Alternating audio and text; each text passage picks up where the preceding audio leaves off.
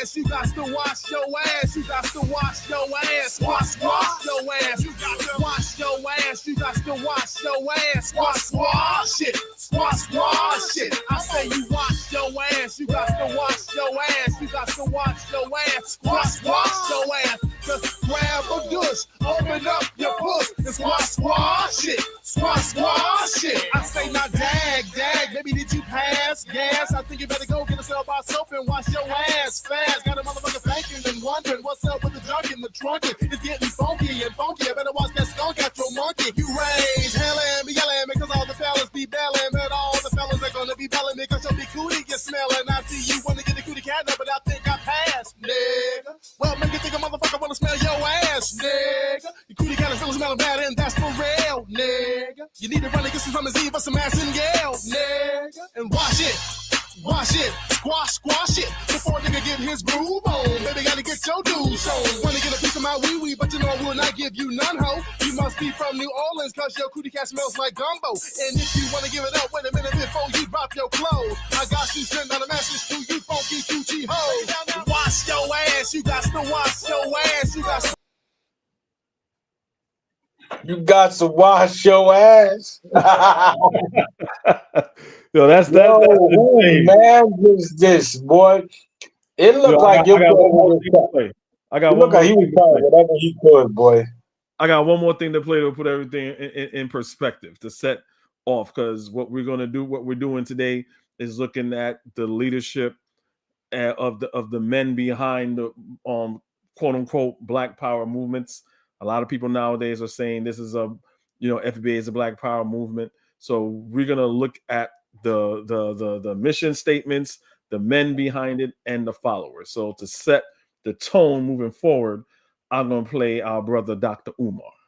When you get to my level of education, you become a coon or a Negro. And what's the difference between a coon and a Negro, Envy? The Negro is innocent in his ignorance. The Negro think Jesus is white. The Negro think white people are smarter. It's not his fault. He's been miseducated, Charlemagne. But the coon is dangerous. The coon knows Jesus wasn't white. The coon knows white people are not superior to blacks, but they will act like they are because they're going to get something for doing so. The coon consciously sells out his people. The Negro does it out of ignorance. I can work with a Negro. Never trust the coon. What you guys say about that? Say what you want about Dr. Umar or whatever, but I find that to be prophetic and very, very, very true. So, again, listen, Doc is also consistent in his views. Like when you listen to Dr. Umar from 10, 11, 12 years ago, is the same Dr. Umar. Only difference now is you have a bunch of jokes. He kind of reels you in with the jokes.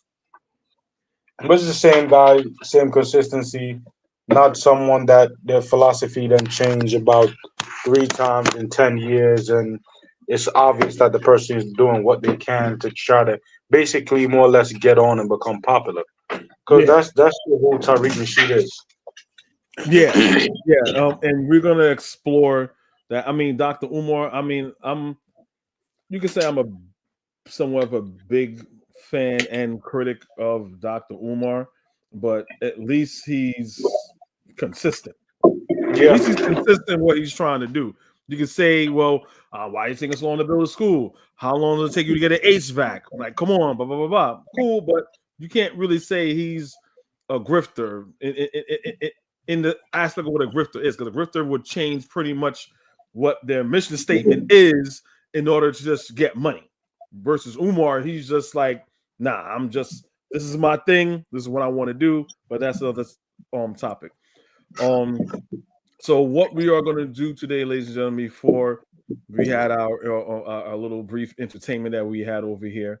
Gotta wash your ass, wash your ass. You know what I'm saying? With the black woman ass all out or whatever. I'm just going to say in the beginning, I have never seen anything with Marcus Garvey displaying women like that, because what we're doing, we're comparing FBA movement and the Pan-African movement and the men behind these movements, right? So already, you know what I'm saying, unless you think it's okay for black women to skin out and be half naked, then, you know, to me, that's already a point for Marcus Garvey. That's just me.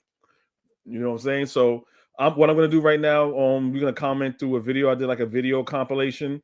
So we're going to do FBA first, and, you know, on who Tariq Nasheed is and FBA is. And we're going to do that first. And we're going to pretty much comment throughout the video. It's going to be a pretty long one, but it's going to be entertaining. And we're going to be making comments throughout, you know, the video. It's going to be very entertaining. It's going to be things that you know already, certain things that you don't even know. So before I play this video, I want to say on fair use.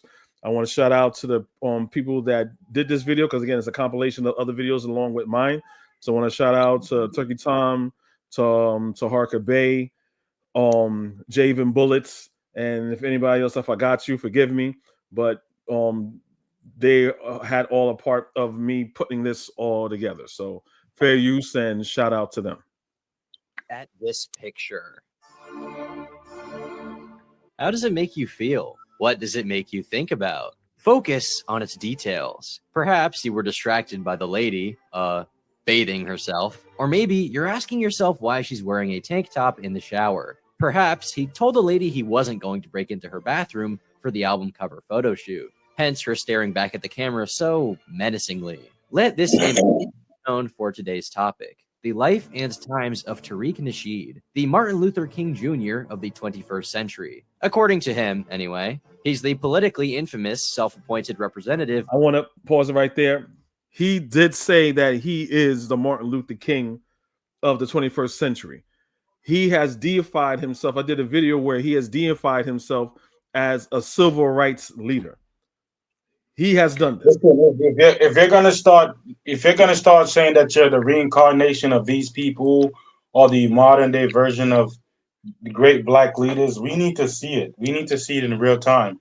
Dr. King pushed for policies. He pushed to have new laws in place. Dr. King actually mobilized black people. And if you're the modern day Martin Luther King, I want to see you do something that is the equivalent of the Alabama bus boycott. I want to see you at least that. I want to see you shut down white-owned businesses that are discriminating against black people. Or I want to see it. I want to see it. These guys are nothing like Martin Luther King. You're nothing like him. I wish we had some FBA people here, but they stay way clear from my channel if they know it. You know what I'm saying? Because I try to get myself out there. And here's the next thing about this. Here's the next thing about Martin Luther King. Martin Luther King acknowledged his African ancestry. Martin Luther King never believed that. We'll get into that. We get into that. It's you can see it's about 46 minutes long. I don't know if I should play all of it. Certain parts I think I may leave out, but depending on how we're doing good on time. This picture, he looked like he up to no good in this picture right here. Look at it. But it's a lot of good shit because it took me about 2 days to get all this information on here. It's a lot of good stuff on there that I want to get through. And I'm gonna, at the end of this video, I'm gonna make it available. You know, so right now it's private. So the video that I'm showing right now, you can't see right now, but after the show's over, I will make it available. So yeah, so let's just, you know, try to I mean, I want good conversation, obviously, but you can see the time, it's like 46 minutes long. So if we do good on time, we can play the whole thing, because then we still have this other things I'll have to get to. I guess if we don't, I can do a part 2 to this, but we'll just see what happens. All right.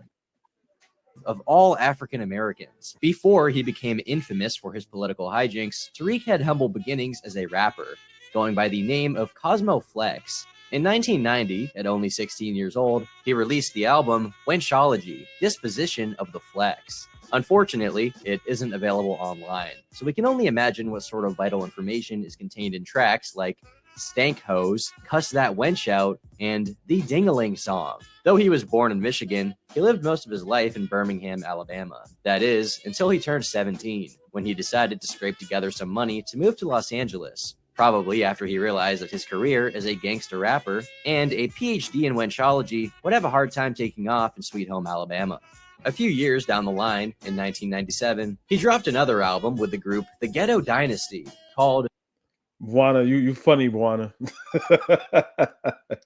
What's the Name of Yo Hood? From this classic, we got to see Tariq's lyrical genius shine. I can't believe these guys are bobbing your heads like chicken on feed. It's finger licking, like a two-piece chicken just ripe for sticking. It feels so good, and I want a hot coochie. Hello, you reached the venereal disease hotline. If you don't have a touch phone, your call will be taken by the next available representative. If you have gonorrhea, press 1. If you have herpes simplex 10 through 12, press 2. For syphilis and chlamydia, press 3. For cramps, pubic lice, press 4. If you have a yeast infection, press 5. For anal warts, mind you, I'm pretty sure he's talking about black women. At this point, he's talking about black women, right? Yeah, So he's not like, because in the 90s you had conscious rappers. You know what I'm saying? You had a plethora of them. You had different genres of rap. You know what I'm saying? You had your gangster rap, you had your regular hip hop, you had your conscious rappers. You know what I'm saying? Around the 90s, around like, you know, it was during like the Black Empower movement where people were wearing like African medallions.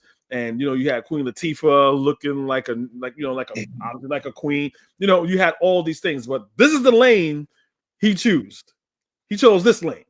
Just to give you guys context of what, if you're not sure of what hip hop was like back in the 90s, you could have picked whatever genre of hip hop you want. You could have been Ice Cube, or you could have been Common, like Common Sense, or Common, or damn, what's the name of that group? Oh my gosh, you could have been like X-Clan. You could have been anybody, but hey, this is what he chose to be. So, press 6. If it burns when you urinate, hold the line and you'll speak to the next available representative. And who could forget that all the fellas be bailing because your cootie gets smelling. I see you want to get a cootie catter, but I think I'll pass. What'll make a motherfucker want to smell yo ass? Yo cootie catter really smelling, and that's for real. And he's using the N-word. I have to agree with his insights here. Truly, I couldn't fathom someone lusting after a stinking cootie catter. Around this time, he had also shortened his name to simply K-Flex and released a single called Wash Yo Ass, followed by an album of the same name in 1999. Much to our enjoyment, these are all available on YouTube for our listening pleasure, and yet again, we are left amazed by his verbal intelligence and his undying concern for women's hygiene. I say, now dag, now baby, did you pass gas? I think you better go get yourself some soap and wash your ass fast. Got a motherfucking and wondering what's up with the junk in the trunkin'. It's getting funkier and funkier.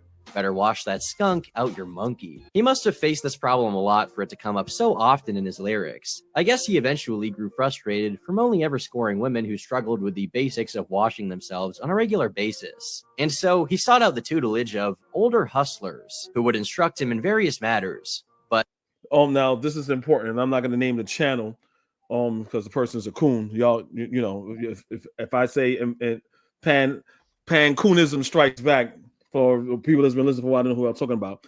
He used to have a person, but I'm going to shout out to him because he did a lot of things to make Tariq move the needle to buy that museum.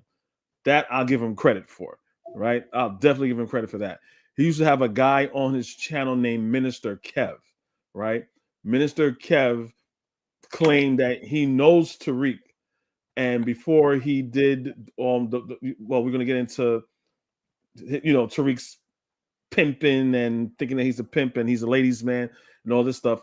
Minister Kev is older than Tariq, and he said he's one of the people that taught Tariq, you know what I'm saying, of learning to be a hustler and a pimp in the streets of Los Angeles, for what it's worth. But particularly relationing random Brazilian women on the street and rejoicing over how much lower their standards are compared to American women. Okay, look at this bra right here. Look at this. Body tight. Body is freaking tight, man. Nice.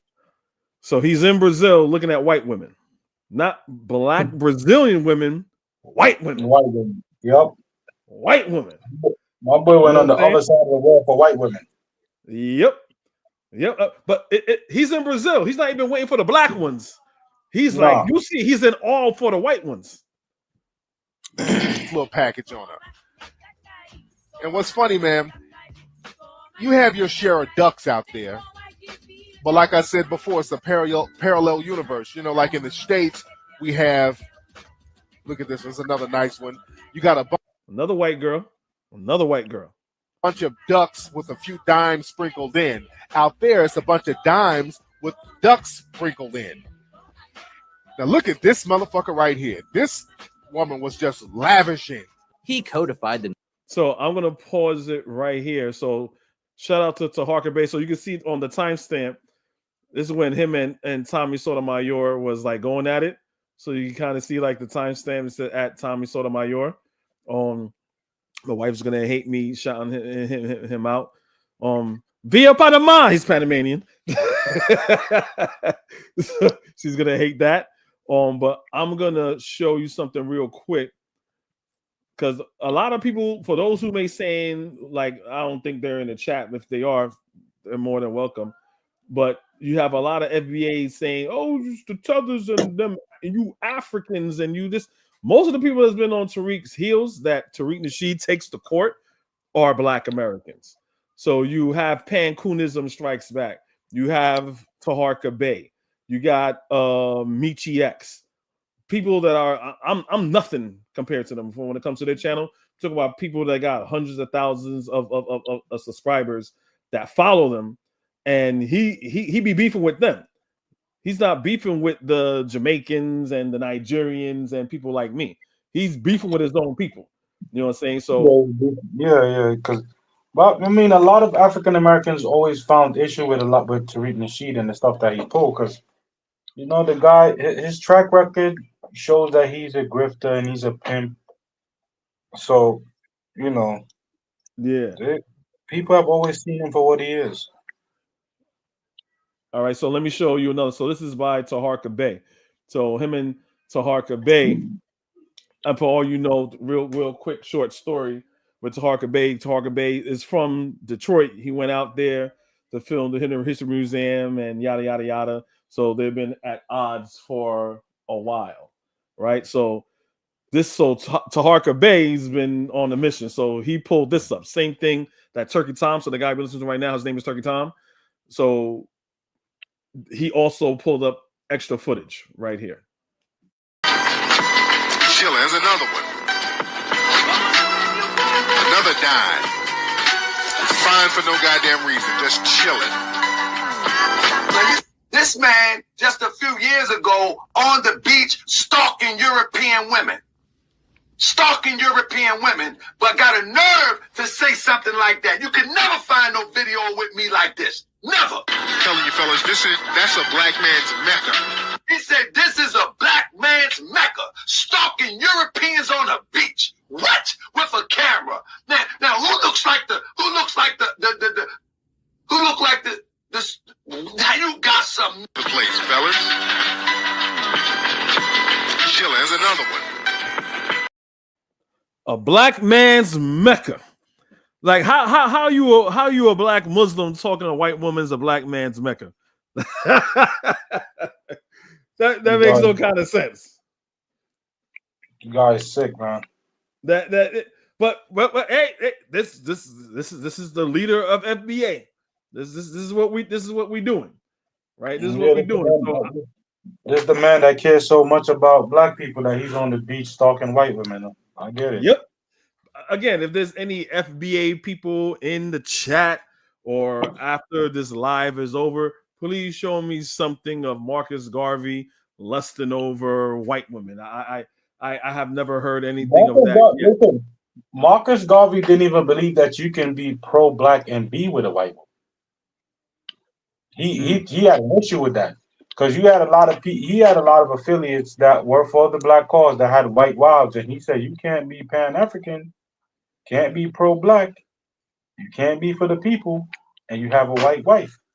It don't work. Well, so far FBA, you're gonna get into it further. It's okay to be pro-black and with a white woman. You know what I'm saying? And we're gonna get into it a little bit more, because he's also a divester. Tariq is also a divester. You know what I'm saying? So as we obviously already kind of see where this is going. So I just wanted to show you that, gives you guys context for who Tariq Nasheed was already. And so far, to me, Pan-Africanism and Marcus Garvey is looking a little bit better. We don't display women in a salacious, despicable manner. We don't talk bad about our black women or anything like that, even as for entertainment. We don't do that, right? So far, FBA is okay to do that with black women, and it is okay to look at white men, women, and be a divester. So this is where we at so far. Unless someone got something Marcus Garvey doing that, I would like to see that. So, but let's continue the video. Ducks out there. But like I said before, it's a parallel universe. You know, like in the States, we have, look at this, there's another nice one. You got a bunch of ducks with a few dimes sprinkled in. Out there, it's a bunch of dimes with ducks sprinkled in. Now look at this motherfucker right here. This woman was just lavishing. He codified the knowledge he acquired from his various exploits as GIC2, which stands for Game, Intelligence, and Common Sense Squared. He went on to teach his method and began branding himself as a game advisor. This is where his career seems to have pivoted, as Tariq took the initiative and published a book about game called The Art of Mackin in the year 2000. Now, what isn't common knowledge about the Mac personality? So this is Yvette Carnell. For those who may not know what ADOS is, they're gonna get into that. But it's so easy to dig up dirt on Tariq Nasheed. It says, if you read right here, it's not just that Tariq played a pimp in a Michael Moore doc. We knew this. He played a whole black stereotype with gold rings, white women in the limo. Hell, Tariq Nasheed is spitting on the image of the bigger, long character in the Harriet movie. Tariq took on is that it started out as a character on the comedy sketch show The Awful Truth. Apparently, Michael Moore, the filmmaker and activist who made Bowling for Columbine and Fahrenheit 9/11, discovered Tariq and hired him to basically do a Dolomite impression, which Tariq then turned into his whole identity. The book itself, which was published by a Chicago-based company called Frontline Books and distributed in the Caribbean of all places, is often considered to be the first example of the genre of pickup artistry, achieving commercial success, selling over 250,000 copies, and so in the cabaret, so he hates Jamaicans and people from St. Kitts and Guyana and Trinidad. But even though no problem buying his books, though. What happened? Yeah, no problem selling his books though. Nope, no problem with that. He has no problem with that. So we can kind of see what his angle here is already. Sell whatever you can New sell. York Times best. Yep, sell whatever you can sell. Please remember that. That's very important. Seller. As for its contents, here are a few samples. Here is the list of the 20 ways to tell if a woman may be a chicken head, low budget, or hoochie. Number 14, if she's 8 months pregnant and still going to the club. Number 15, if she has teeth missing. Number 19, if her stomach is too big to be exposed, and it's exposed. Here is a list of 10 ways to tell if you're in the home of a chicken head. Number 1, if her home has that fried chicken and urine smell. Number 4. Again, he's talking about black women. These are all racist stereotypes of black people that he's playing into. That he has in a book in publication for the world to read. Yeah. Okay. This is what he's doing, y'all. This is what he's doing. If she has on an ankle bracelet because she's on house arrest. Number 9, if she washes her panties in the bathroom sink. Number 10, if her grandmother just got back in town from Freaknik. So besides, you got the whole smell like fried chicken thing. For those who saying, well, you could be talking about white women or da-da-da. Freaknik. Freaknik is in Atlanta. Ain't no white people going to the goddamn Freaknik. So he's talking about black people. For those of you trying to say he's not talking about black women. Is a list of the top 5 objections women use when they really don't want to have sex, and the ones that you should take heed to. Number 1, it's that time of the month. Number 2, I have gas. Number 3, the clinical results aren't back yet. Number 4, I don't feel fresh down there. And number 5, I need money up front. The stank hoe. Sorry. He's laughing because it's a trend. He keeps saying black women stink. That's why it's so funny. It's like another about stink women again. Like what's with you, bro? Like, first of all, how did you end up with all of these women with hygiene bad problems, hygiene. bro? Like when I be listening to dudes sometimes and stuff, I haven't been with that like mad women and stuff like that to come to a consensus, but I that was never a problem with me. So I don't understand when dudes be like, yo, what kind of women are you attracting that you always have the same problem? Nah, he had a lot of stink hoes. Maybe because they hoes. So hey, maybe he couldn't pull any women on his own, so he had to mess with some hoes. So it does say the stank hoe. So fried chicken. The stank hoe. This Fried female chicken is considered. What was that? Fried chicken smell. If our apartment have a fried chicken smell, it's crazy work. Like she live at the Crown Fried or KFC. Yeah, like, no one house have like a fried chicken smell, bro. Like, I don't know if it's jokes. I don't know, man. I don't know. The lowest form of hooker. The stank hoe almost doesn't deserve to be in the category of prostitution, because if she does decide to receive material gains from her sexual exploits, it's usually menial items such as weed, a trip to the nail shop, crack, or food. The stank hoe basically likes to have sex for recreation. She is considered the neighborhood freak. She is a loose, malicious woman who lacks sexual discipline. Many stank hoes consider themselves square, and they have a lot of criticism for women who openly sell sex. If a normal prostitute is going to have numerous sexual partners, at least she has enough sense to get paid. But the stank hoe is content with fucking brothers for Happy Meals. He also has a penchant for defending pimping, making rebuttals against what he sees as common myths, propaganda. Anti-pimp propaganda, ladies and gentlemen. I can't say I've ever heard a sane person utter such a phrase in my entire life. Anti-pimp propaganda. So he's pro-pimp. So first of all, let me say this: a pimp is a human trafficker. Pretty much, yes. It's not pretty much. That's exactly what it is. So the fact that you find a problem with somebody being against pimping is crazy. No, and it's because he's a pimp. He has the mindset of a pimp. Facts. Hey, bro, it gets worse. It gets worse. But he continues. There are many contributing factors that make women want to become whores, and in most cases, these females are whores long before the pimp gets to them. If you look at the way these middle school and high school girls dress and carry on in different cities across the country, you can see the ones that are potential whores. This has to do more with their upbringing than the intervention of the pimp. In many cases, it's the girl's family that turns her out, so to speak. The pimp comes along after the fact, to at least give her some guidance in her unfortunate profession. Middle school girls, 11 to 13-year-olds, are already built for prostitution long before the pimp gets to them. And actually, he's there to give them the most guidance with selling themselves. This is like the craziest... Pause. What? And Yep. This is the guy that people want to get behind? Yep. This is the guy that people want to get behind. Like, what do you have a pedophilic mindset if you're gonna assess and look at middle school girls, like 11 years old, like my daughter's age, and 11 to 13. Well, I didn't hear that. 11 to 13. Middle school to high school, the pimp just comes along and give her the best guidance. Wow. This is despicable.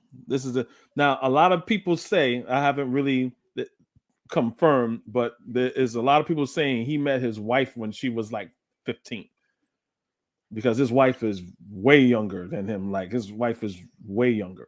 Like, we can't get like age, but she looked like about your age or maybe a little younger, about your age. You know what I'm saying? So she looked like she's in her late 20s, early 30s. How old is he?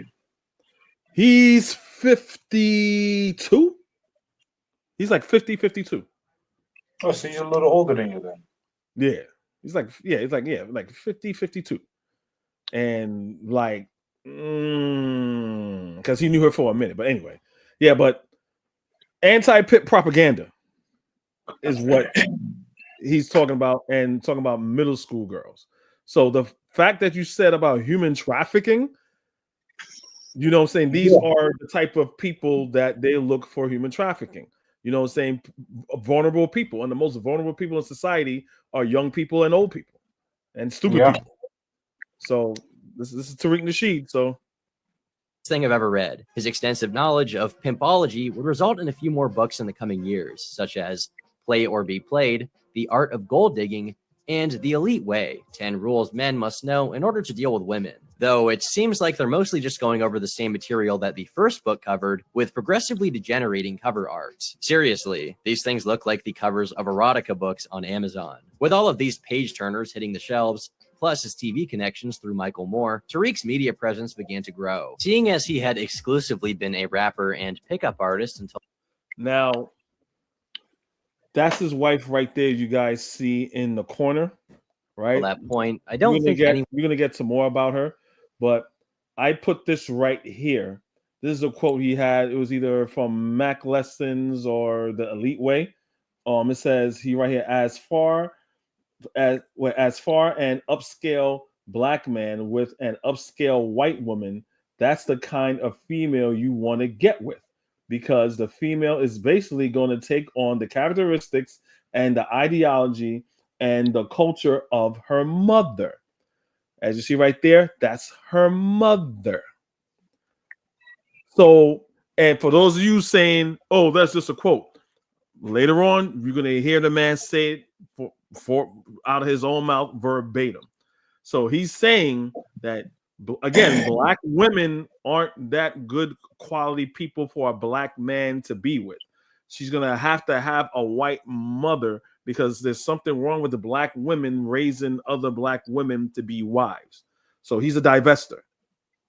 He's a divester, and he's living it. So that's one thing he's true to. So he's preaching it, but he's also living it. Anyone saw Tariq's pivot to politics coming, but apparently, while teaching Max in the Making about relationships, he got a lot of questions about race.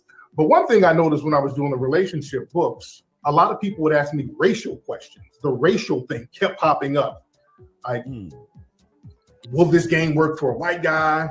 If a black guy goes to a club, what will happen? If I talk to a girl and she's this race, and just the racial element just kept popping up. And you was like, why they keep asking me this shit? Yeah, why they keep asking about the racial element? And so right here, this is he seen an opportunity and he took advantage of it. That's exactly what it is. He's seen an opportunity. Like, hey, there could be some money to be made here. Focusing on taking a racial focus on all of this. Yeah. So again, I'm only laying this all out. This is not slander. This is looking at the man's body of work, of things that he's contributed so far, right?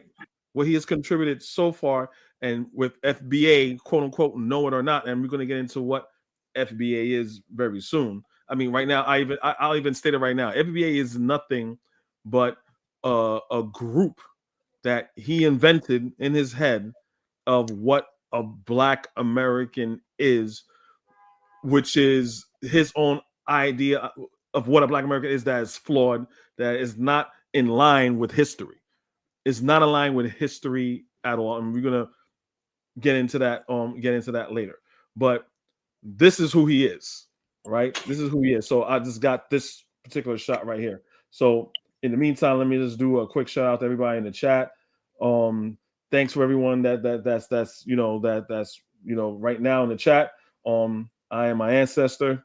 Thank you for coming. Of course, we got our brother Bakari. That's here. Thanks for joining. We also have our brother Buana. He said, "Why are you talking about my God, Tariq?"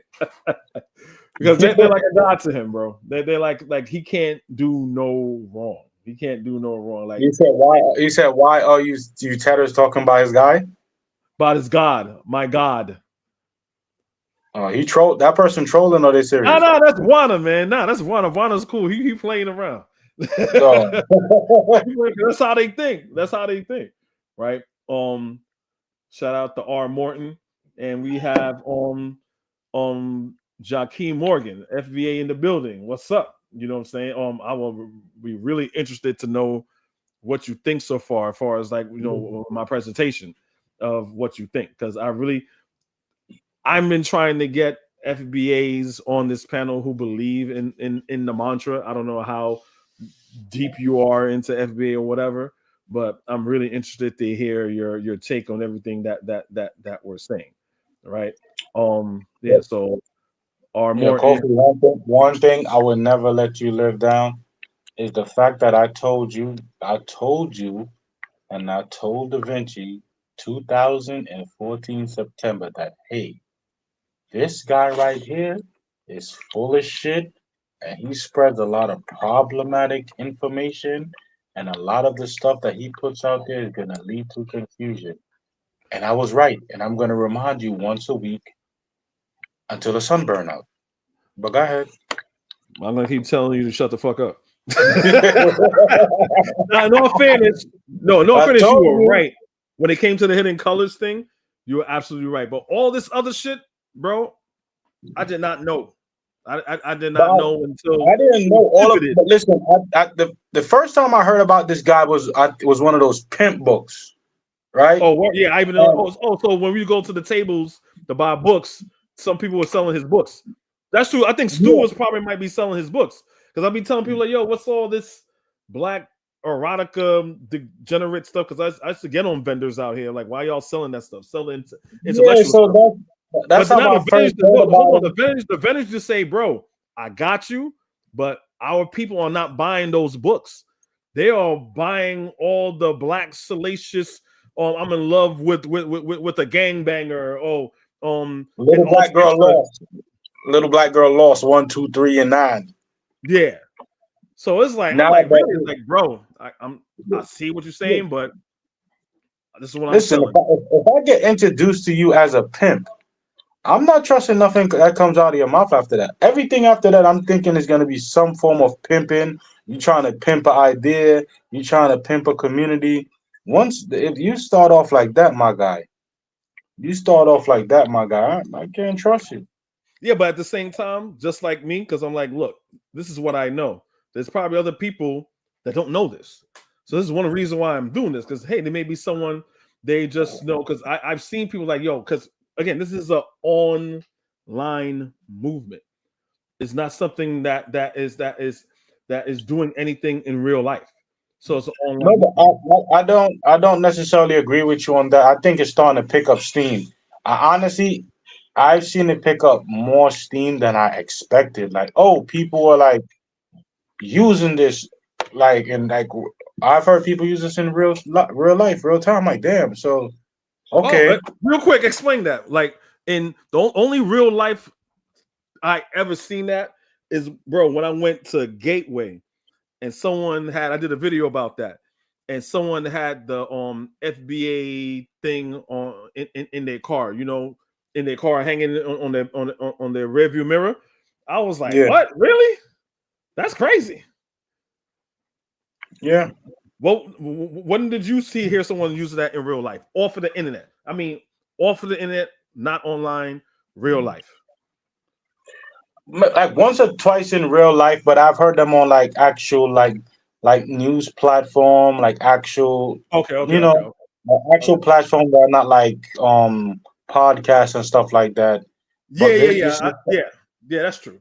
But, I thought you meant like on a personal level where you got like, you just on a line or something, or you just hear someone say, yeah, because us FBAs, yada yada yada, like, which I never heard, but yeah, so and listen, and you see the reason why he's able to do what he did with this whole FBA movement is, I'm not gonna act like there isn't any animosity or beef between black people. Whoa. Jumping the gun. You're jumping the gun. I got you. I know what you're gonna say, and that's true. But he exploited that that little rift, more or less, because Yes. he's a pimp. Yes. That's what pimp do. Yes. You're absolutely right. What's up, Ditso and Mac? What's up? Keep the chat going. Keep the chat going. So I'm gonna continue playing it. So again, this is just an example of what he's promoting. And that's him with his mother-in-law. That looks like it's at Chuck E. Cheese with him and his son and his white mother-in-law. It is what it is. That got him interested in delving deeper into the topic. Again, this is his family. This is his white side of the family. So you can see there. Again, that's the arrow right there. That's his wife. That's his mother-in-law. And that's his family. So he has a blended family, right? This is not uncommon in America. You know what I'm saying? It's your life. You can do whatever you want to do, whatever. That's fine. But don't start questioning other people's blackness and how black they are, and they're in line with white supremacy because one got a white husband or the other one got a white wife or whatever, and he starts chastising them. I'm like, bro, what are you talking about? You got a whole white family. You made a choice, making sure that your wife had a white mother. Like, what are you talking about? So these are just an example. Again, I'm only doing this for people who may not know. That's him again, right? My family does this, well, my wife will beat me in the head. I'll be dressing up just like everybody else, but that's cool. That's your life. Do what you want to do. Notice, though, at the back of him is a picture of Toussaint because he did 1804 with the Haitian Revolution. But he's making fun of Haitians. Oh, I didn't add that one. For guys that you may not, if you remember when they had the Haitians at the border, and you had those border patrol, those Texans that was on there that was like hitting them and shit like that. Tariq Nasheed was praising that. He was like, "Yeah, get them out of here, these damn Haitians." And people was checking for like, "Yo, how you talk about the Haitian Revolution, and all of a sudden you're doing this." You're praising, you want the demise of Haitian people, right? You sound like a white supremacist. He's like, nigga, shut up. You sound like a tether. Put on your camera. I want to see your hairline. Doing the whole eugenics thing. Again, like I don't get it. But if you think I'm lying, you guys could check that out yourself. I think I'm very credible in what I'm saying. Yeah, the guy went from you had some African brothers over here, and you had some African brothers over here, and you had some black people over here to no. We really Native Americans, and they brought a few Africans over here. Yeah, but we've been here because we just. But he has a hatred. So this is for those you don't know. This is Chancellor Williams, right? And when I was reading in Chancellor Williams' book, that's the page, Destruction of Black Civilization, said the mulatto has been the white man's most effective agent in helping destroying black civilizations. The mulatto is always used as a buffer class in between. So, the Boule and all these other people, they'll treat the mulattoes better than someone that's 100% black. And then that to me, that's a mind fuck to ascribe to be, look, I can't be a mulatto, but I can at least have their ideologies of whiteness. It's you buying into their whiteness. And it seems that Tariq Nasheed has fell for that. I can't have no woman that's 100% black. Me and you discussed it before. When it comes to black people in the diaspora, even on the continent, sometimes being black isn't good enough if you're trying to appeal to white people. You try and appeal to your colonizer. Being black is not just good enough. You got to be a black Christian. And it's a thing that's not only seen amongst African Americans. So this is not, matter of fact, this is not something that's even exclusive to black people. That's just the aftermath of colonization. Yes, human nature. This is just a thing that people do, and it's an attempt to assimilate, to be a part of the ruling class. It doesn't matter if the area was colonized by Arabs, Europeans, whatever. The people would start saying things like, well, I'm really from the Arabs that came here, and you're looking at a full-blown African. If you don't get the fuck out of here, boy, I've Even seen this shit. yeah, I've seen it. Henry Louis Gates was in Africa. I don't remember where in Africa he was, but you had the Muslim brother. I know an African when I I think it see was him. probably been Sudan. That documentary Yeah, did it in Sudan. I'm pretty sure it was somewhere in that region. And this man looked at me in the camera. He looked in the camera and said that he was an Arab. And the Arab in the back kind of laughing, and Henry Louis Gates Stupid Jr. is Habib. and Henry Louis Gates is like, oh, we got this same issue going on in America with these niggas talk about their Native Americans. Like, okay, Aswan, pick up the bag, Habib. Yeah, yeah, yeah. No, but it's a thing that people do, man. It's like three different books I read 2014 when I was trying to understand the mind of the formerly colonized. After colonization is over, I was looking at it as a subject, not exclusively black people. So what Yeah. you would try to understand the subject of the aftermath of colonization on culture, then you would look at it as it relates to black people. Then you just study human behavior in general. Yeah, Yeah. so So spoke it's about like, all of that. but you're absolutely right. It's like when even white people have a saying. They say, "When in Rome, you do what the Romans do." You can't be from somewhere else and do your own thing, but to fit in, we're in Rome, so you gotta do what the Romans do. So Yeah, that how formerly colonized or enslaved people will think, it's predictable.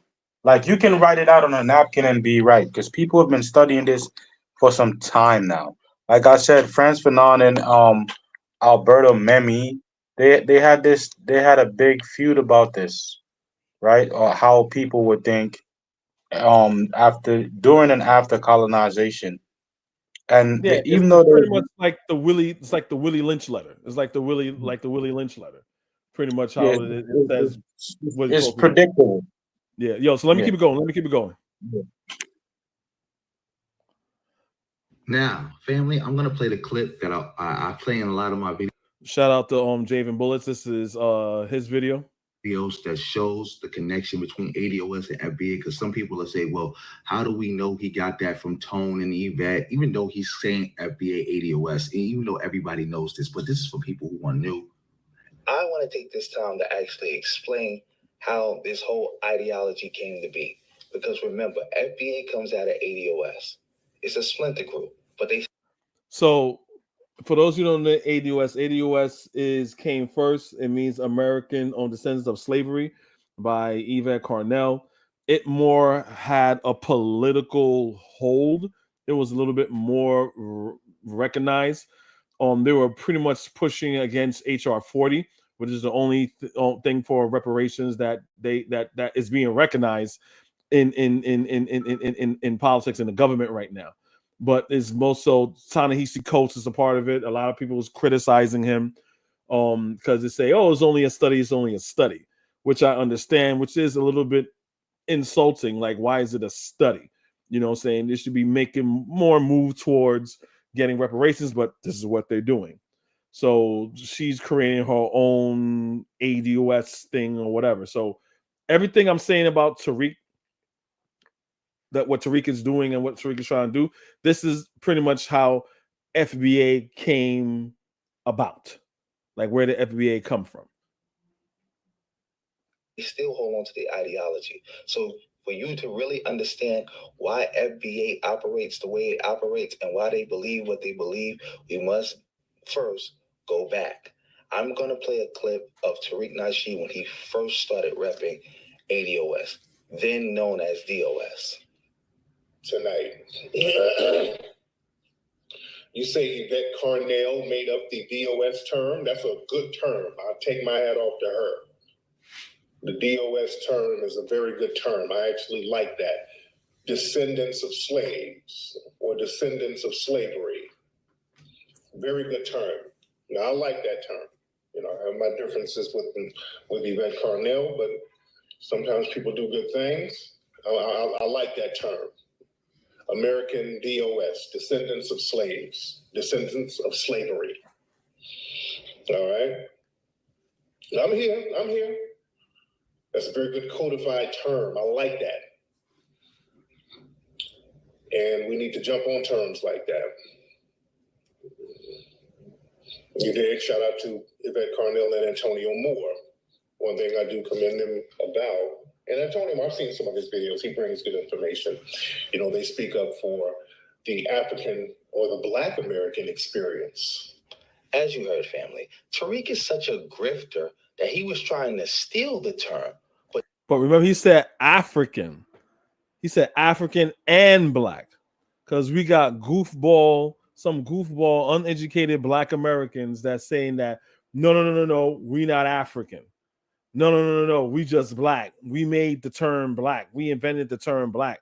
No one else in the world used the word Black, right? And we're not African because only like 2 million of us came here, and everyone else went down to the Caribbean and to Brazil. Most of us is mostly indigenous because we mixed in with the indigenous people. So this is what he's saying now.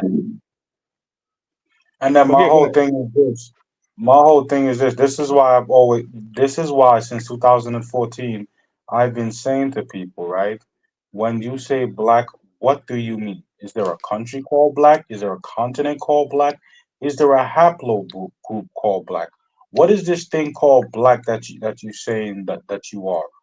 Are you using it as a reference to a race, or are you just making Black a race that all dark-skinned people belong to, or African Americans belong to? And then saying that the only people that were labeled Black are the only people that called themselves Black were African Americans. It's not true. It's not true. You could look into the literature. Even he knows that, because to be clear, he said African and Black. So okay, if you're saying African, I'm talking about African people too, right? But I'm talking about the people here. So I'm talking about African and Black, African American people, Black Americans, just so you won't get it twisted. So he used both terms. So he clarified who he was talking about. So let me keep playing. But somebody in the audience, several people actually, in the live stream audience, made it clear that, hey, that's Yvette Carnell's term. And he had to acknowledge it. You could see it in his face that he didn't want to do it, but he had to. He tried to steal the term in true grifter fashion. So as time would go on, he got down with ADOS. He got down with them, and then he started trying to push his own thing, which at first was Native Black American, but then he realized, hey, I can't trademark this. So he went back, and he couldn't get that to pop. So he went back to ADOS, and then he came up with the bright idea of foundational Black American. Okay, so what I'm going to do right now, so remember, he couldn't trademark it. So the thing that these FBA people say is that, oh, no. It's in lineage. It's not about this. You just can't come into it like a club. It's in lineage.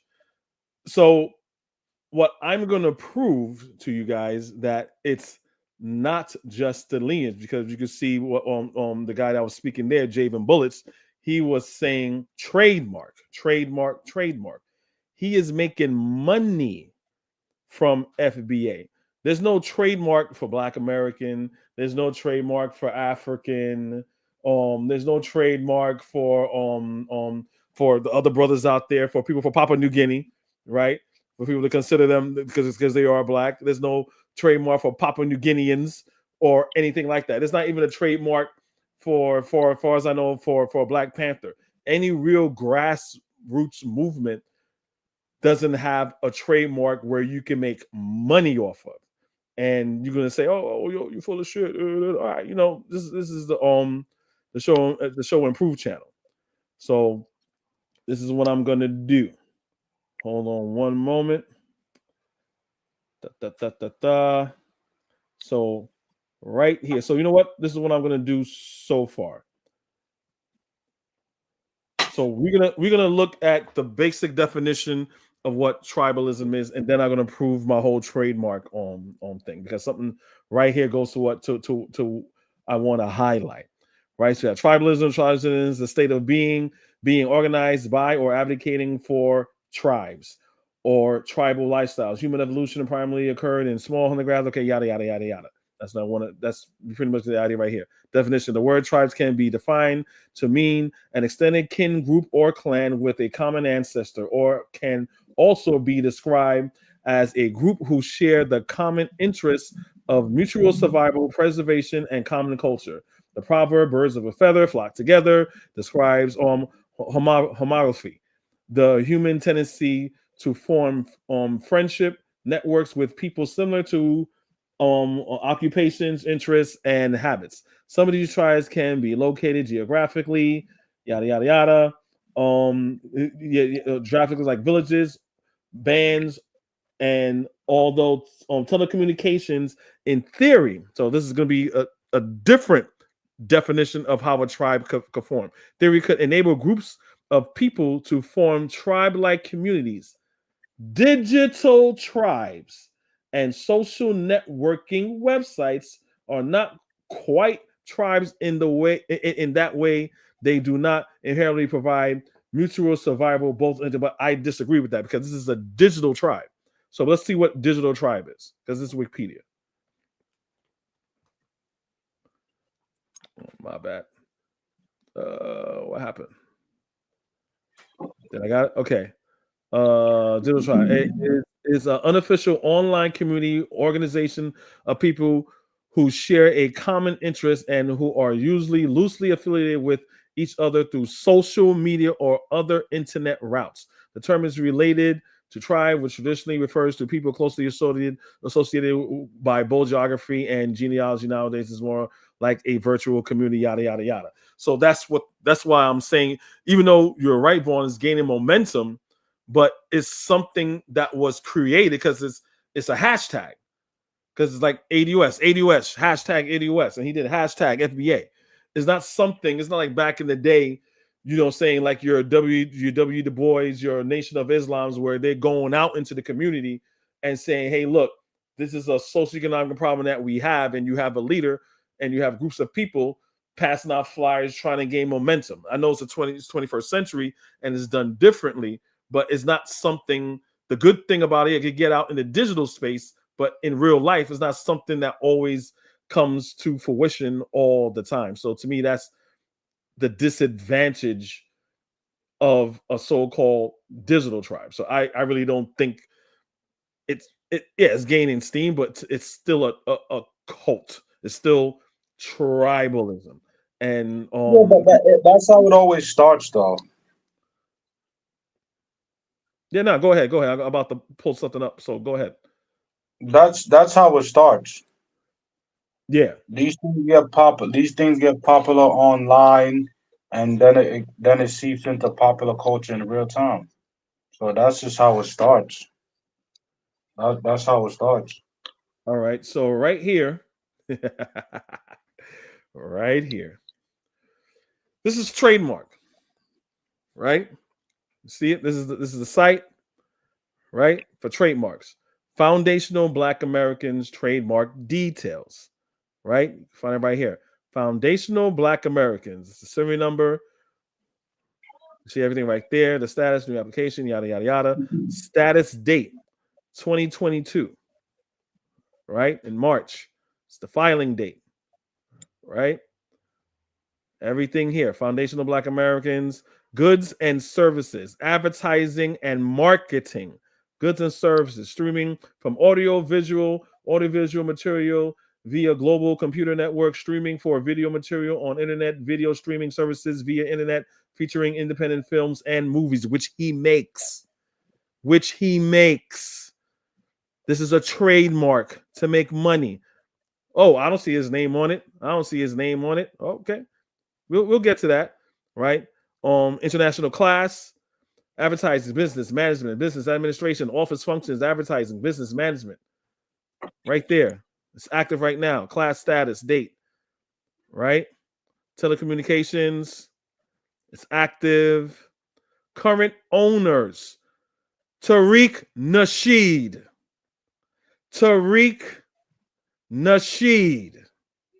It is trademark. It's not a lineage. If you still believe in this lineage, you're a fucking dope. And even when they get into the to the etymology of what makes it up, into the falsehoods that we're gonna go to the FBA website, and if we have time, we're gonna dissect that. Right? It's a trademark. He's making money. I cannot make money off of my lineage and trademark it so where I could be the sole beneficiary of that said trademark, aka lineage. I can't do it. You can't do it. That's not how it works. There's no trademark for Chinese foundational. Let's say the Chinese that built the railroads, right? The Chinese that built the railroads that came here, those alongside African Americans that built the transcontinental railroad, right? That was being mistreated, right? Right. So I can't trademark that. No, that's my heritage. That's my lineage. That's my history. I can't trademark that. That's disrespectful to me. That would be disrespectful to trademark that in a way.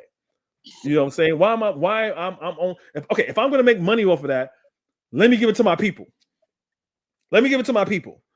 Why I'm the sole heir of that trademark? This is grifting mentality. Correspondence. Tariq Nasheed. Come on, guys. It's a trademark. I'm going to prove it. I'm going to prove it to you even more. Oh, okay, what the hell are you talking about? What goods, what services is he selling? What goods and services is he selling? So for those who may say, oh, okay, he got hidden colors and stuff like that. To me, that's the only thing that, you know what, let me not even jump ahead of myself. So he has that, right? He has that. So other little, I guess we will call it merch. He sells merch, right? And this is this disrespectful thing. This is Facebook page. That's him, Tariq Nasheed. Ogun juice in the chat. Have you ever heard of him selling Ogun juice? Why you selling Ogun juice? You foundational Black American, my God. What's with the Ogun stuff, man? This is after I forgot where. Oh, it was. I forgot what it was. It was somebody. Someone remind me in the chat if you can. It was after again, white people, attacking black people, or unfortunately, I think probably killing one of ours. So he was saying on one of his podcasts, oh, if they had something to prevent them from attacking them, he would have been good. So he started selling Ogun juice. This is why he's making fun of Haitians, making fun of Africans, right? Making fun of this is the Orishas. This is the Orisha. Mm-hmm. And you grifting, and it's going to his pockets. So he's insulting Africans, right? But he's profiting them off of their spiritual systems to sell it, to take it to market. This is despicable. Again, going back to the premise of this whole show, did Marcus Garvey ever did something like that? Does Marcus Garvey ever said to divest when you're a black woman and be with mulattoes because black women aren't good rearers of black women? Marcus Garvey never did that. Garvey never made fun of black Americans and then try to make money off of their culture while talking bad about them. Never happened. This is despicable. This is despicable, right? Hey, you know what's so funny about the FBA ideology? That this ideology is not reflected in Black literacy culture at all. It's not reflected in Black literacy It's culture. not. They don't know him. They don't go to Du Bois. They didn't go to Delaney. They didn't go to John G. Jackson. Where are you getting all this information from? That's someone that's valid. Those are the people you're supposed to go to. Yeah, if you'd have mentioned this type of nonsense to any of the black activists or scholars that came before, they would look at you like you had 10 heads because it sounds insane. And if this idea that black Americans are the only black people, right? Or only the only black people even in the diaspora, why was it that you got someone like Marcus Garvey can come here and get so big? Why is it that someone like um Dr. Ben can get so big? Why is it someone like a Van Sertima Why is it all of these people? Why is it like Arthur Schoenberg? Why is it that all of these black people from other places can come here and get so big and become so influential in the Yeah, black community if in we weren't America? the same people, if we weren't the If, same if, people, because the whole if, thing is if, that we're if, not the same people, but that's a different yeah, conversation. yeah. So it's like, bro, you're pushing some nonsense, bro. All right, so here's another one. Here's another one. You guys remember the Karen keychains? You know, with all the Karens. Again, this is Tariq Nasheed's Facebook. You can see I'm on his Facebook. This is his Facebook. Get the new Karen keychain, y'all. You know, we had all the Karens. Remember, they had the kids that was out there selling water.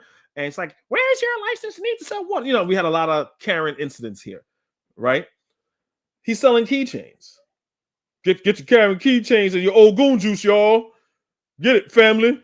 Oh, we got a tether. What some Nigerian, some Haitian, some Jamaican. What's going on here? It's like, yo, are you serious right now?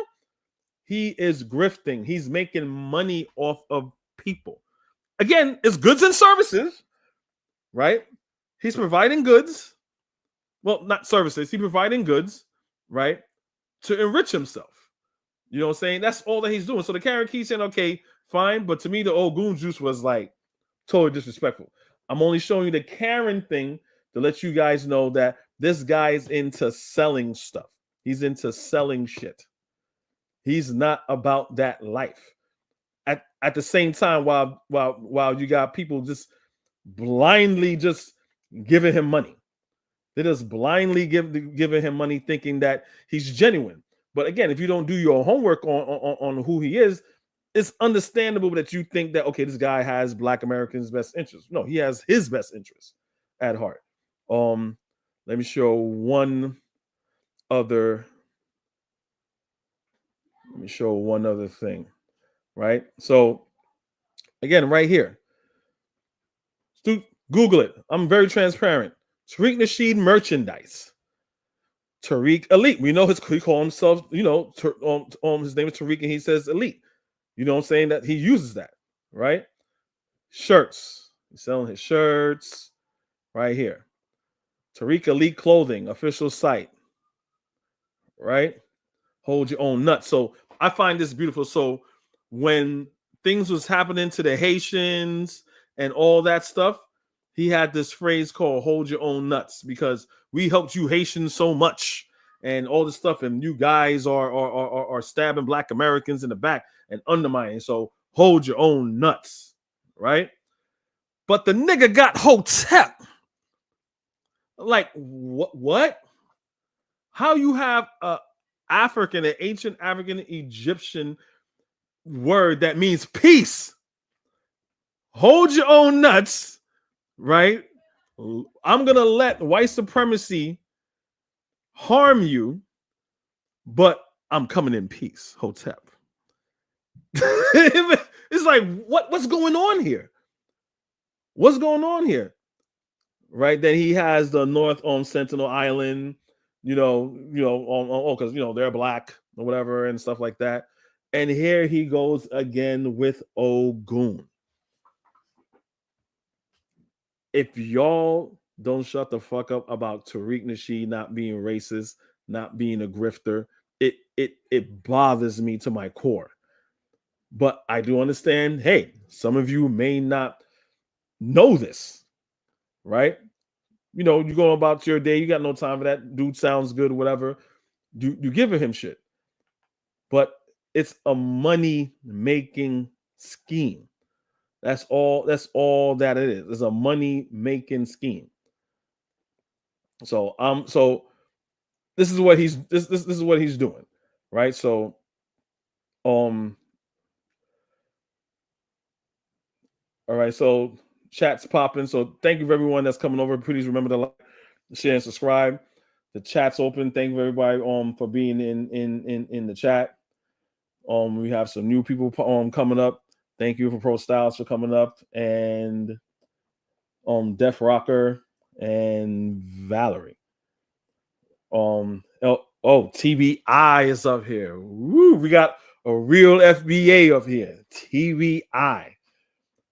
Come on, this TBI. I would love. There's gonna be a segment open I would love TVI to come up. He could call me Tether, and we got dirty water in Caribbean nations, and we love white people, and if you're not Black American, you hate and despise white people. But if you're from Africa or the Caribbean, you just love white people, and you're gonna undermine Black Americans. That's TBI's position, depending on how he feels, but mostly that's his position. But people fail to understand that black people from Africa and the Caribbean don't interact with white people enough to care what they think. We're coming from a we're coming we're coming from a country where most of the people are black. You think we really care what white people think? No, but they think he has said that we are always on their mind. That's like me throwing a stone at your head, and I'm like, yo, why are you chasing me down? Oh my gosh, man, get a life. Like, bro, you throwing the rock and hiding your hand, saying that why people, why I'm always on your mind. Oh gosh, why? You're like, nah, you disrespect me about my own, and I asked, okay, if the same thing that you just said, building upon on what you just said, if we're trying to mimic and we love white people so much, we're trying to impress white people, can you please tell me what are the white people in our vicinity that we are in our proximity that we're trying to impress? Go. They have nothing. They just call you a tether. They say all these disgusting, derogatory things that white people used to tell African Americans.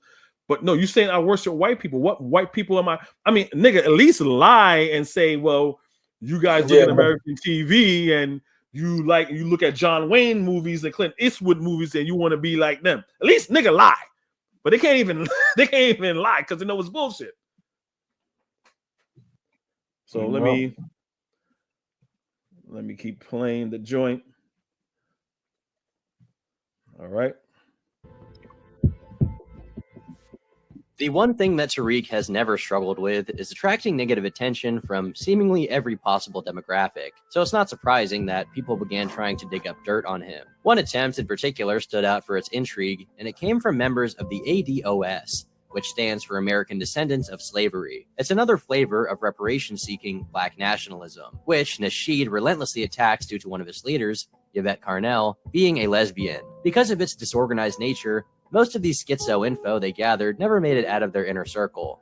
So today, I'll try my best at cobbling it all together into one cohesive narrative. It all begins with his name, which according to himself is Tariq Allah Nasheed. The issue with that is that the only people to whom the name Allah would be relevant is, obviously, Muslims. But it is against Islamic doctrine to name your kids Allah, which would be tantamount to naming your son God Jones. This suggests that Tariq's name is less than legitimate, which brings us to something that was relatively popular in 90s hip-hop and past-century Black culture in general, the Nation of Islam, and their tradition of abandoning their birth names, which they deemed slave names, and adopting names that were Arabic or otherwise native to Africa. The famous boxer Muhammad Ali's name was originally Cassius Clay, for example. What further cemented people's suspicion was that Tariq means striker, and Nasheed is a kind of Islamic. I'm gonna piss my host off. On Mike Tyson in his day could give Muhammad Ali a run for his money. Don't say nothing. We talk about that later. Like song that can be sung as an repeat that disrespectful shit you just said. I mean, look, if you are a woman, if you're a Black, oh man, I'm joined now by the U.S. My bad. I got repeat that disrespectful shit you said. That's yo. We gotta have a conversation about boxers, yo.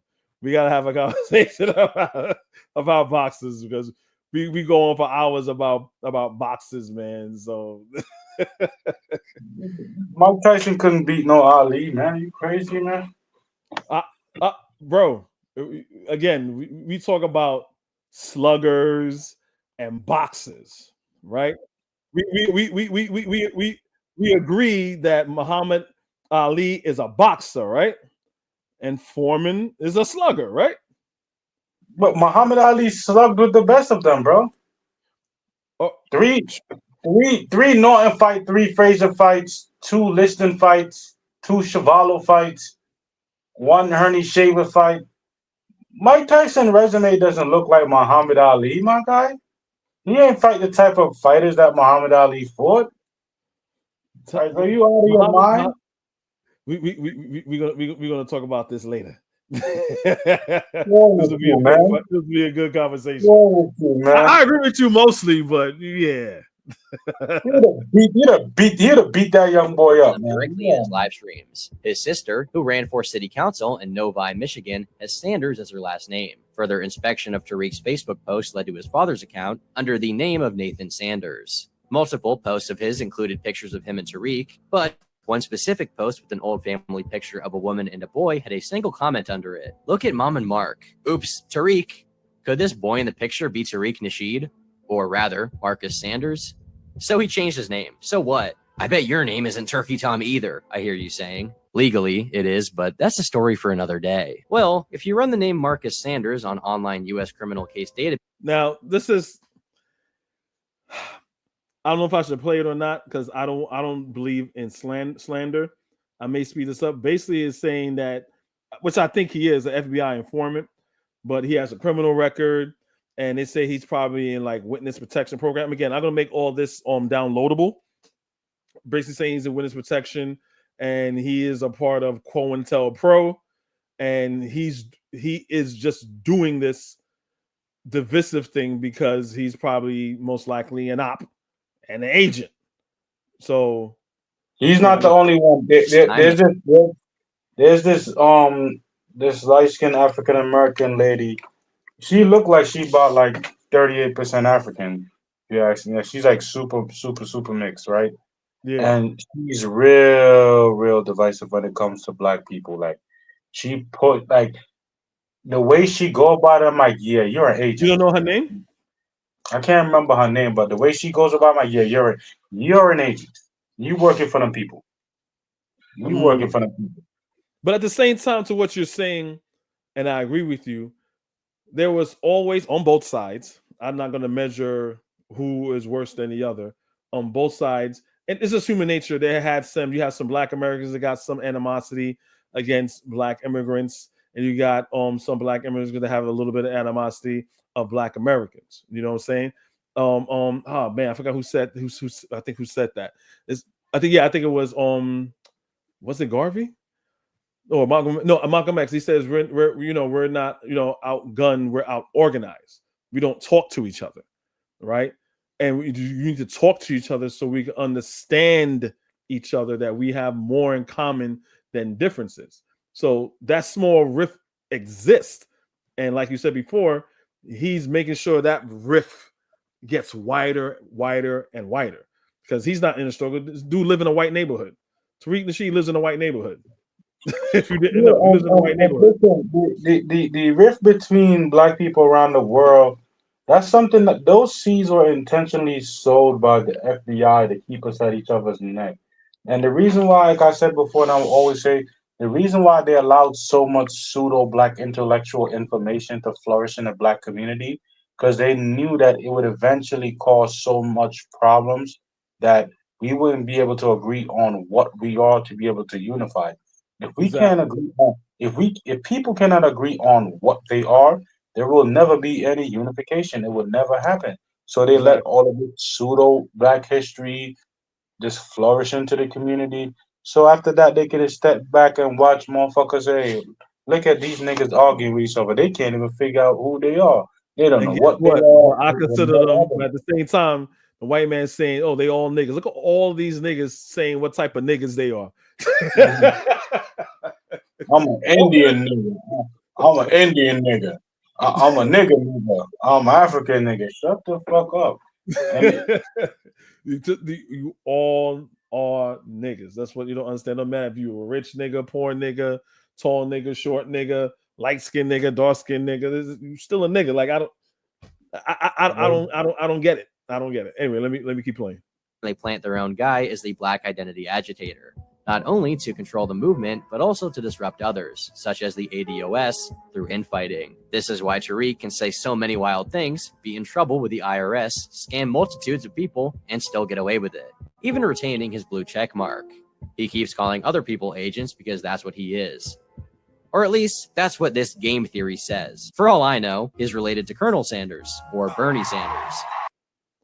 So right here, I have some pictures right here. So this is his transition, Because Yeah. remember, He went from ADOS, having a die. He went from having a dashiki to now. Oh, you a tether. yeah, We been. yeah. But everything he's doing, because remember, ADOS is also divisive. So I don't know if you're talking about Yvette Carnell, because Yvette Carnell is a part of ADOS and she looked white. And her mother is half white. She got glasses. She got a little southern drawl. You might be talking about her, about a black person that looked mostly white is her. She says the same. She says the same thing that Tariq Nasheed would say, but Tariq Nasheed took it to a different level because she's already divisive, right? So you might be talking about Yvette Carnell. So this is after I'm showing you this after he adopted the whole hashtag FBA, right? And I'm showing you the transition. So this is him. He's doing Hidden Colors. The whole world is black. We all black like you.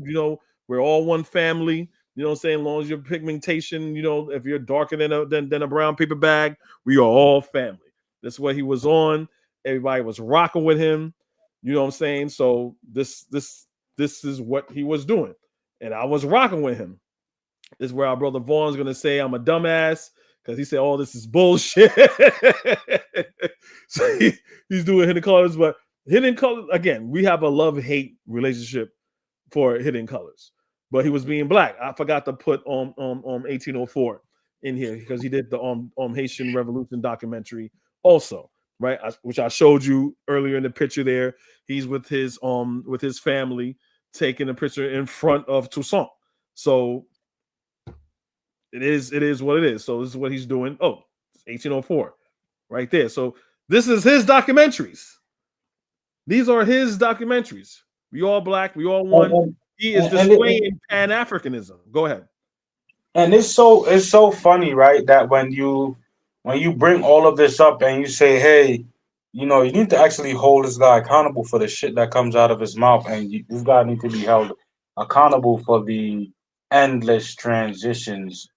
This guy go from being the whole world is black to pushing Pan-Africanism to wearing dashikis to fuck them Africans and fuck them Caribbeans.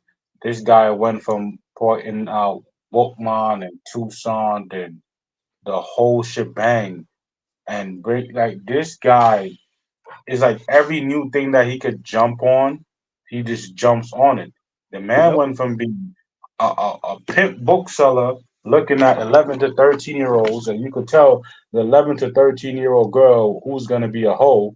And the only thing a pimp is really doing is giving her some of the best advice she'll ever get. And this guy just has a long track record of being someone that jumps on whatever he can to make money. This guy just doesn't want to work. That's how I look at it. That's how I may disagree with you. So far, this is what it looks like. Yeah, this guy is a guy that just doesn't want to work. And anyone that doesn't want to work, you're gonna do some whole shit. Nah. You gotta work hard at this shit, yo. You gotta work but hard at being dishonest. He doesn't want to have a regular career, and that's the thing. I feel like any man that doesn't want to work is only a matter of time before you do some whole shit. And he does a lot of whole shit. Like, what do you really stand for, bro? Like, bro, you keep reinventing yourself and running with a different ideology like every 5 years, bro. I don't think he knows what he believes. I don't think he believes any of this shit. I don't think he believes any of it. Yeah, I don't really think he does, but I don't think it matters because he'll sell out black people in a heartbeat. His whole thing, like you said, you are right. I don't think he want to work, right? Because obviously, I think that Pan-Africanism wasn't paying enough, right? So even you trying to make money off of Pan-Africanism, you can, but he pivoted to something as like, you know what? There is some sort of xenophobia between us. Let me just jump on that because you saw the ADOS movement, as you see here. He's like, you know what? I'm gonna adopt that, and then he started because background to the whole ADOS thing, there was a lot of infighting, like the guy said. So then a lot of people was looking at him because like, oh, he's also pro-black, but we don't like what ADOS is doing. And he took a lot of people that was following ADOS, bro, and they all went to him. Like ADOS was never like really huge, but if you look at like their gatherings from before when he took over, Yo, they had a gathering after he started on FBA. It was like some type of hall, bro. They must have had like 12 people in that in that hall, like 12 people. I was like, yo, this is crazy. And he's like, wow, I'm getting more supporters. So he's getting more supporters. He's getting more subscribers on YouTube, Twitter. He's getting bank off of this. He's like, oh shit, I need to pivot. I need to capitalize on this. So like a pimp. Yeah. Like a pimp. Like a pimp. What you're not gonna do is this, right? What you're not gonna do is write 4 or 5 books on pimping, and then I'm gonna follow you because you're a leader that cares so much about my community. After you done wrote 4 or 5 books about pimping and divesting, and telling and running and telling black women are no good and divesting, right? And fried chicken's house smell like fried chicken. Said it. And your grandma coming back from freaking. How you know you're not trying to pimp me now? Yeah, get out of here. Yeah, would a real Tariq please stand up? Yeah, he's a pimp. So you ever saw the one with him with Jared Taylor? So someone got this. Tariq, she was never the same person after debating Jared Taylor. Like that was a bad interview, man. That was a very bad interview. I'm like, God damn, like what was that? You did not represent. You did not represent. My boy got the African continent print on the American flag, but not, man, listen, man. Exactly. Right there. So he was about it. You know what I'm saying? Yo, disclaimer for those who don't know, before Tariq Nasheed did his pivot, I used to listen, bro. Vaughn, you know, I used to listen to him. I'm like, oh, he never said anything crazy or outrageous or anything like that. You know what I'm saying? He was mostly just pro-black. You know what I'm saying? Like, hey, look, as a black global community, we have to look out for each other. You know what I'm saying? And you know, I thought then he was being genuine. I don't know all the other shit. There's a lot, bro. There's a lot more things that he did. But, I mean, I don't understand why you would think the guy that wrote a book on pimping is being genuine. But you know, I pointed all of this out 10 years ago. Genuinely pimping. That's what he's doing. I thought he changed his ways and committed his life to Jesus.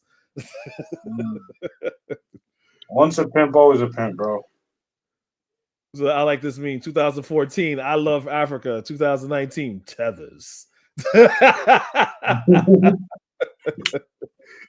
That should make me laugh, man. Like when people sit up here and try to play this game that we, Foundation of Black Americans, they try to sell Africa to us. Oh man, y'all need to go. Man, you go to Africa, you're gonna love it. I've never felt that comfortable before anywhere. Just walking around a city and you can just be you and nobody's gonna harm you. I'm telling you, there's a certain freedom with that, dude. There's a certain freedom with that. There's a certain stress that's not there. That's why everybody's there so calm. Man, you're gonna go to Africa, it's so beautiful. Man, you need to go, y'all need to go over to Africa. Y'all need to go. They keep trying to convince us to go to Africa and move there. But your ass is over here in Georgia. I didn't see anybody arguing. I'm looking for people to be aggressive because I'm so programmed for being in America. If you see a lot of black folks, somebody's gonna start beefing just immediately, just on GP. This whole thing, it looks real scammy. You dig? Y'all keep trying to sell. This is tethering 101. You're trying to get us to move out of our spot by telling us it's on and popping over here so that we can bounce and then you can come over here and get in the spot. That's all it is. So that sounds like a replacement. Sound like a Republican or replacement theory, right? And the part of Africa he's talking about is Zimbabwe, right? And the things he was saying about when he was in Zimbabwe and Africa reminds me when Dr. Clark went to Africa, and many people that went, like Richard Pryor, Jamie Foxx, all these people that went to Africa, FBA according to them went to Africa, that it was just a whole new experience, certain expectations and certain things that they were used to, they weren't used to it. Like Richard Pryor said, he stopped saying the word nigger because he didn't see any niggas, right? Dr. Clark was like, saying what he said. You used to just black people fighting, but Dr. Clark said, of course, people had their disagreements, right? But it was on a different level. No one was, he said, no one was calling each other nigga. No one was calling each other the B. Well, obviously, Dr. Clark said no one was calling them that. No one was saying the N word. No one was using the B word. No, it was just different, and it changed them. So, Vaughn. So in the beginning, when I saw this, I'm like, oh shit, okay. A lot of people that went to Africa are saying this. You know that they're expecting, because all you know is what you've grown up with, the type of black people that you grew up with. You know what I'm saying? So when you go there, you think, okay, these are my people. That may be something, you know, something similar. When you go there, no, it's nothing really similar. It's totally different. Yeah, because your boy went from selling Africa to black people to, oh, they're trying to sell Africa to us.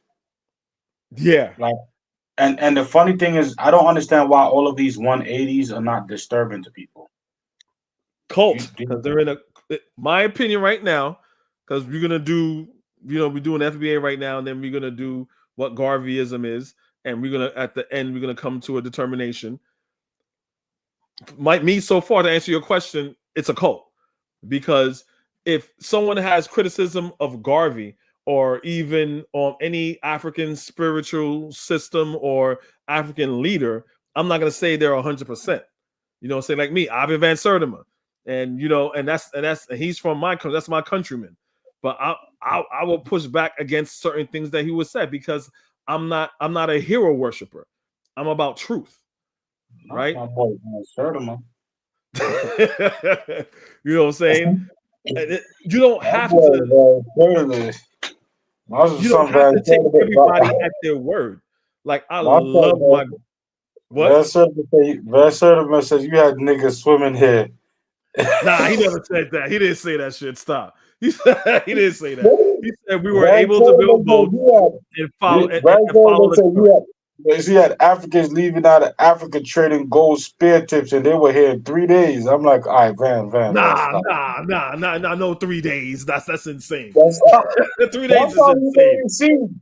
That's how you made it seem. Your man made it seem as if by the time they got here, they were still full blown Africans. So the Olmecs and the Incas and the Mayans and the Paracas, they was all. Again, the thing is that we get off a little bit topic, but real quick, the thing is that okay, basically this is how they connect the dots. So during the last fall of the dynasty in Kemet, after the Arabs kicked them all out, you had a lot of them. They spread all out, and some of them went into West Africa. So they had that infamy, like the doggone people or whatever. And then those people, those West Africans, went to Central America, the Yucatan Peninsula, being the first people, being a small group of people, shared that knowledge and infamy of astronomy, astrology, and all that stuff, and quote unquote pyramid building, and shared it with the other people. So that's why you have the Incas and the Mayas. They have these big, huge structures because they got the instructions and the knowledge from those Africans. That's what he's saying. You know what I'm saying? It sounds like it could happen, but okay, you gotta like show and prove that. But anyway, cool story, bro. What happened? Cool story, bro.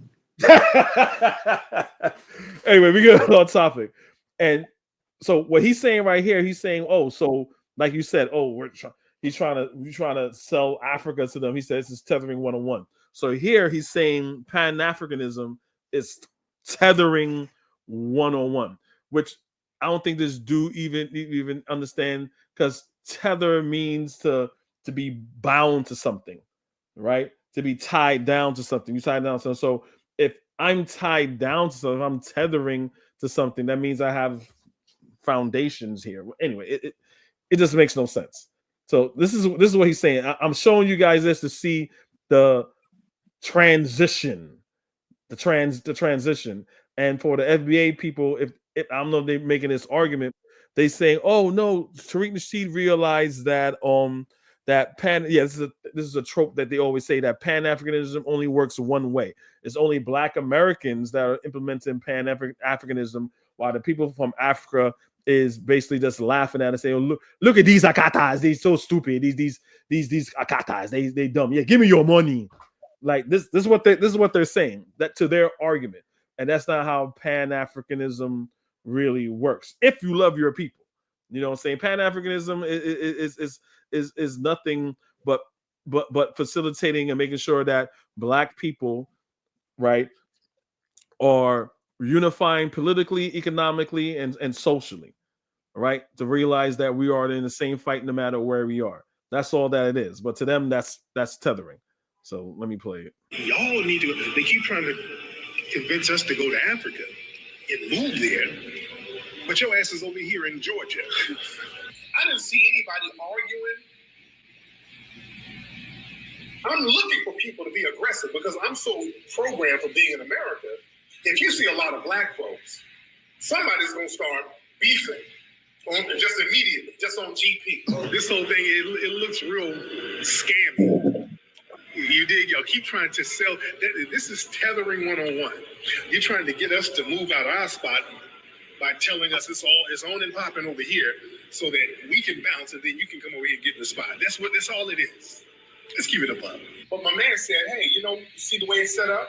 If somebody wanted to eat and leave, they can do it. Ain't nobody gonna stop them. But we don't do that in Zimbabwe. We don't do stuff like that. That was powerful. Because that's the mentality and that's the vibe they have. They don't do opportunist shit. They don't do shit like that because they can. You gotta have a certain level of integrity. What's up, Keisha? Much respect to you. That's called integrity and honor. We're not gonna do sucker shit just because we can. And that's the vibe out there, man. They treat everybody with a certain level of respect, especially the elders. The older people, they got a lot of respect for the older people. It don't matter what country, you live in 10 times better than most rich people here. Mm-hmm. There's wealthy there and there's rich here. There's a big difference. Yeah. You know what I'm saying? So for me, experiencing that and seeing that, and then just the style, the swag, everything has been stolen from. So now we're in full FBA mode. So this right now is when even on check out my my Facebook. I got a Facebook group called Things That Negroes Say, Do, and Think. On my social media in these spaces, they will say FBA is not xenophobic. We're not racist. They just no. It's just that people call up Tariq. Now, little quick background, because I say I used to follow Tariq, right? And you see the pivot from him supporting ADOS to forming FBA. When he first formed FBA, for about 2 to 3 years, all he was doing was talking bad about Africans, people from the Caribbean. And that's where I was like, I'm not messing with this dude. This dude is insane, right? The things he was saying, this using all white supremacist tropes that they use against Black people. If any of you guys seen, old cartoons of Bugs Bunny cartoons or the black and white cartoons or the old school cartoons, the depiction of how they have Black people, you know what I'm saying? It's like minstrel shows. So you see right here, he got the whole eyes bugging out, and he has this thing like, oh, your hairline is this. So, we could tell you're not from here because your hairline is pushed way back. Like, they don't have Black Americans that have, according to him, janky hairlines. You know what I'm saying? So for 2 years, he's been doing this. Then one day on Twitter, this dude shut Twitter down. I think it was probably 2022 or 23. Bro, he shut Twitter down. He had a space. All he was doing was talking bad about Africans, that you're dusty, that you got all types of, you don't got no clean water, go back to your hut, all types of, go. It was just despicable. So when you got FBA people saying, well, oh no, it's just that they're just people calling in and they're disrespecting Black Americans, so he's just responding to what they're saying. But you're gonna see, which is bullshit, because again, either they know or they don't know. Because for years he's been doing this. So now that the rest of the diaspora is fighting back, they want to cry, see, look, they hate us. Look, they all hate us now. I told you they hate us. I told you them Africans and Guyanese and Nigerians and Ghanaians hate us. It's bullshit. There is no black prominent person online or offline that I know that dedicates 24 hours a day of doing racist characters of Africans and Caribbeans, right?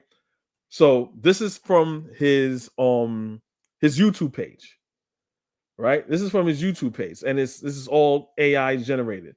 So you got the hairline, the eyes bugging out. They used to do, for those of you that should know about black cinema and how black people were depicted in this country in dehumanizing manners. It's the whole bug eye thing, and this is what he's doing. He's doing the whole bug eye thing, the hairline thing. This is what he's doing. So right here, and you can see the background. It's probably an African woman or a Jamaican woman. You can't really tell because we're all the same people. And he's like, oh, you owe me, nigga, whatever. So I'm gonna assume it's African because he got this nigga thing, a bad so-called African accent. So if it's one person calling in that's saying something disrespectful, according to you, well, it's just this one person saying that. Why are you depicting this, attacking this person's homeland and their culture, saying this is what it is? Right? This is what he's showing. This is despicable. Oh my, what a wonderful day. Right here again, how to spot people hiding their lineage. How to spot someone trying to hide it. So he's thinking that, anyway, I'm going to get into that later. He thinks that we're so ashamed of where we come from that we're pretending to be Black Americans. The whole thing where he's saying, we trying to replace them. All of it is a slave-like plantation mentality, if you ask me. You know what I'm saying? It's like, I don't want the white man to take his gaze off of us and look at these new niggas. It's like, Uncle Ruckus, don't trust them new niggas over there. This is what he's doing, right? So, so I guess sandals, because people from the Caribbean and Africa wear sandals. So he's cracking on our footwear. You know what I'm saying? Same thing at the picture below there with the bug eyes, and notice all the people are very dark complected, very heavy melanated men and women, which obviously, again, trying to dehumanize us, the same thing that white people did. Plenty of sunshine in my...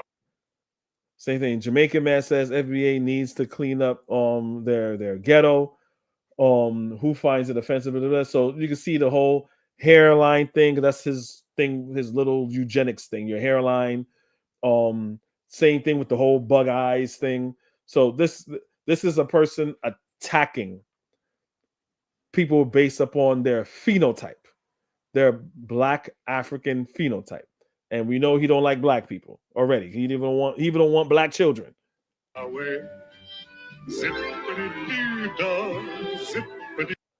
English musty. So we all know musty means stink.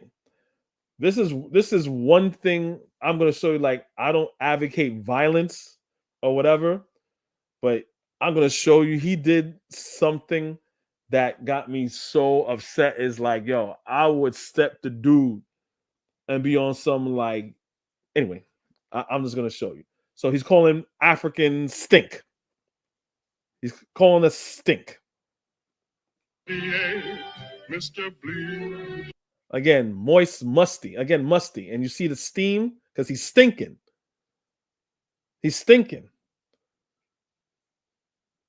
Like, I don't know, Vaughn, you got anything to say to this real quick, or you just taking it in? I'm taking it in, but it's like none of it. If you can follow Tariq Nasheed after this, and if you can look at this guy as someone that deserve any type of respect or should be taken seriously, something is wrong with you. Like, you calling, like, You're not calling we all know the game. You keep saying it's not one person.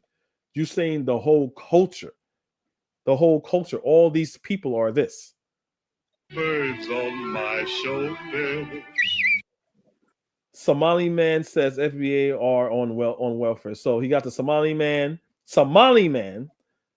and he got the flies all over. And many a times his followers, as well as him, will say, "Nigga, you can worry about us. You need to worry about them flies falling around your head, nigga." Like he'll say shit like that, right? Again with the whole hairline, dark complexion. Again,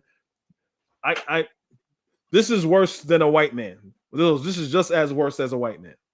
I say this is worse than he's worse than a white man because you see him black and you already give him the benefit of the doubt. You know why he's worse than a racist white person?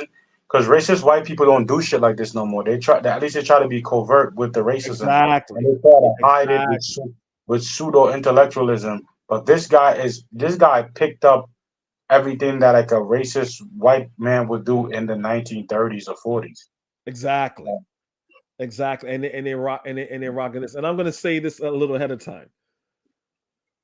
Let's just say, like you said, they get a momentum. Let's say they get to a place, FBA gets to a place where Congress and senators say, you know what? Let's entertain this fact that Black Americans, yes, they need reparations too, right? FBA. Okay, who founded FBA? Who are their followers? You think a senator or anybody is gonna look at the work of the body of this man's work and go behind it? They're like, nah. This is a goddamn hate group, shrouded in something as something as commendable and noteworthy as Black Americans needing reparations. That's commendable. That's deserving. But how you going about it is if we're going to give it to Black Americans, we're not going to give it. This organization is not going to be the arbiter of what Black Americans are, because then people are going to do what I do, and a lot of people already know, like, this is a goddamn hate group. Like, we could give Black Americans reparations without this putting this organization on the pedestal of justice and fairness. No. You shot yourself in the foot with an AK-47. Like, no one's gonna deal with this type of organization. It's the truth. It's actual. Everything is. This got me pissed off. I'm not advocating for violence. I'm not saying I'm gonna do anything to Tariq, because, you know, to me, once you interact in violence, when it comes to intellectual conversation and exchange of ideas, the moment you go to violence, you pretty much lost that intellectual debate. But this got me to the point where this is when he had his fake so-called hidden history museum, and people was making fun of it because it's really as big as a barbershop, if any. You know what I'm saying? It's like a bodega. You know what I'm saying? Like Ak got and Javier got, the Dominicans got. And people were doing it, and he said, "Oh, they must be tethers." So he's like, "Okay, I'll have an Afro Beats night just for you guys." So he called it Musty Mondays. Musty Mondays, and all that stuff is supposed to be the funk. All that's supposed to be the funk. Like, bro, I was so upset to the point. It's like when you see like a documentary on racism, on the things that white people did in America and in the Caribbean, and how they depicted Black people and the things that they did. That anger that I had was similar to this when I saw this. Like the level of anger, son, that I had, it was like insane to me. You know what I'm saying? And this is how I know, and this is how I know Pan-Africanism is better, because Pan-Africanism said you need to love your brother. I'm not African. He's making fun of Africans. This is Afro beats. I see myself as an African. So I'm gonna stick up for my brothers. I'm not Haitian, but when he was doing that, when he was praising white supremacists to hurt Haitians at the border, that got me upset because those are my people. Like, bro, the rage that was inside of me was like, this is what he did. He put this on his Twitter. Satisfactual Someone zoomed in on it.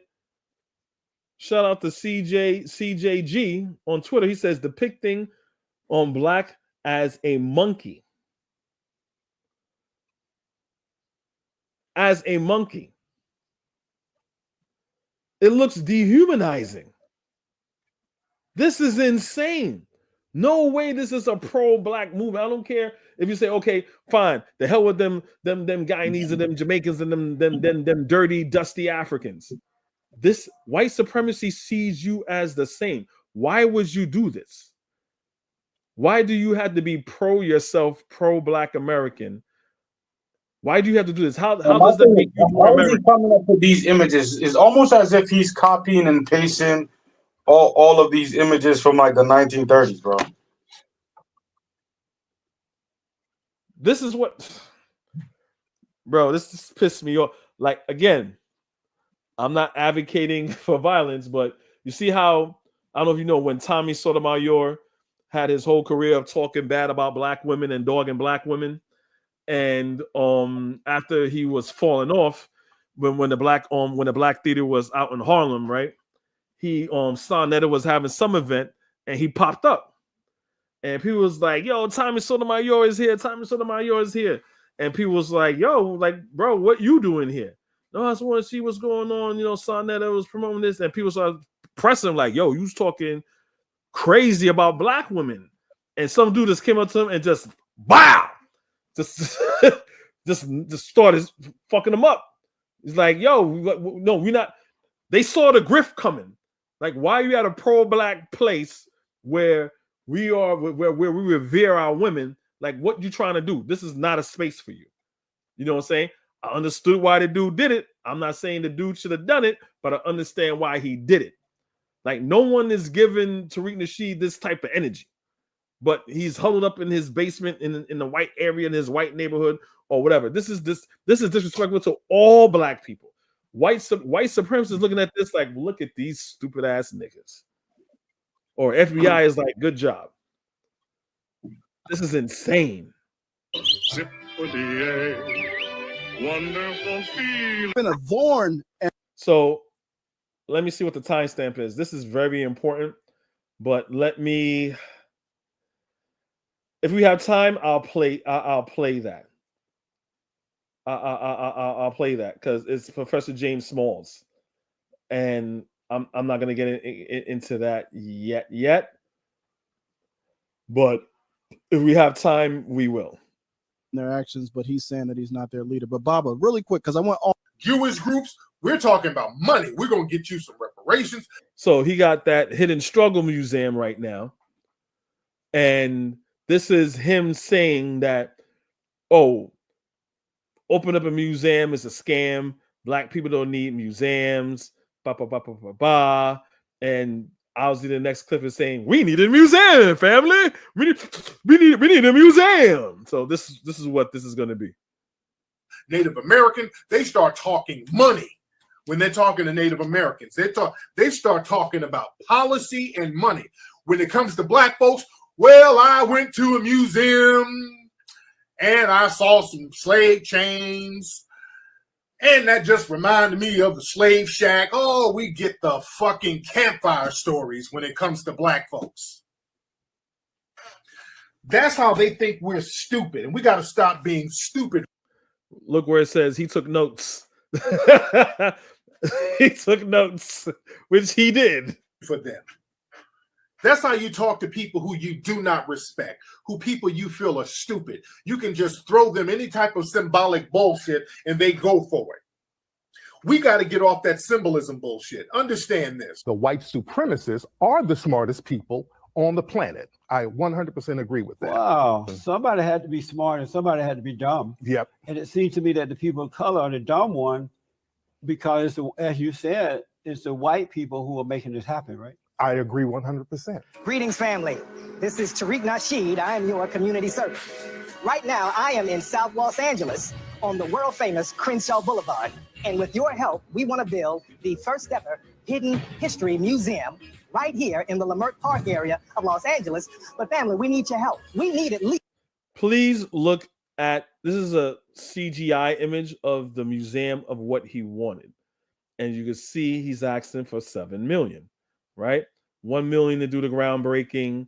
And then slowly after, while they're building it, he'll do donations, in the future. So this was his goal initially. This is his initial plan of, this is what I want the building to look like. So just pay attention on the right side of the screen of what he is promoting. So you could actually see the actual size. The building's supposed to look like this. A building all on its own, parking lot, all that good stuff. In the Leimert Park area of Los Angeles. But family, we need your help. We need at least $7 million to get this project. See the size. See how a museum should be big. Because what a museum has is a hidden history museum. So you need artifacts and things of that nature that makes a museum a museum. Completed. And we're going to start doing everything in stages. We need at least $1 million in the first phase to get the museum project off the ground so that we can acquire the land. Everybody who contributes to the museum, we're going to have a wall in the museum with. See, there's steps, right? You got downstairs and you got some steps going to a second level, maybe a third. The names of all the donors. So your name is going to be built into the foundation of the museum. So we need you to get involved. There's going to be a lot of other perks as well. So everybody get involved. Let's make history. Let's take control of our own community and our own history. Get involved with the Hidden History Museum right now. And even though I did not like him at this point, I was like, you know what? That would be good. Even though there's already a bunch of history. He's saying there's no Black History Museum, which is not true. There's lots of Black History Museums. The one in DC is phenomenal. I've been to the one in DC. I would like to go there again. The one in DC is a must-see.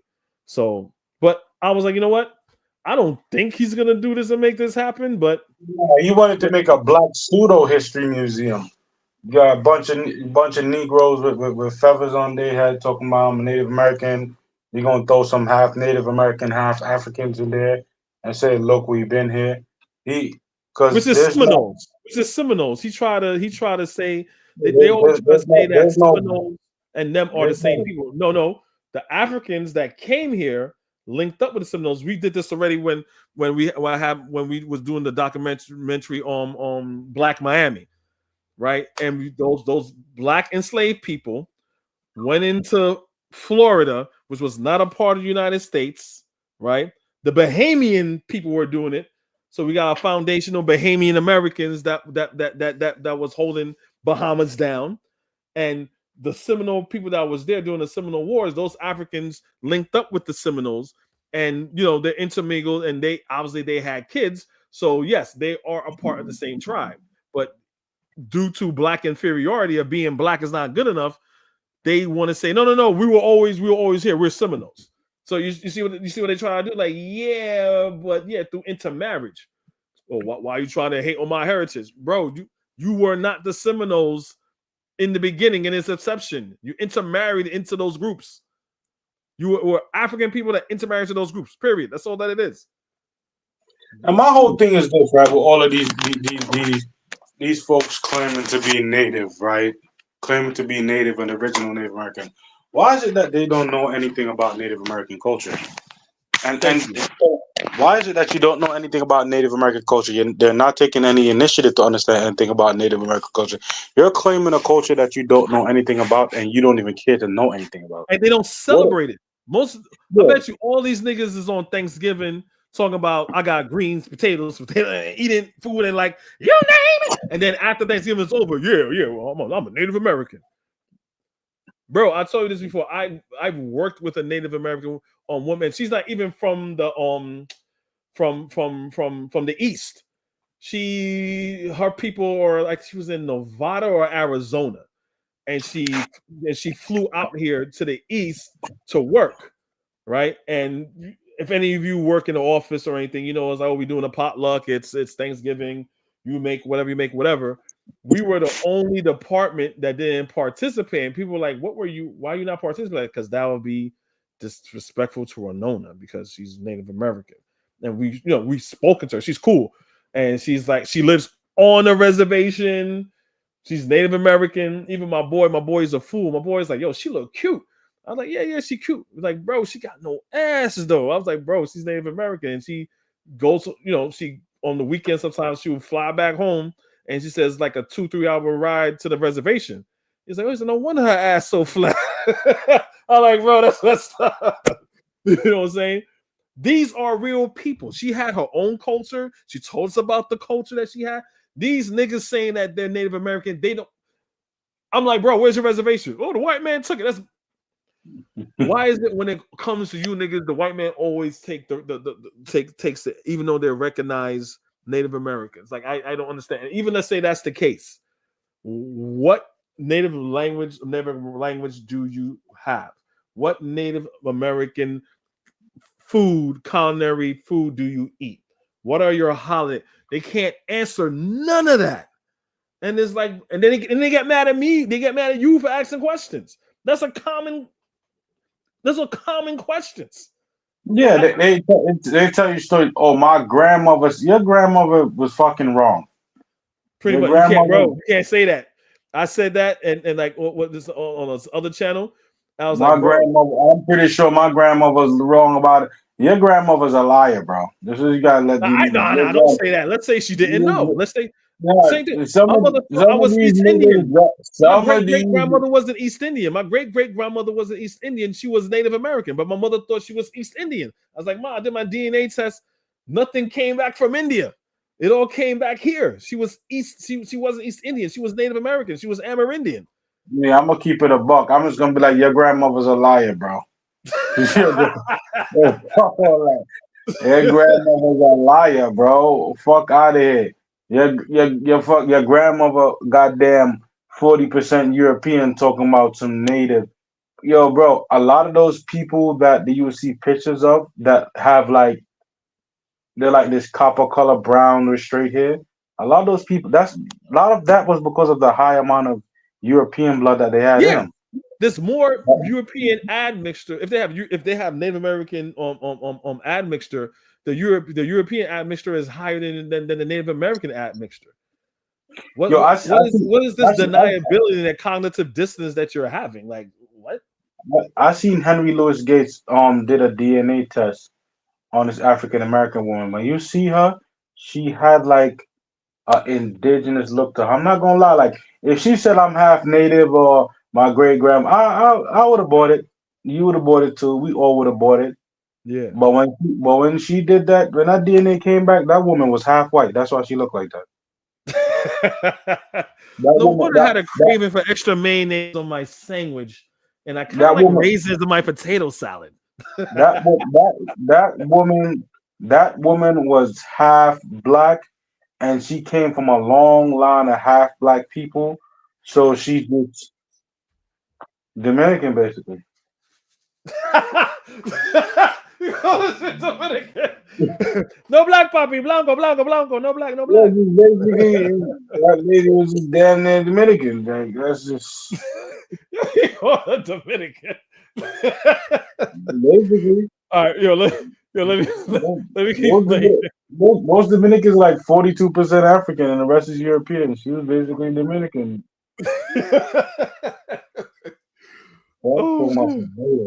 That's how you talk to people who you do not respect, who people you feel are stupid. You can just throw them any type of symbolic bullshit and they go for it. We got to get off that symbolism bullshit. Understand this. The white supremacists are the smartest people on the planet. So we just saw. That's not a museum, my man. That's not a museum. I don't give a fuck what you talk about. What happened? That's not a museum, my man. I'm not giving you $7 million, bro. You can have black people put $7 million together for something useful, bro, rather than that fucking barbershop. You could say, hey, black folks, let's put together $7 million to create a business that's gonna have all of us working, have all of us producing, and uplifting our community in some shape, form, or fashion. But that's what he was saying in the beginning. He was But saying that in the you, beginning that museum is stupid. We need to put money to create yeah, jobs and business in our community. You're absolutely right. yeah, and then you buy an old barber shop and renovate it and put some Indian carvings up in there, boy. If you don't go fuck yourself and stop playing in people's Bro, face, it bro. used to be. I'll show you. I'll show you. I'm just showing this image of what it is, and you see on the side of the building. Is a part of the side of the building. He has like some it looks cool on the side of the building. He has like some wall art of African American heroes and stuff like that. It looks cool, but this is not what people gave their money for. This is not what people gave their money for. Just so you all would know. But we're gonna see the inside. And again, so Pan-Africanism strikes back. It's a dude that lives in the area. He was on Tariq Nasheed's heel so much that he took him to court to sue him to get his channel on put down. But he stayed on his heels. He was like, yo, he actually went to the place. He's like, yo, Tariq Nasheed, if anything, because he ain't gonna get that land that he had. He at least could get this bullshit. He went there before Tariq Nasheed bought it. He at least could get this bullshit. Like about a month or so later, Tariq Nasheed said, look what I bought. I was like, oh. And he because people were like saying, okay, I'm just gonna play it, and everything else will be explained. But this is what he got him. So right here, right, FBA could have had housing for 43 families, right? So pretty much someone did like an ad profile or whatever. Bro, this is inside the museum already. Instead, you got a 1,300 square feet storefront for Tariq's family. Bro, he's at the front of the door. Already you see the back and the outside entrance where I said where they got like, the little mural or whatever. You already see the back. This is crazy. The Hidden History Museum is not. So shout out to Harka Bay, right? That's the one. He went out there to film the Hidden History Museum because people were like, this is some bullshit, whatever. And he knew Harka Bay was coming. Tariq stepped. Now Tariq is like what? Like he's like my height, like 6'3", 6'4", or whatever. I think some people say he might be 6'5" or whatever. And he went to Harka Bay. So Harka Bay is like 5'8", 5'10" or something like that. And he went to Harka Bay. This video, he went to Harka Bay and slapped Harka Bay. It looked like he slapped him. So Harka Bay said he tried to slap him, but he stepped to the Harka Bay. So since then, Harka Bay has been on his ass. So Harka Bay's basically gonna say pretty much pull his card because all this is like public record. So let me play it. No way, shape, or form is it a museum. Many people say, well, no, it is a museum because XYZ. No, the building is owned. Bro, just real quick, he has no artifacts. What he did, people say, people, Google Hidden History Museum. You're gonna find mostly Black Americans going there. They had this one dude. I wish I had to know his name. Black American dude. Several Black Americans dude. Some of them flew out there. He was like, "This is sad." He said, "Look like all he did was take a couple Google images and just put picture frames of it." They should have jumped his dumbass when they're out there. They should have stomped 7 million out of him because you done took my pictures of they didn't get. Hold on, they didn't get the 7 million yet. So what happened is that I think so far until he built it, he got like 2 million or 2.5, close to that. He got like about he got about 2 million, at least 2 million. He got out, if I'm not mistaken. My whole thing, man, I don't understand why people are not alarmed by all of these 180s. Yeah, We let me play it. You understand? Let me play it. Owned by Melanoid Nation. We already know that. And it was sold to them by Jefferson Studios. We already know that. All right? That's not a secret. It was sold by Jefferson Studios, and not to mention, it was sold by Jefferson Studios, but we know the down payment information was $854,000. We know the mortgage is $1,800. The mortgage is $1,011,000. Remember, the mortgage is $1 million, right? We know he got around this time. I think he got more than $1 million. I think he probably had like $1.5 million or something like that. He had like $1.5 million like when he bought it, and he still had the GoFundMe up. He still had the GoFundMe up, right? So he was still taking in donations. Yeah, because we gotta get 7 million, fam. We gotta do this. We gotta do that, right? He has like 2 million. So what he's saying, I'll just let Taharka say it. But I wanted you to know is that he put down some of the money for the total purchase of the building, not all of the money. He had all of the money. He didn't put all of the money. He put some of the money. We got all the information. We know he don't own the building. It's public record. He does not own the building. The down payment is $854,000. So he took the people money and he got a mortgage. And whatever he did with the $1 million, the non-lending institution afforded him minus $854,000. So the rest of the money, whatever he did with it, that's between him and FBAs. That's between him and FBAs. However, we do know that there was $865,000.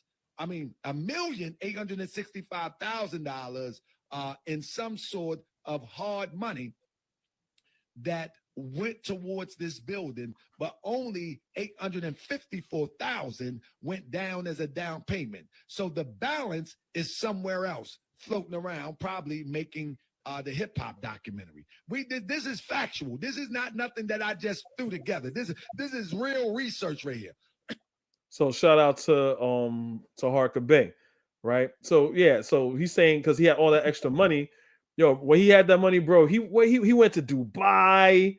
He went to like all these places. That he said he's doing a hip hop museum, and so the whole point of this is that fine, you couldn't get the building. He said a whole bunch of lies why he couldn't get that spot. He couldn't. They weren't selling it to him no more, which was a lie because you go to the plot, right? To anyone can just go on that plot of land because he gave you the address and be like, it still says for sale.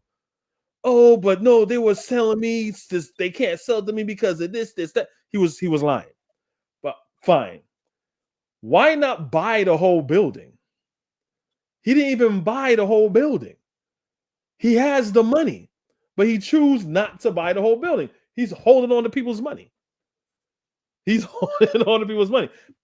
the museum's like even open. Get that bread up before I get tight. What happened?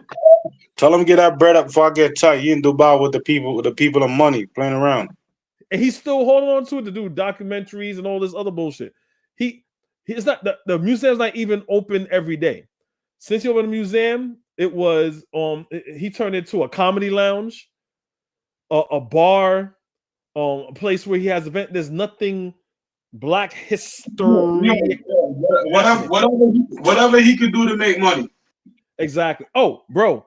And when he has those events, he still charges. That's still a cover charge. Of course he does. Of course like he does. How people give you money, you got extra money left over, and when just the people come in, you still charge it. Right? Yo, that's dirty, son. That's dirty. He a dirty ass nigga, yo. He dirty. That's just dirty. I'm like, yo, this still you still gotta pay, bro. It's like, yo, bro, it's like you paying to go into the library, yo. You should not be able to pay to go to the library if your taxes pay for the library for you to even see a book or check out. Imagine you gotta pay to go into some place that you donated to get billed. That shit is wild. I'll keep playing it. Distract us from the Inky Dinky museum. Like, so this is just me because I was talking about the museum or whatever. So I'm gonna show you where he said he actually bought it, and you're gonna see the actual size of the museum, the quote unquote museum. What do you mean? What do you mean just hating? That's nothing. He got a barbershop. Like, what are you talking about? Let's look at this. We are at the museum spot. Just put this out here in Los Angeles. Beautiful space, man. Beautiful. Look at that. It's like you got a bathroom back there. Like, you already see the back. How is this a museum? You got some chairs, some office chairs. You got a 1,300 square blind feet. over here, like, I guess like a divider. What happened? 1,300 square feet for a museum is nuts. 1,300 square feet is like a small home. Yep. That's basically what it is. Upstairs. No upstairs. No upstairs. 1,300 Flat. square feet. If you for the first floor is cool, but you like, do I got a basement? Do I got a second floor? Like, what's the deal? Nah, this is it. Like, oh shit, this is like at best a 1-2 bedroom apartment. Yeah, It's not even a townhome. No, a townhome it's we have upstairs. Yeah, that shit is just a nice 3x2, small 3x2. You're gonna see why. You like what? Okay, let it play. Beautiful space. This is the museum space. We don't have a lot of stuff in here. What you put 3 tables and a flat screen TV, and you can't put nothing else in there? Like, well, what are you talking about? Like what? I know barbershops bigger than this. Like, are you serious? This is ridiculous. And already you see the back. Like what? You got people that got like what? You got an office over here, then you got look like some audio equipment over there, so people come like what, band practice or something like that. You know what I'm saying? Someone gonna do their demo tape over here on the other side. Like, what's going on? Mad baby showers being kept in there. Mad baby showers. It's LA, quinceañeras. Like, nah, you gotta move out the spot. These quinceañeras, man. This is a black museum. Some of the stuff that you see is not going to be in here, but I would think so, because then you only hang up one wall and put like a chair and a table in there. So you're gonna need to get that out to put all the other 6 things you can only fit in there. So yeah, that would make sense. We just got the place, and then we officially own this building here. You don't own that building. I wish I had a shot of the building. See, so he lied. He said we own the building. I mean, everyone that, I have a house, you have a mortgage on a house. Yeah, you own it, but you technically don't own it till you pay off the mortgage. He had the money, as you can see here, to buy it all, but he didn't. He chose to have a mortgage, probably to increase his credit. Where it's just like a plaza. You see, like you have like a plaza or like a strip mall, and all the building looks the same, and each space is rented out, and you can tell. You see the door there. That's probably the door he came through. That's the door there that got the office chairs. This side is probably some type of recording studio / I don't know, probably they were renting out for church or something like that. I don't know, but you see like audio equipment over there, right? So obviously these people are renting this space, renting that space. So he's like, you know what? I'll just rent both spaces. He didn't buy it. I'll just rent both spaces. Yeah, I was kind of wrong there. He just put music videos and their baby showers in there. What happened? Charge them money. People could do their music videos and their baby shower in there and charge them money. Yeah, I mean, he's doing that his own way though. But you can see that nigga wicked. 2 different things. That nigga is wicked. Yeah, it's a wicked man. The back. It's nice outside. We have stuff going on outside. You're back. Look at the white lady is like, she's just laughing like, yo, this nigga lying. Now check it. He always saying buy black this, black that. The realtor is white. Realtor is white. His publicist is white. His lawyer is white. He had like a camera crew when he was filming the grand opening of the museum. The camera crew was white. And I'm like, yo, and people point this out, and all niggas do is get mad.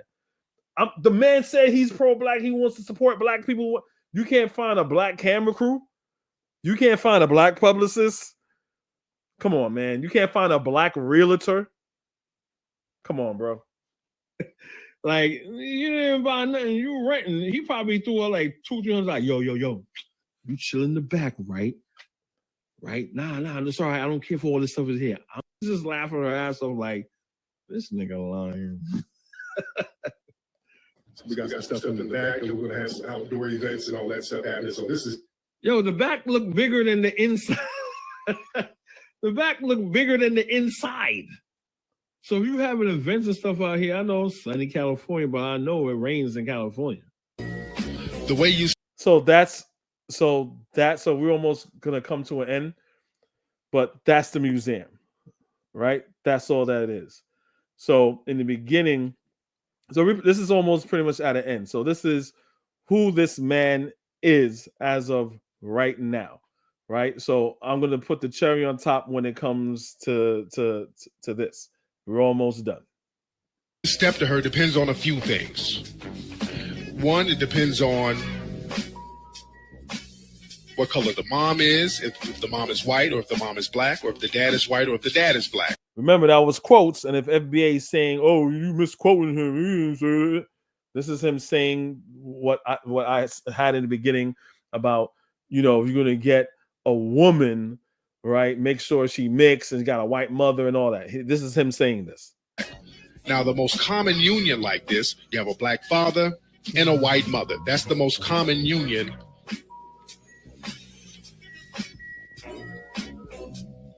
That results in a mixed female. Now, if the dad is black and the mom is white, there are other factors that come into play too. Now, if it's an upscale white woman who had a child with an upscale black guy, that has a lot to do with the way the woman thinks. And actually, that's the better union. That's the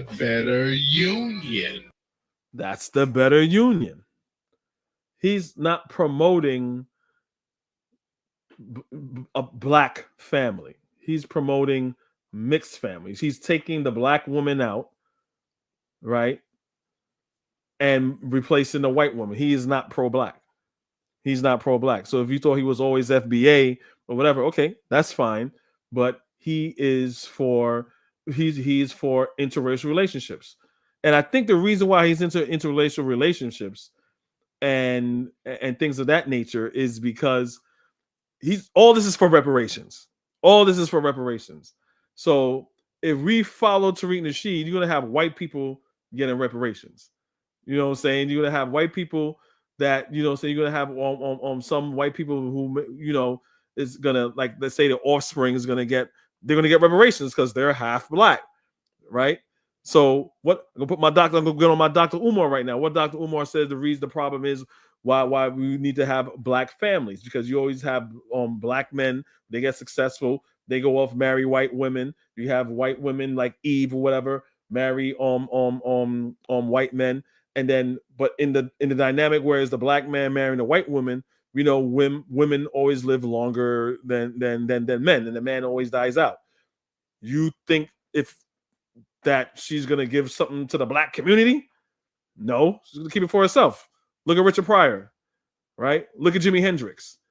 I don't know the intricate details, but they'll, like, Andre 3000 was supposed to do on the Jimi Hendrix movie for like the longest time, and it's not even happening because Andre 3000, Jimi Hendrix, he could pass that off, right? Not happening. Your legacy is with white people now, right? And if you have a white wife, okay, fine. But is your white wife down? If she's down, if you're pro-black, if she do understand that, hey, look, this is who I am as a person. Yeah, you're white, whatever. I love you. Love is blind, which I don't fucking believe. That's bullshit. But let's say your white wife has your same black ideology. Is she gonna carry out that same black ideology? I have not seen that yet. They're sitting, chilling on black millions. But I'll keep it playing. You understand that? Now, if it's a ghetto ass nigga and a trailer trash white female, that might be a little tricky, but you might still be able to work that angle.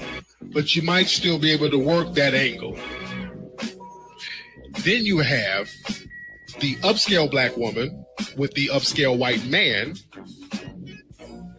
Then you have the ghetto black woman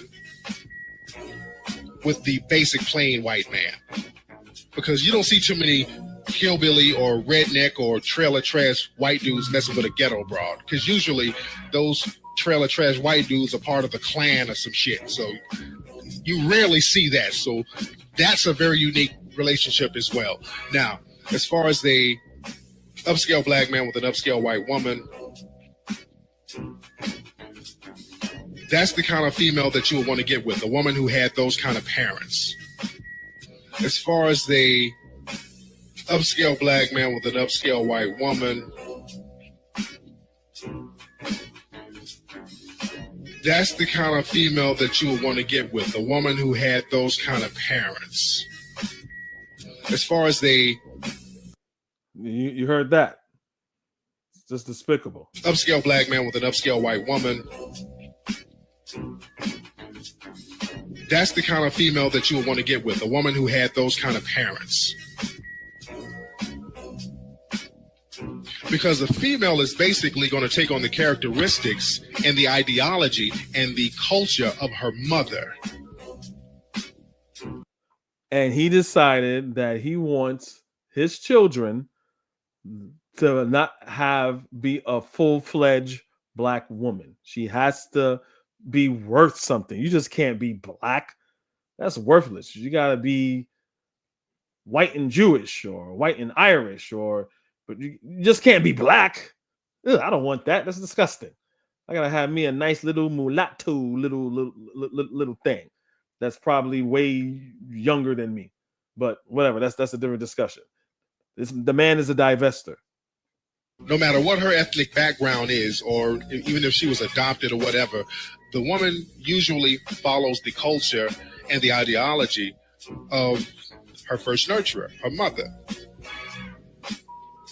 And as she gets older, she follows the guidance of her father.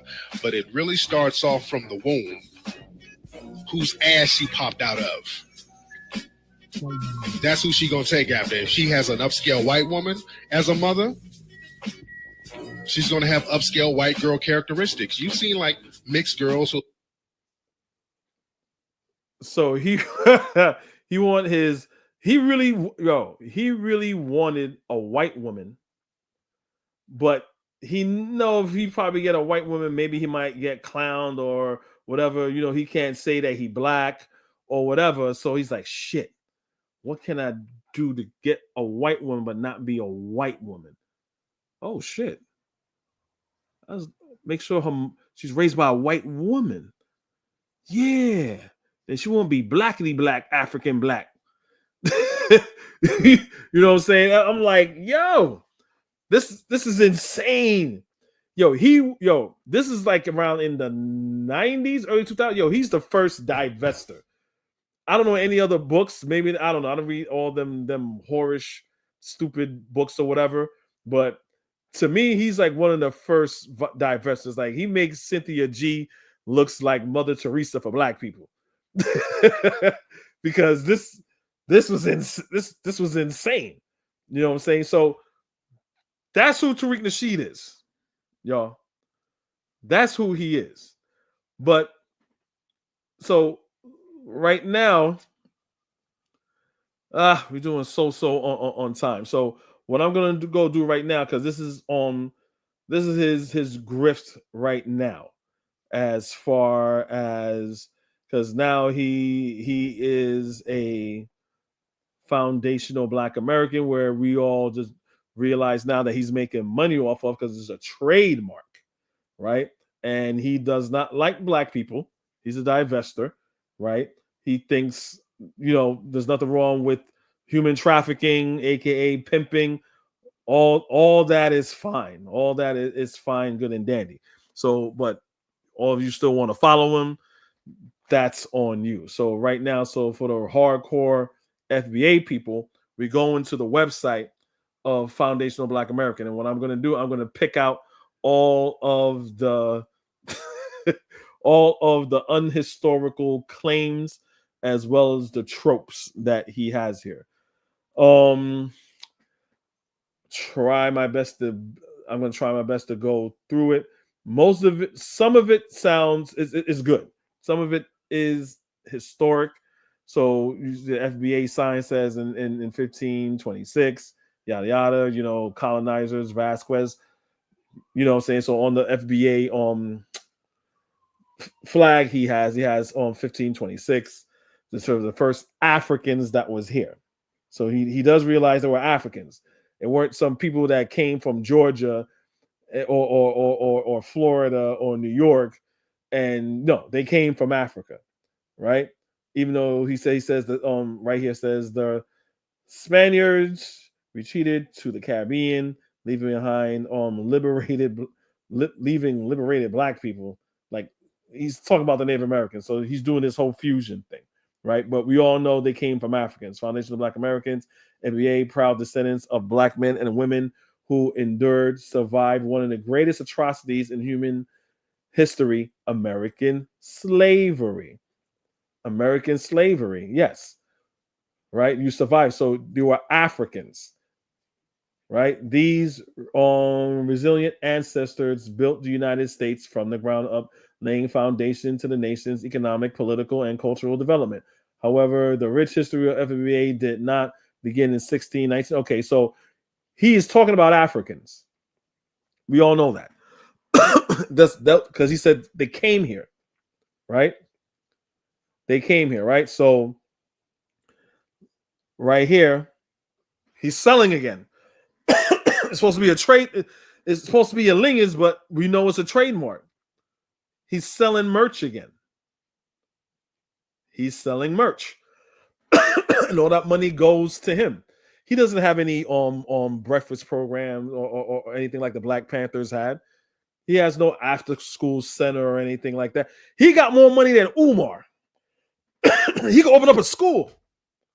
I mean, Umar, look at this. Him, Umar, you know, Umar was on Hidden Colors. If you guys noticed that the last time we were on here, Umar was on Hidden Colors. He could make Umar like, look, Umar, look, he's full of shit. Da, da, da, da. Look how quick I got money. Look, I got a little after school program here, right? I could get like, you know, try to get a grant for like an after school program, a rec center for black team. He's in LA, right? You know what I'm saying? He's like, all right, let me make sure that kids have a place to go to. He's not doing none of that. He's not doing none of that. He's selling stuff, right? He's selling you the history while selling stuff.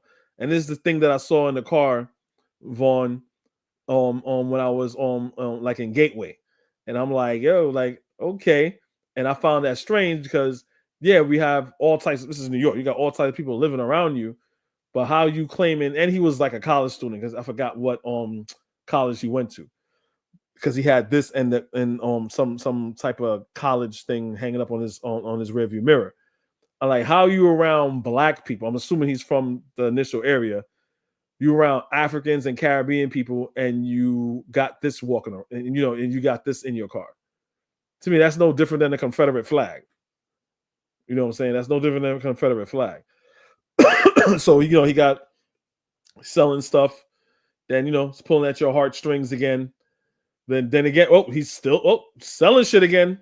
He's selling shit again, right? Selling on that, pulling at your heartstrings again. Then he's going about the FBA on maroon flag, right? Vaughn, correct me if you're wrong. Weren't the Maroons first? The black people that first depicted as Maroons weren't they Jamaican?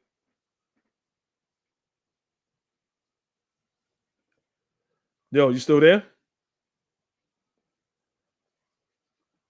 Yo. Oh, why? Oh, you dropped. Oh man, you be dropping. Oh, my bad. Yeah, okay. I had to add you. I know you dropped. I'm basically two places at once, man. Yeah. Oh, but you heard me though? Yeah, I can hear you, but you hearing the echo? No. I don't hear no echo. You good now? Now I was talking about the maroon. So the FBA is he another flag he made up. They call it FBA Nation Maroon Flag. Aren't the Maroons for black people that were first called Maroons? Weren't they the Maroons of the Jamaica? Nah, so maroon just mean cast off, slave, fugitive, runaway. So if you're marooned somewhere, that means you're separated and cast off from everywhere else, or you're a runaway or a fugitive of some sort. That's Well, how no, I maroon. mean the term that I know what it means, but want that It term would have first been designated to Jamaicans? nah, man. They had fucking there. Any group of Africans that ran off and started their own community would have been called Maroons. Okay, I never really Yeah, seen that it's just phrase it's used. just something that got popular in Jamaica because the Maroons in Jamaica had like a very long lasting culture, and Maroon became their ethnic group more or less, right?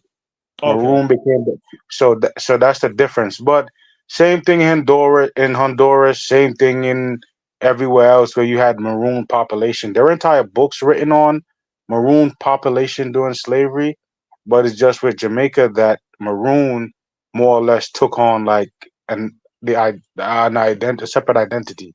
Maroon then okay, became more of an ethnic group, and that's why we know of it more. But everywhere had maroon populations. all right, Everywhere had good. maroon. Thanks for that clarification. Yeah. Right, so so this is the maroon flag, whatever that he has. So he has that. So it says Axis, yada, Virginia, da da da. Right. Then he's selling more merch again about Francis Cress Welsing.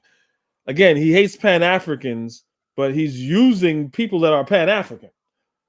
You know what I'm saying? This is Dr. Francis Cress Welsing. You know, selling stuff again. You know, like I don't like. Come on now, this has nothing to do. He's saying this lineage, but he's making this something that's economically beneficial to him, while saying, "Yeah, this is about you, family." Like, what are you doing with the money besides enriching yourself and doing And that's the making thing. Yeah, you see, documentaries that make you rich? yeah. And my thing is this: if he was selling all that divisive dumb shit, right, and then he was pouring the money back into African American communities, then he You could be can't like, say you know nothing. what? You Yeah, we can't say can't say nothing. nothing. Like, you know what? It's problematic, but he's putting the money back into the community. But you're not putting the money back into the community, you cocksucker. You putting the money in trips to Dubai and Trips to buying Dubai, barbershops. you know, all other man. So this is what it is. So you can see it like sell this, pull on your heartstrings that. So I like this. Uh-oh, not the Indians, not the Native Americans, So but see, not the native Negroes. but so look, he got the picture here. I don't know. Hold on, let me see if I can click on it. Nah, it's just a still image. Because I wanted to, just like his museum, it gives you no context.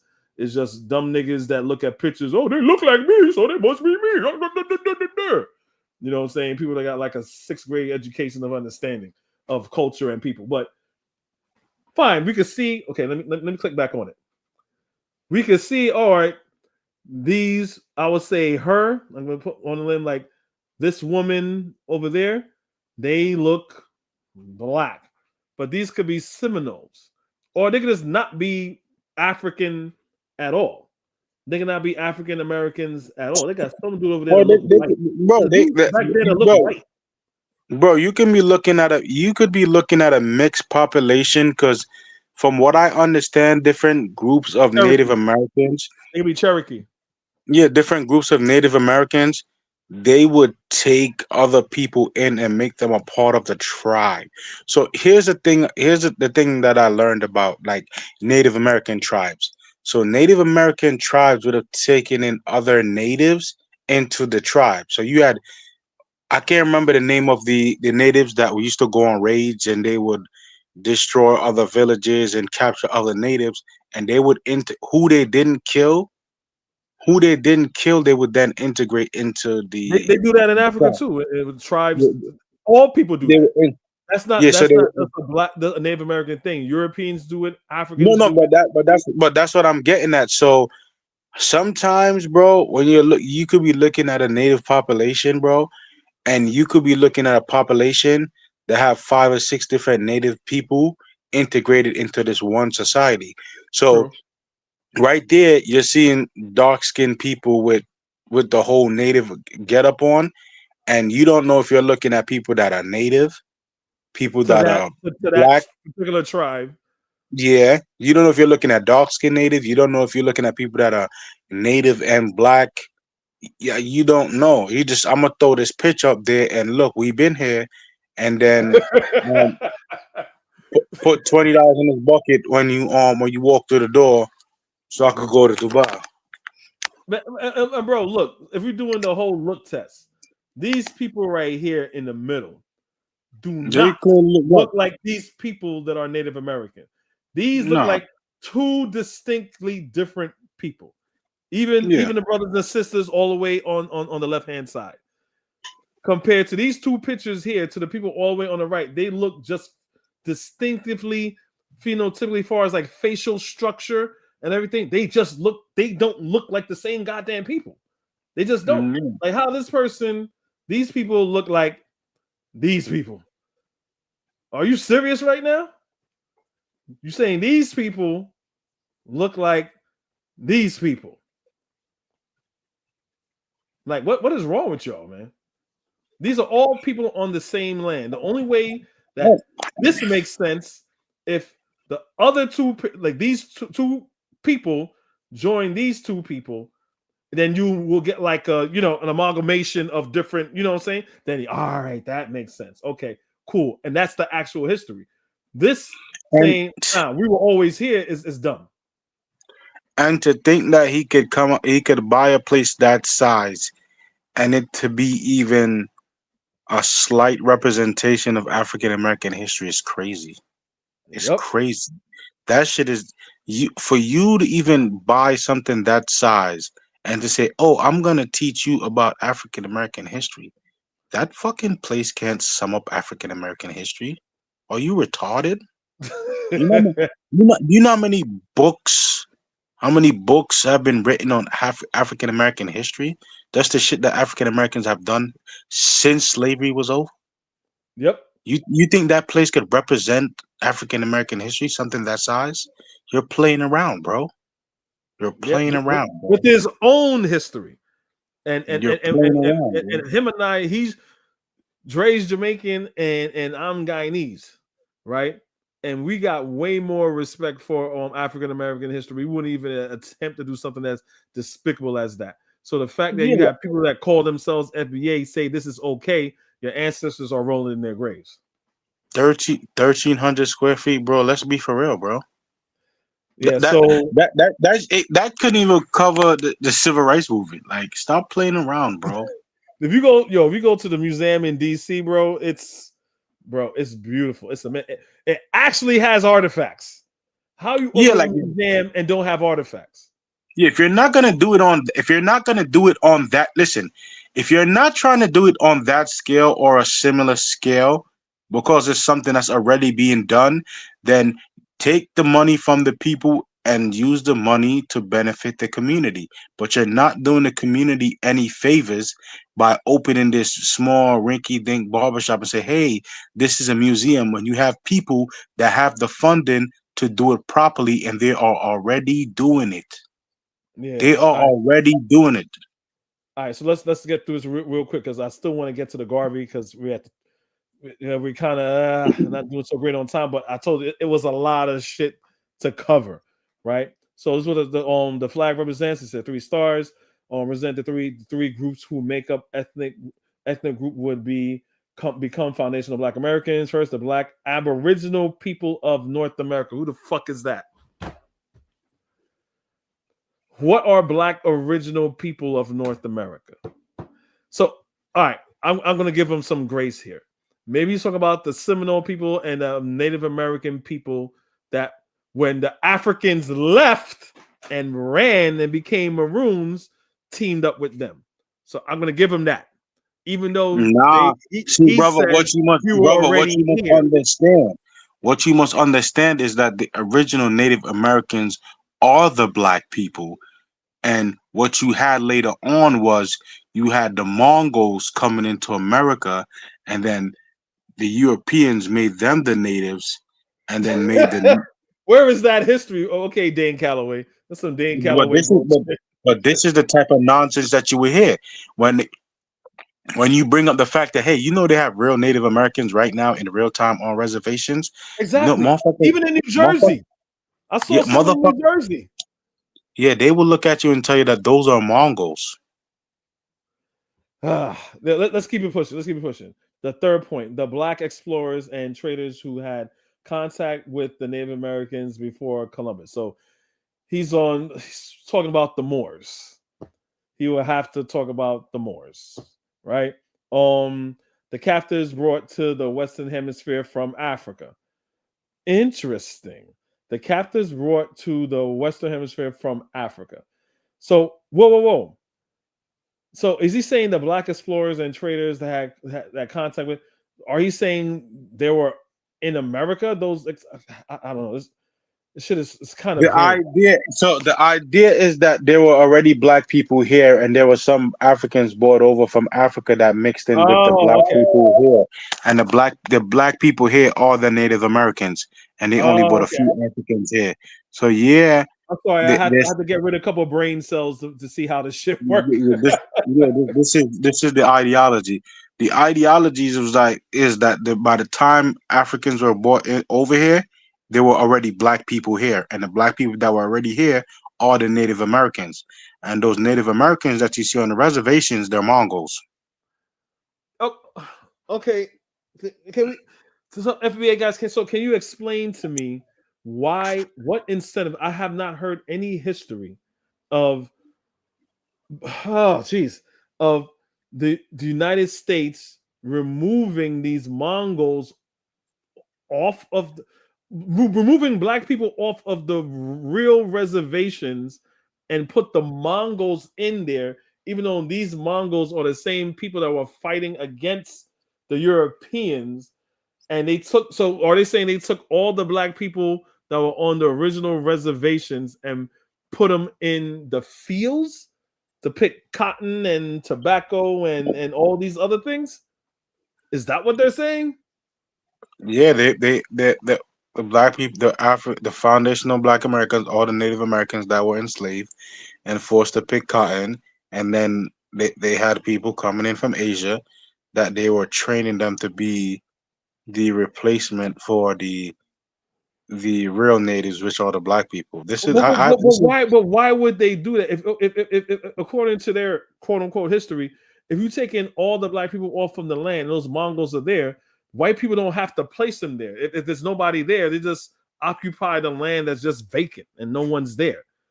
And then so they incentivize these fake Native Americans and Mongols to stay there so they keep black people on the plantations. So they're saying black people. Okay, so I want to see the history of black people leaving the plantation to say, I want to go back home.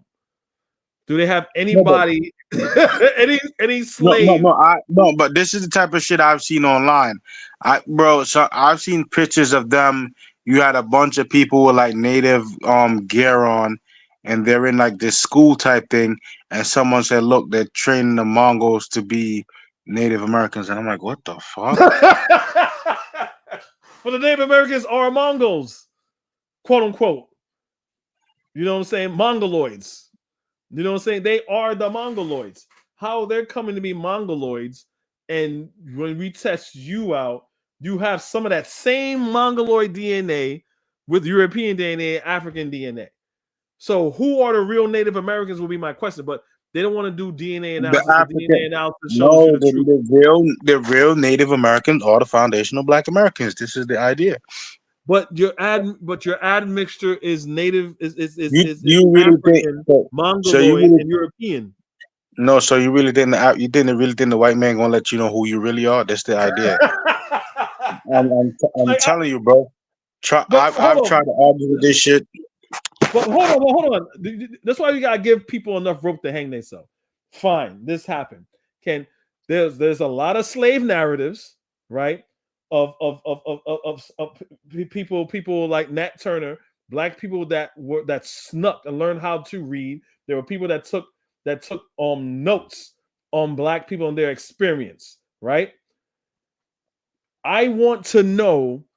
You have to show me the one saying, yes, I ran to get back to the wilderness of Tennessee. I ran to get back to the wilderness of Texas, Arizona, to Idaho, right? You have to show me that. All we see is when we have slave narratives is them saying, I want to go back to Africa, right? First generation, maybe second generation slaves.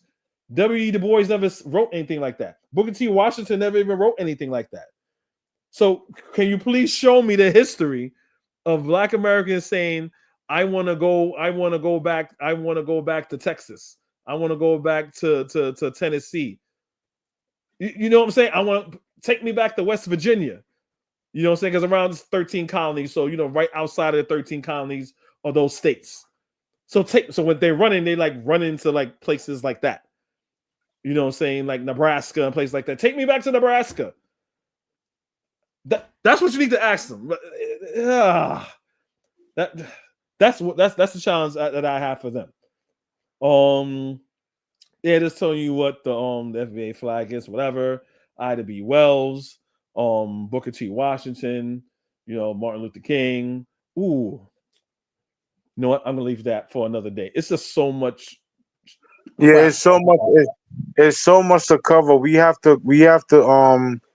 And we like 3 hours in. I don't know how many people are actually actively engaged. Yeah. In So the all right. So let me wrap this up, and we'll bring. Damn, we 3 hours in already, bro. Yeah. God damn. All right. Let me start bringing people in. If anyone wants to to come in, let me put it in the chat. And damn, I thought I probably had like 20 minutes left. Anyway, the link is in the chat. Anybody wants to come up and defend FBA or refute FBA or what we're saying or whatever in good faith, we're all up for it. We're all ears. You know what I'm saying? So let me keep going through the FBA website, and if someone wants to come up, they can come up. If not, then we'll close it out. But let me get through reading this because there's one thing I wanted to read. Boom. So who is foundational Black American? Who is not? Foundational Black American is any person classified as Black. So people from Papua New Guinea is classified as Black, so they can be Black, but no. All right, as Black, who can trace their bloodline lineage back to the American system of slavery.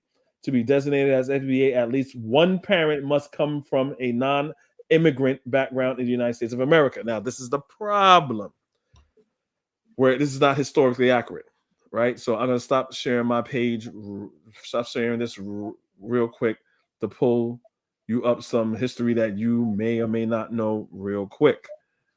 Boom. So there was something called the International Atlantic Slave Trade, right?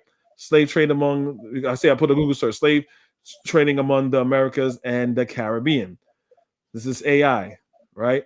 The slave trade between the Americas and the Caribbean, primarily part of the larger transatlantic slave trade, involved European powers capturing enslaved Africans in Africa, transporting them across the Atlantic Ocean on brutal voyages known as the Middle Passage, and the selling them to plantation owners in the Caribbean and the Americas to work on sugar, tobacco, and cotton plantations. What you guys don't understand, that you don't even know your own history when it comes to American slavery.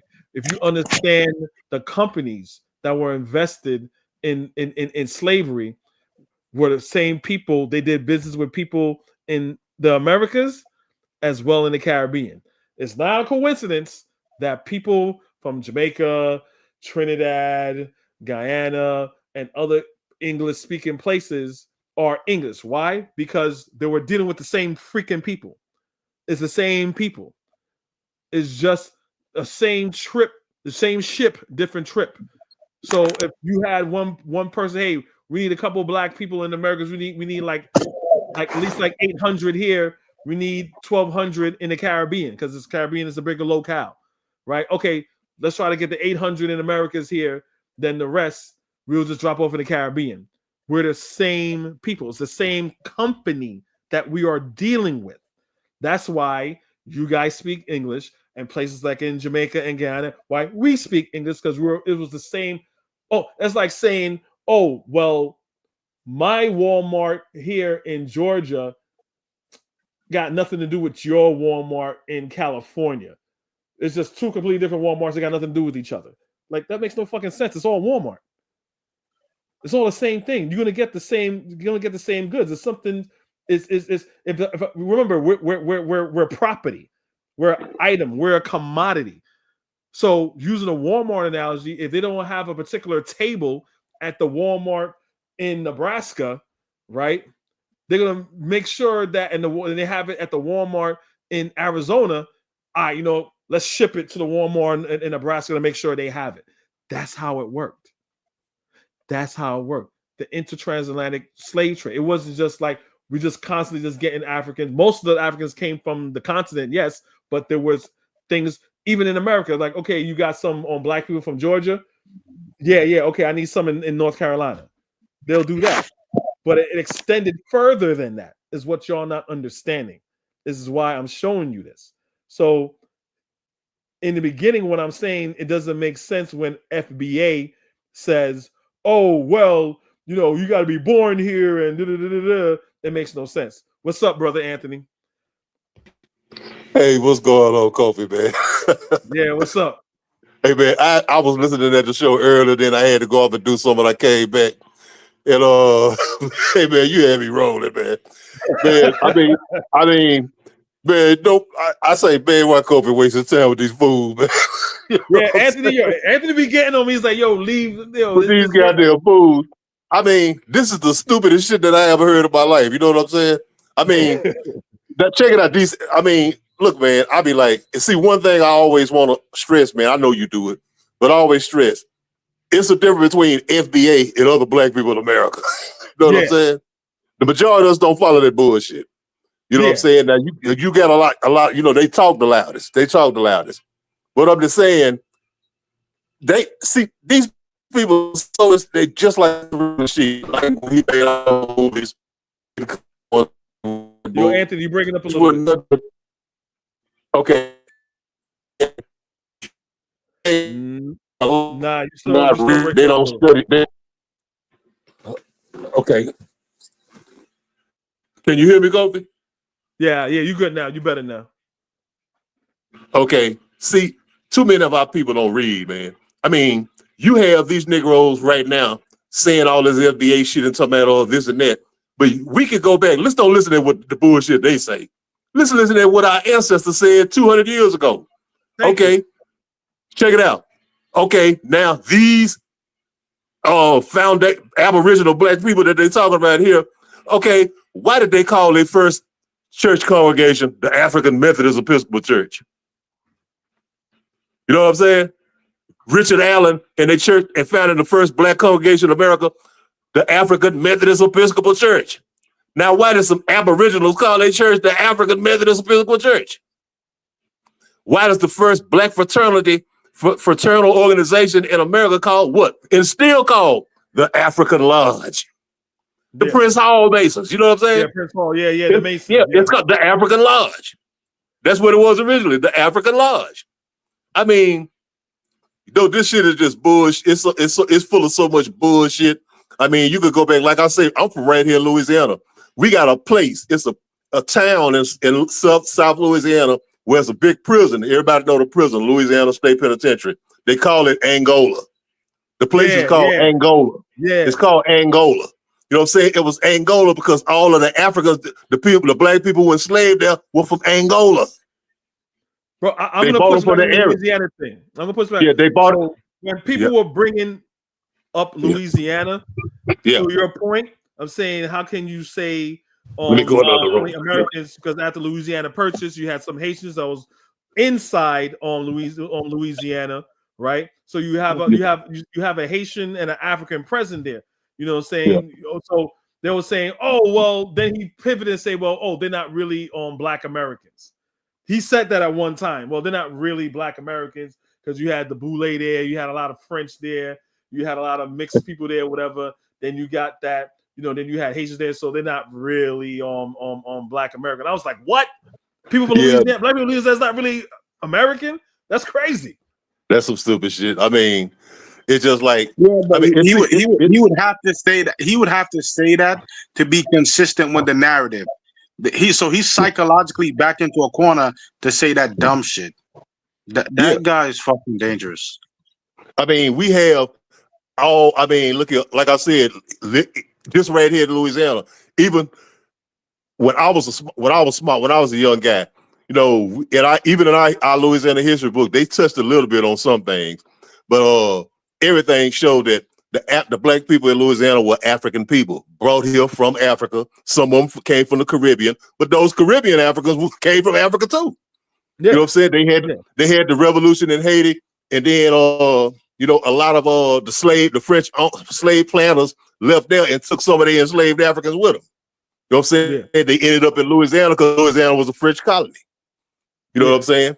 And so you had a Haitian admixture to the black population in South Louisiana. But even before that, I mean, we already had an African presence here, you know, from the slave trade with the French. You know what I'm saying? We had most of our people came from West Africa and Central Africa. That's why at New Orleans, you got a spot where we always go to annually every year for an ancestral celebration. It's called Congo Square. Oh, really? Yeah, it's called Congo Square. You ain't never heard of Congo Square? That's in New Orleans? Yeah, it's in New Orleans. It's called Congo Square. I heard of It's it. called Congo Square. See, I'm trying to go out to Louisiana this year, man. I'm really trying to go out there. Look, man, the majority of enslaved Africans brought to what is now the United States came from West Africa and Central Africa. A considerable number of them came, like on the ones on the East Coast, like Virginia, the Carolina, they bought them from what is now Nigeria. But other places too, but a lot of them came from Nigeria, Maryland, Nigeria. Most of the ones who were brought to Louisiana came from what is now Angola. No, the country of Angola. Because see, that was the Bakongo kingdom back then, based in Angola, parts of the Congo, Brazzaville, Gabon, that area right there. So a lot of our people came down here. So like we got, you know, in Louisiana, in other places too, all across the American South, among black culture, we have this practice that is known as hoodoo. You ever heard of hoodoo? Yeah, they call it hoodoo. Yeah, hoodoo. I mean, hoodoo is different from voodoo, but it's like the you know how when they brought the Africans to Haiti, they had to disguise their African religions of voodoo through Catholicism. Yeah. Okay. They do that same thing in the Spanish colony with Santeria. Yeah. Now see, in America, this area, they had to disguise it in Christianity, Protestant Christianity. Okay. So when we go, like, for example, when I growed up, I remember when I was 14, I was in school. All right. I got in a little trouble at school. I kind of lied about some stuff. But I came home and we had a lady who stayed with us who went out of our church. Okay. She said, well, okay, when you go to school, let me know when you wake up in the morning. So I woke up, she went and got the Bible, read out the book of Psalms, wrote something down, wrote it on paper, did something to it, told me to put it in my shoe and go to school. See, that's what we call hoodoo. Yo, Yeah, it's nah, called we do hoodoo. that. Yeah, now in Jamaica, there's a similar practice like that too. It's parchment paper she wrote. It's parchment paper she wrote on. Yeah, it is. You know, see, that's all a part of part of hoodoo. You know what I'm saying? It's African spiritual belief system, but it's cloaked in Christianity.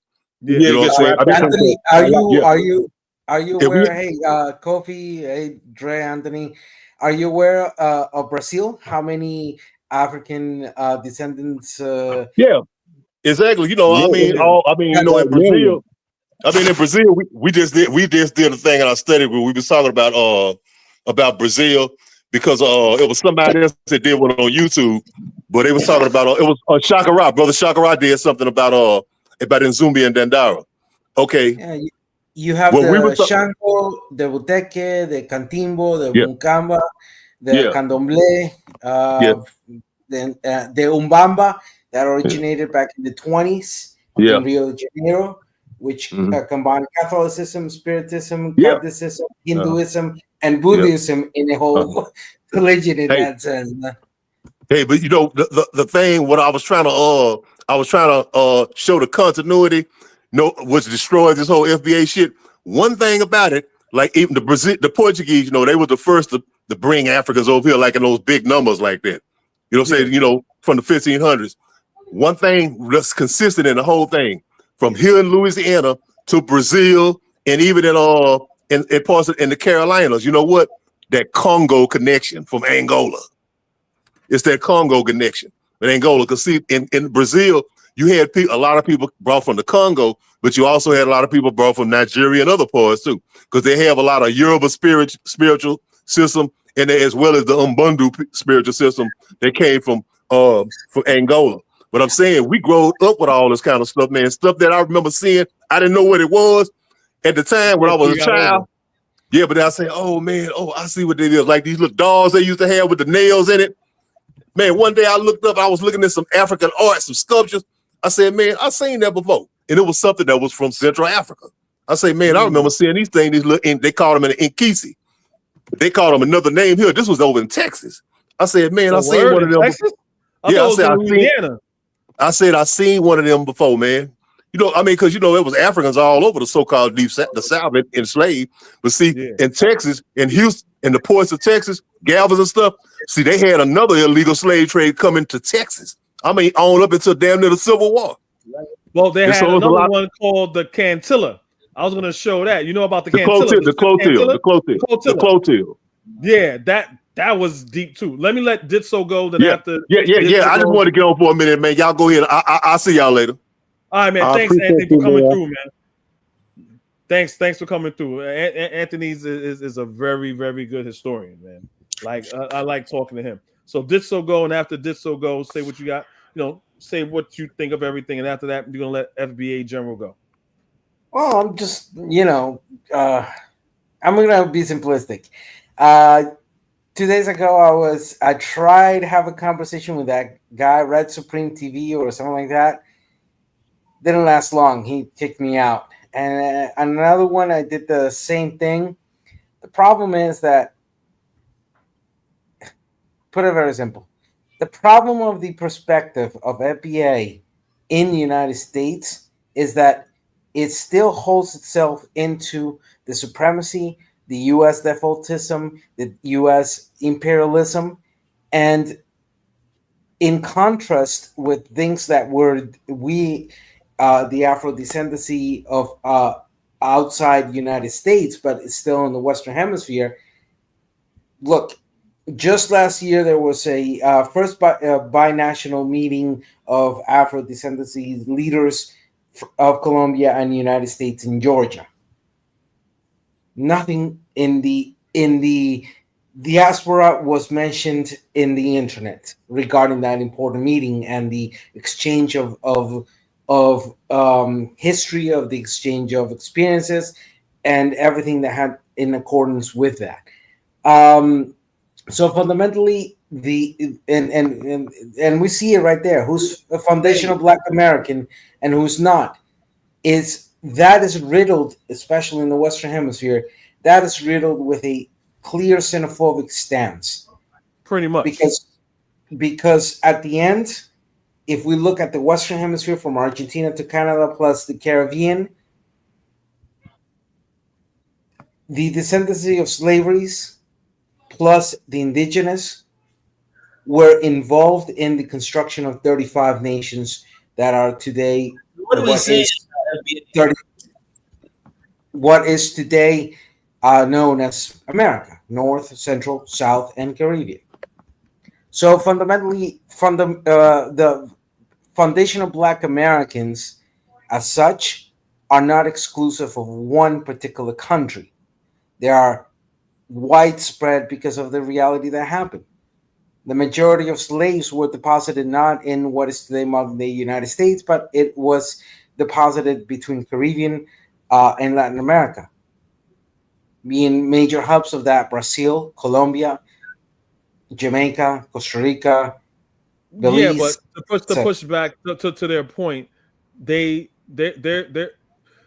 more thinking of what's happening on the continent, not the continent, what's happening in North America. What's happening in North America is synonymous and exclusive and distinctly different from all other Black nations. So they're saying in that regard, they are different than anybody else. But let me let FBA General go, because I don't want, he's obviously by the name, he's probably representing FBA.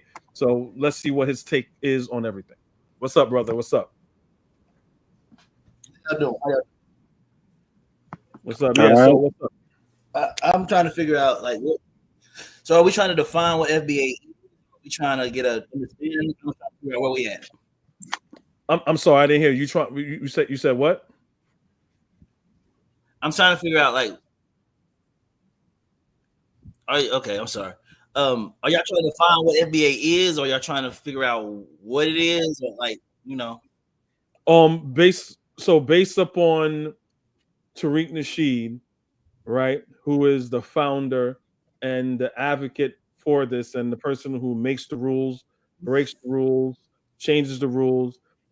By that understanding that we have made a determination that FBA, this is my take on it, FBA is a xenophobic group, right? That is just another arm of white supremacy, but it hides behind something as noble and deserving as reparations for Black people, based upon that alone. So what we're doing, because this has been long, we even get into what Pan-Africanism is, but obviously there's going to be a part 2 to this, to what as far as the Pan-Africanist side of it.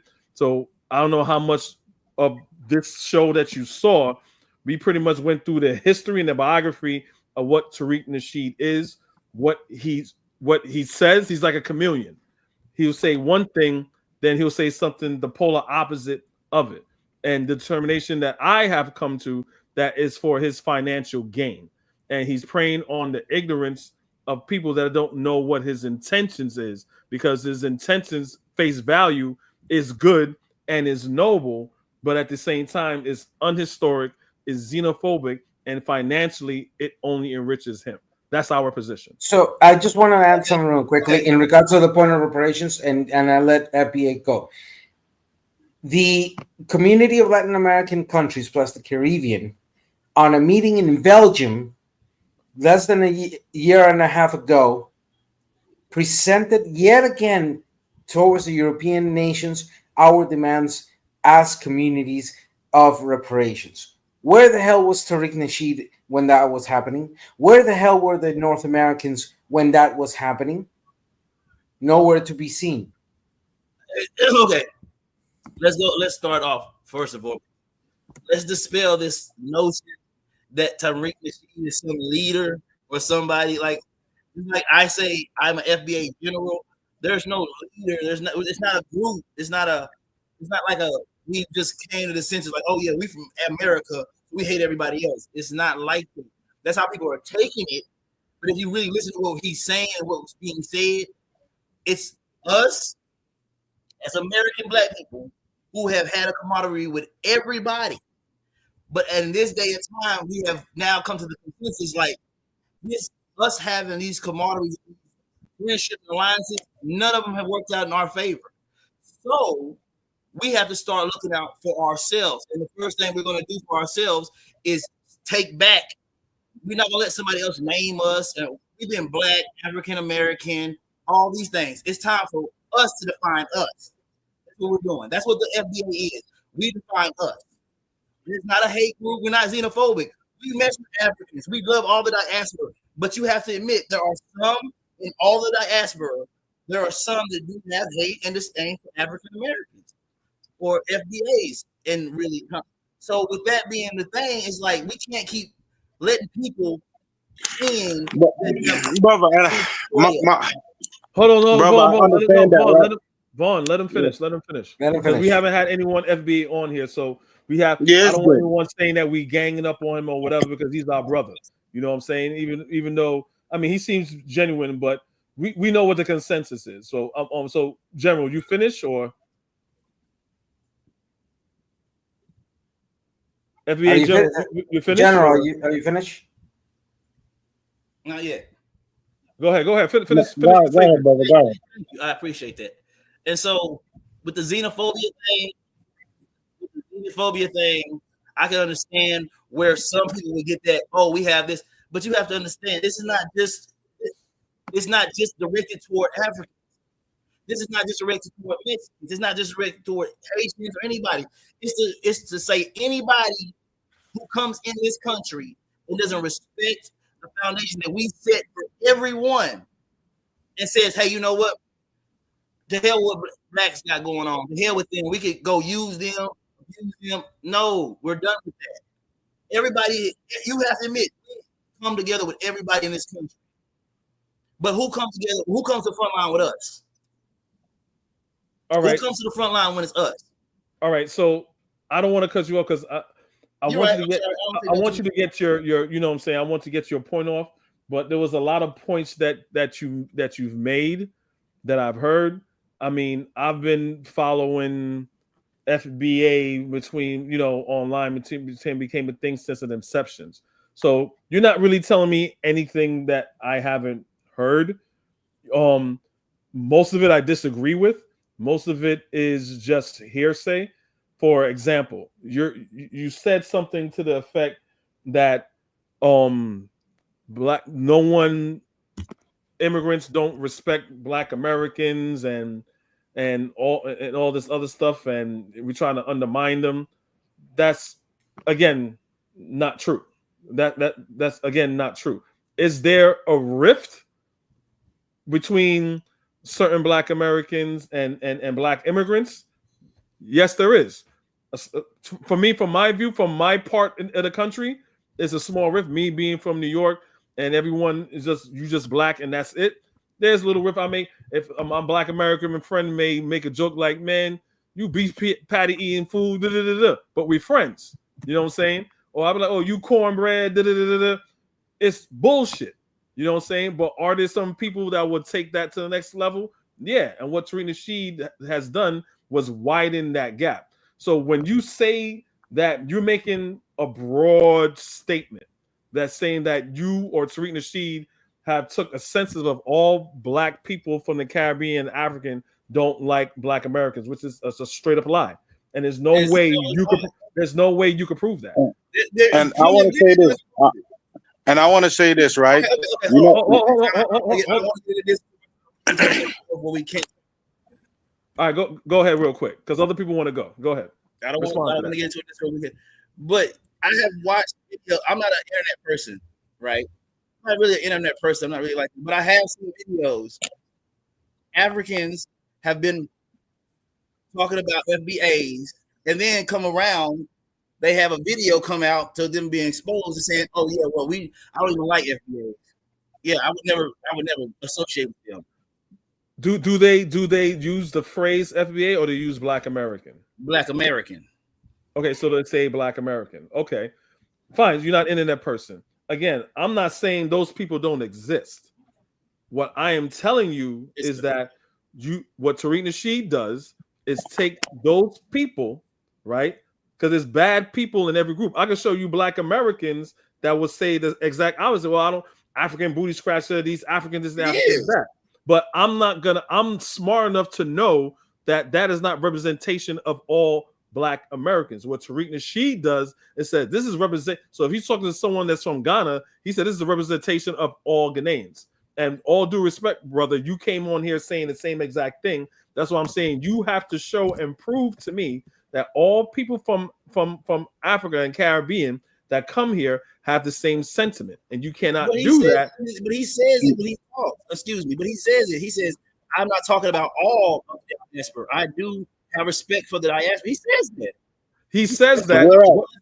What he says and what he does is two different things. Again, I don't know if you caught the rest of the show. He'll depict and say things about the whole culture. So if he plays into racist stereotypes saying trash about a Black American, he'll dump on the whole culture and where he's from. But hold on, let me let Vaughn go, then Ditso go. Go ahead, Vaughn. All right. So my thing is this, right?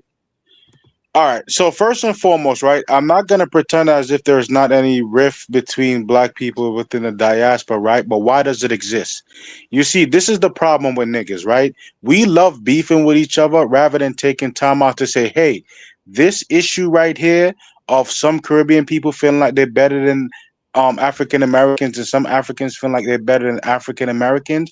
No one talk about the fact that after the success of Marcus Messiah Garvey, these seeds, right, were planted in the culture. It was intentionally done to make the Caribbean people see themselves different than African Americans, and Africans on the continent see themselves as something different than the African American. Because if you can do so, there will never be any solidarity, right? Because they seen what Marcus Garvey was able to do when Black people around the world looked around and said, hey, we're the same thing, and started coming together. So that the reason why that issue exists, why this issue exists, it was intentionally done, and we know this. It is something that's well documented. We know this, but rather than take the time out to say, "Hey, this is what this is going on, and we need to address this," that this issue is something that was planted in the community, we don't do that. What we do is we attack each other. Oh, say, look, that Caribbean person said this, that African said this, the African American said this, rather than attack the issue and highlighting the fact that this is something that was done intentionally. Very well said. Very well said. I agree. Did so? Yeah. Okay. I'm gonna put it very simple. Focusing on the Western Hemisphere, aka America, aka North, Central, South, and Caribbean. Matter of fact is that as of today, out of the almost billion people that are living here in 35 nations, well over 200 million are of African descendancy of slavery. Well over 110 million are a mixture between African indigenous, indigenous European, or indigenous Asian, depending on particularities of each country.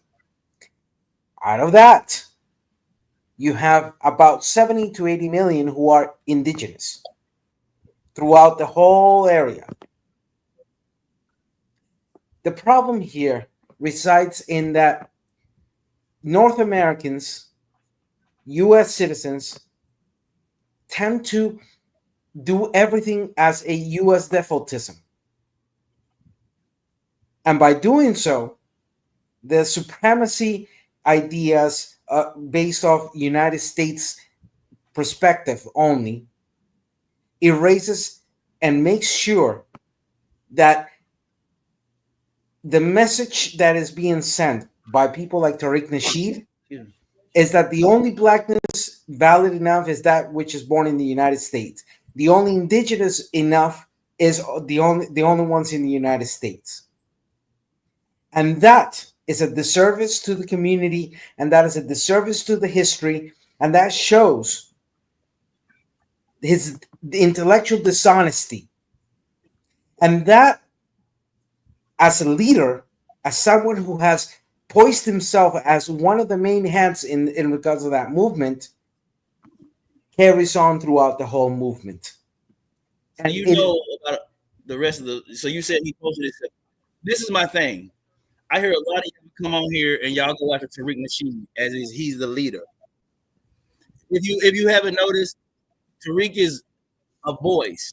Professor Black Truth, that's a voice. So, TBA, he's a voice. There's more than just Tariq Nasheed. So my thing is, why are y'all going after him as such? I promise you, he is not a leader. So Okay, no, hold on. Let me finish. No, he's one of the loudest. He's one of the loudest. He's one of the loudest voices. Okay, hold on. Did so. 30 seconds. Respond to him. Then I'm going to simply put in this. Sure, we're focusing on Tariq Nasheed, but just like what happened with what's his name, Lord Jamar, and the destruction that happened in his stupidity of trying to defend flat Earth. The problem is U.S. defaultism in regards to the history of Black Americanness in the whole sense of it. That does not mean that we, outside of the United States, but still within the confines of Western Hemisphere, are not aware of your history, are not aware of the influence that has played through our areas in regards to this. Look at this. I'm speaking it to you in English. Pero si yo cambio español, me imagino que tú no podrías hablarme. What I said is, if I change to Spanish, I would imagine you would not be able to speak to me in the level I'm speaking to you. So right, look at that. Look at the problem of U.S. defaultism in the historical context and in the reality we're living. So basically what you're saying that is the U.S. Black experience isn't the only Black experience. No. Oh. He's hold on. Let's stay on subject. What he is saying. That's why are we talking about? No. No, it's not the Let's only stay on topic. experience, What he is saying, what he's saying is that Why are we attacking Tariq Nasheed when Hold on. Nasheed is just a voice? It matters to us. That's what I said. It matters to us. We're not the only blacks on the planet. We know that. Whoa, hold on. We're diverting from what you said initially, Vaughn. No, what I was asking about this was responding to him saying that why are we attacking Tariq Nasheed when Tariq Nasheed says he's not a leader, he's just a voice like Professor Back Truth, TBA, and those other people. So what I want to respond to that, but I'll let you guys go. But you're kind of deviating from that topic. No, I was asking a question for clarification, but the About issue, Go ahead. So the issue why we're attacking Tariq Nasheed. Tariq Nasheed says he's not a leader, but then he's like one of the main spokesmen for this movement. He's one of the loudest voices, and he pushes the most problematic things. No, he doesn't. Yes, he does. We showed entire videos. We showed entire videos of Tariq Nasheed constantly doing these 180s, showing that he does not believe out of his own mouth. I don't know at what point you came on this show, but we showed Tariq doing. We showed Tariq Nasheed doing complete 180 in his ideology, showing that this man doesn't believe This is it. what y'all not understanding. This is what you're not understanding. This is not. No, you're not gonna move. This is not gonna go nowhere. This is the new norm. We have black people and we have FBAs. It's fine if you want to just be a black person. It's fine if you feel like you're Pan-African. That's fine. We can get along on those that right there. But there is a movement started, and FBAs are at the head of it. Tariq is not the leader. He's not the leader, bro. I'm telling y'all from my mouth to y'all. No one is saying that he's the leader. We're saying that he's the leader. Okay, right. Well, that's his, my position is that he's the leader. Okay, That's hold on. He's what I'm saying is this, bro. He's a spokesman for you guys. He's one of the loudest voices for you guys, and he pushes some of the most problematic things. He's a grifter. This man has like a 20-something year career of being a fucking hypocrite and someone that constantly do 180s and constantly jump on anything that can make money. We don't even know what he really believes. Because you could put side-by-side clip of showing how fast he'll change his ideology, how fast he'll jump on a movement and start to profit off of it. So you, in real time, you don't even know what that man believes. You don't. Has that man made a museum? Hold on. Has that man made a museum? He done films for black people. FBA Joe, I don't think you saw the whole in the beginning of it, because the things that you're saying are things that we address. I'm new to this, and I'm really trying to pick y'all's brain because I find a lot of Sure. this. I just got off a lot. He made a museum for you can't ever call it a museum. It's 1,300 square feet. He took a barbershop, renovated it, and started using it for other purposes. Okay. Why you not happy No, hold on. This you have to hold on, because I'm trying to. Yeah, I know. Because Brother Bakari is in there, he has to go. Everybody has to go. I want to say something real quick, and then I'm going to give it to Brother Bakari. I be saying, like, y'all want to unite. Y'all talk about the Pan-Africanism, but you don't like the man because he's the chief. No. Well, come. Okay, so this is the whole thing of He came in late. He came in late. He missed. You can't be late, but I'm on that FBA. It says it right there. I'm a general for the FBA. There's nothing wrong with loving Black Americans. There's nothing wrong with that, because you my people. There's nothing wrong with that. I honestly feel that your faith in him is misplaced. We're not saying no. We're not saying we hate none of y'all. Hold on. Let me just say what I got to say. Right? I just feel that your loyalty and your love for Black people is good, is noteworthy, is noble. I just think it's misplaced. And I'm going to address to when you saying he's not a leader. When someone has the ear of people, right, and they hang on to every word that they say and every movement that they do, if that person likes it or not, they are a leader. They are, especially if you're going around calling yourself FBA. This man has designated, you said when you came here initially that I'm, even in your name, I'm FBA General, I represent FBA. You didn't you are going according to his mantra, things how he feels. So you can't say this man is not a leader. At the same time, you have his talk. You hold on. You have his talking points, and you're going that the organization that he said. That's like Malcolm X saying, "Well, I'm not a leader. I'm not a part of the Nation of Islam." But he's quoting Fraud Muhammad, Elijah Muhammad, and he's doing all the things a person of the of that's a part of the Nation of Islam. It doesn't work that way, right? Kofi, That's my. I know. I gotta let Brother Bakari go. Brother Bakari. Hold on, Bakari, if you don't mind, give me 2 minutes before the thing hits down. I really want to put not this. Wait, hold on. That's not the Brother Bakari. If I may want to give up his spot. Bakari, is it okay with you? Look, man, let me, because I'm gonna get off. Cause this device I'm on is probably gonna mess up. You go ahead. I'll give you 2 minutes, but you might have to put the link back in the chat so I can come on a better device, Kofi. I'll go after this. So. All right, cool. Do what you got to do. All right, you got thank to you, out this, bro. Real quickly. FBA John. Hold on a second, Bakari. You want me to get you out, or you gonna get out yourself? Oh no, I'm not getting out. I'm saying you may have to. This is not my best device. Okay. All right. Okay. Yeah, all right. yeah. So right now it's still working. All right, go Ditso. You got about a minute. Okay. You got a minute. Very simple and straightforward. I'm going to concentrate on Western Hemisphere. What we're telling in very simple terms is that the idea of FBA, ADOS, Black American, African descendants of slavery, etc., is applicable for all the people that are here from Argentina up to the United States to the Caribbean. Understanding each regional characteristic, each regional experience, each regional history in regards of that relation. Matter of fact, FBAs here in the Western Hemisphere funded 35 nations, out of which 31 of those nations abolished slavery at the get-go on the moment of independence. And the last remaining 3 that were United States, Cuba, and Brazil.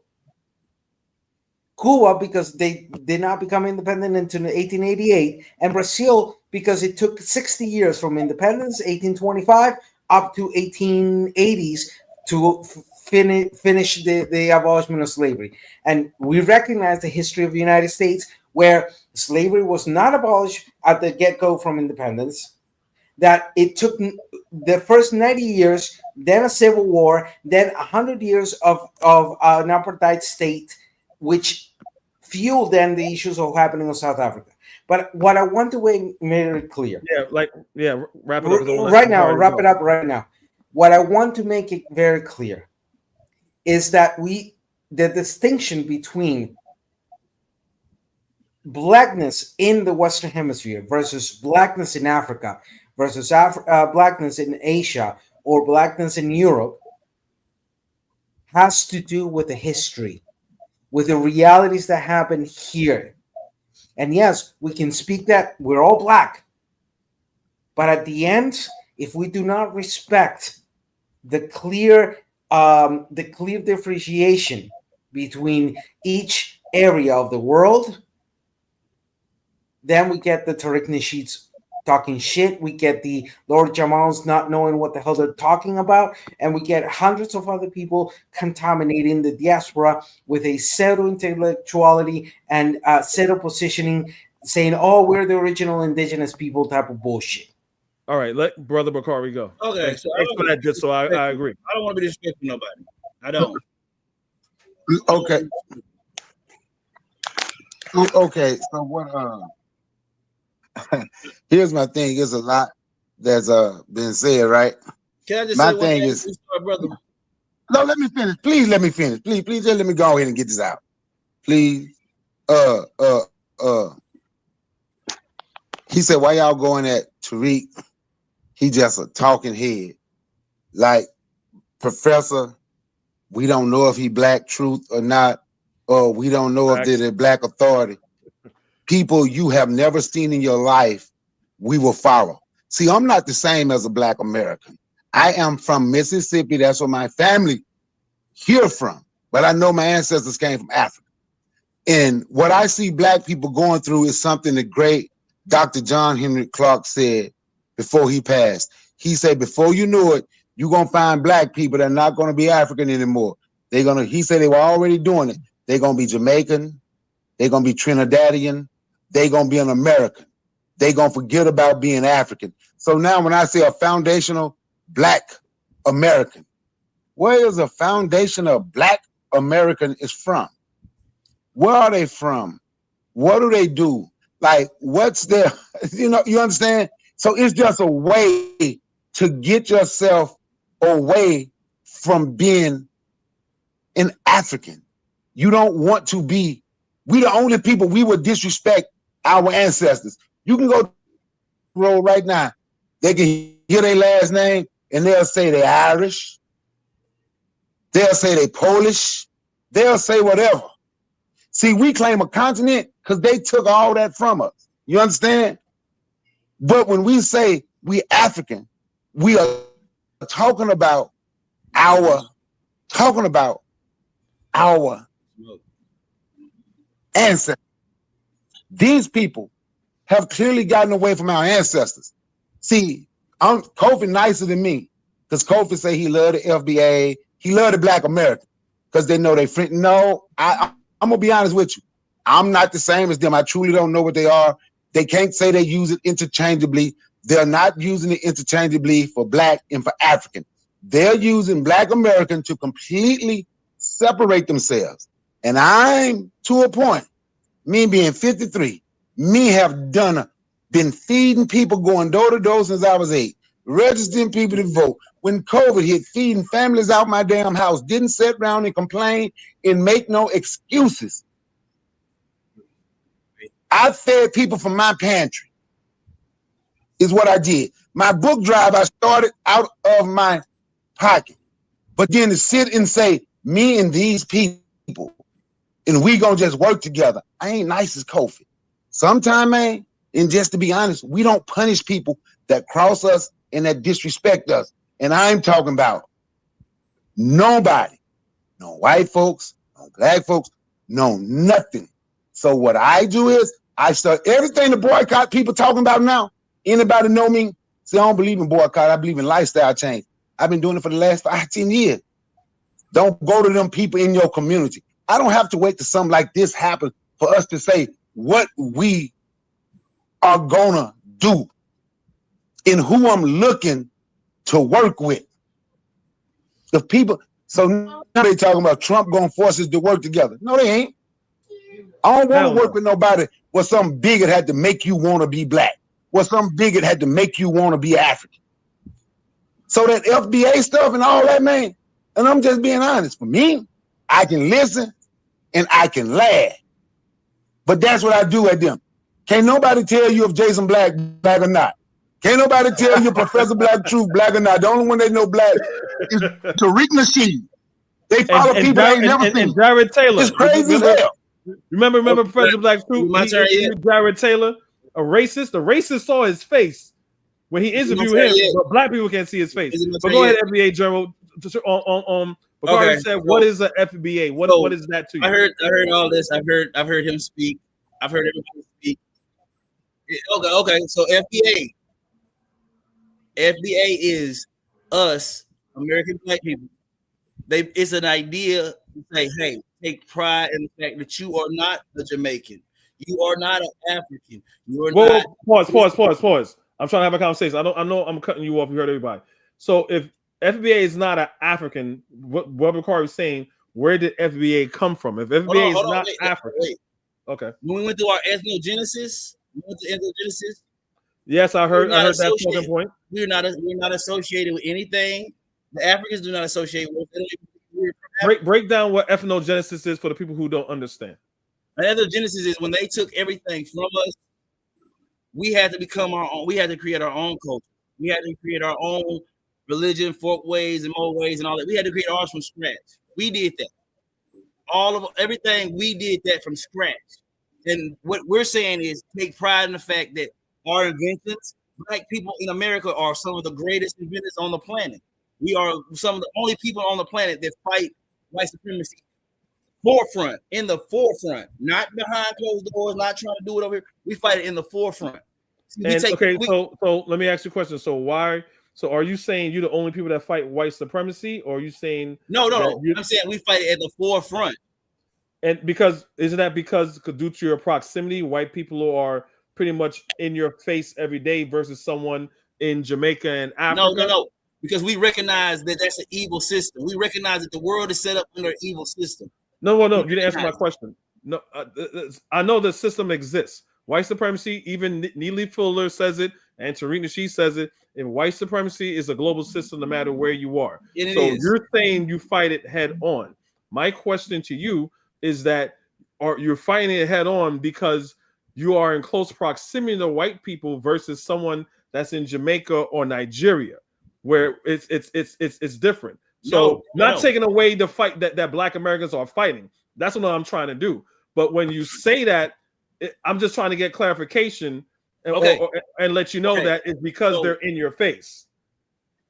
Okay. So what I'm saying that when I say we're fighting directly, when we are talking about this, you have to understand there's several branches to white supremacy, right?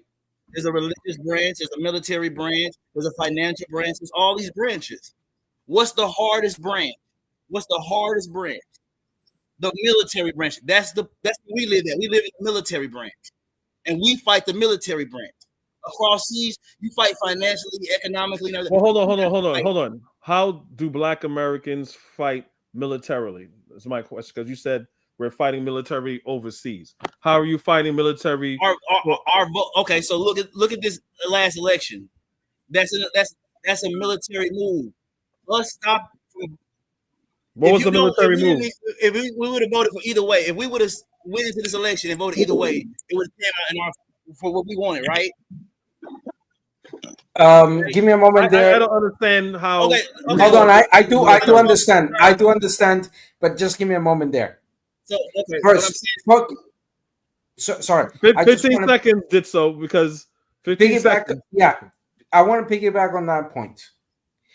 In the Western Hemisphere, aka America, North, Central, South, and Caribbean, for you to say that only the U.S. residents have fought against what is known as white nationalism, but should also be mentioned as Eurocentric,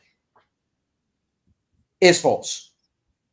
Because matter of fact is we have a rich history of the 250 years where this continent became independent of that. Alongside the United States, that yes, kickstarted that revolution of independence, but then it's widespread.